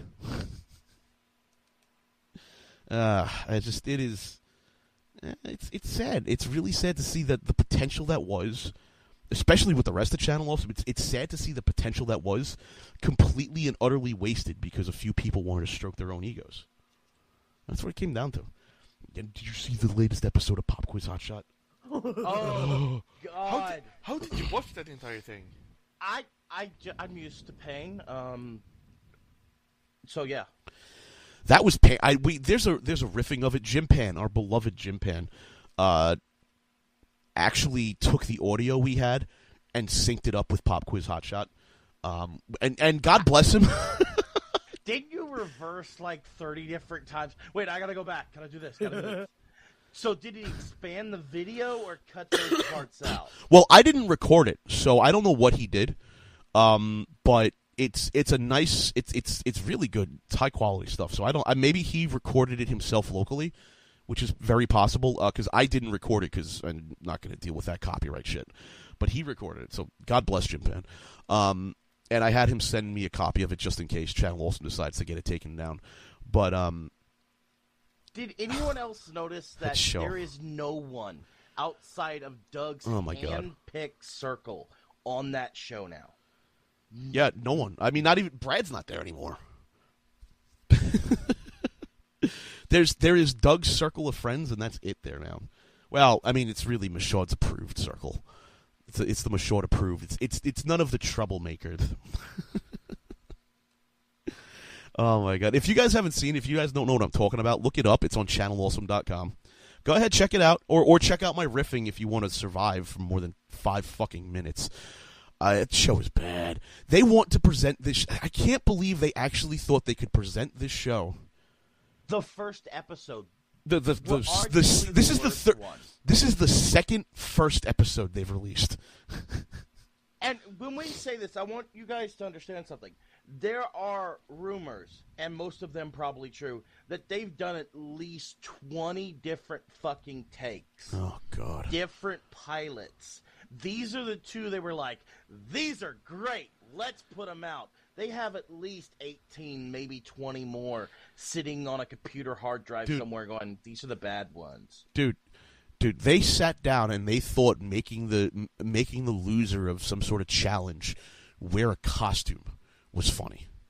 They thought that was comedy. No, it was retard. It was very dumb. That was bad. That was... Also, who were those two? I don't know. Seriously, they were legitimately contestants. Like, they're not like friends of friends, right? They're legitimately contestants that applied to be on the show. Like I said, Dirt, when me, LordKat, and Holly were riffing on it, I swear they just went to the fucking local bar and picked these two assholes. Hey, you got any talent? I can make a Popeye voice. You're in! Oh my God, that movie sucked. What's your talent? You're creepy and you laugh a lot. Okay, you're in. That was bad. All right. I mean, there's bad, and then there's bad, and that's bad. And then for some reason, there was like a bag of lunch in the background on the floor somewhere. Just fucking sitting there, like everybody completely forgot, like nobody saw it there. Well, nobody saw it there because nobody could see anything because that lighting sucked. They still haven't changed the set. All they did, the only difference I see is they took a fucking piece of poster board and wrote "your friend" on it and put it on the podium, because now it's Doug and not Brad. The idea isn't Brad kidnaps him; it's Doug's friendless and needs you to play his game show. Yeah, woo. They got like 4 people in the audience too. That was funny. Don't show the audience. There's like 3 of them there, guys. Woo. They honestly would have been better off using a laugh track. They really would have been better off using a laugh track. It would have been funnier. That would have been funnier. You know who the audience was? It was the family of the 2 contestants. I bet you that what it was. And they could only manage to get that many people. No, it wasn't their fucking family. It was the rest of the jackasses that worked for them. Well, yeah, I mean, there are a few of them there that actually go to the studio just to help out for free because they're stupid as fuck. Because they think they're going to get somewhere with like, it. they think they're going to get somewhere. I hate to break it to you, but I had to break away from Channel Awesome and do my own thing before I could ever get anywhere. Believe me, it was the best decision. You guys are gonna regret it. You think you're gonna be getting popular, and you're not. You know what you're gonna be getting? You're gonna be getting you're gonna be slave labor for Mashad. That's what you're gonna be. I'm telling you right now, man. It's a bad deal. Bad deal by bad greedy people, man. Bad deal. Oh well, it's a bad show. Fuck it. Our Pop Quiz Hotshot. Why was our Pop Quiz Hotshot funnier? How did that work? How does that work? Because it was spur of the moment. You didn't dictate what we had to do. We all came up with the hostage situation on our own. That was really weird, by the way. How are they going to rip us off? Okay, I want royalties, damn it. I came up with the idea that LordKat kidnapped us for the game show. Give me my money, bitch. Stop ripping me off, asshole. Oh my god! They suck so much. It's truly an embarrassment. It is really an embarrassment. That people actually like this and that people actually encourage this is embarrassing. Like, have you ever read the Twitter that critic loser? Holy shit, that guy is a fucking loser, man. You guys got to read his fucking Twitter account, critic_critic on Twitter. You guys got to fucking read that. That dude is a loser. Holy shit, that dude is a Doug worshipping fucking loser, man. I have seen some pathetic people in my life, but this guy is like movie Bob levels of pathetic. He really is. He's seriously like, the dude needs to get fucking laid, needs to get a hand job, needs to blow someone. I don't know. He needs to do something, man. But oh my god, like I've never seen somebody worship a company so much as that guy. That's weird. That's unhealthy. I'm sorry, but I have better things to do after this show, like go back to bed. Yeah, I got better things to do, like go to work and get in touch with the syndication.net folks. Hey, if you have any information on if you have any opinions on what episodes I should send this guy, shoot me a tweet at LordKat. Matt is at MattTotal, TOELTL, and Neotag is Neotag, NeoATGLKM something. What is your Twitter handle? I think it's Neotag at NeoATG. Neotag underscore. What? Underscore. Underscore. Okay.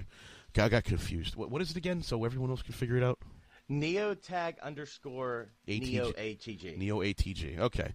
There you go. He's on Twitter too. We're all on Twitter. Tim is on Twitter, although Tim wasn't here today. The lawyer bastard has work to do. I've got work to do. So I'll see you. I guess we'll see you Monday morning when my throat hopefully doesn't sound like I've got 17 horse cocks in it. Later.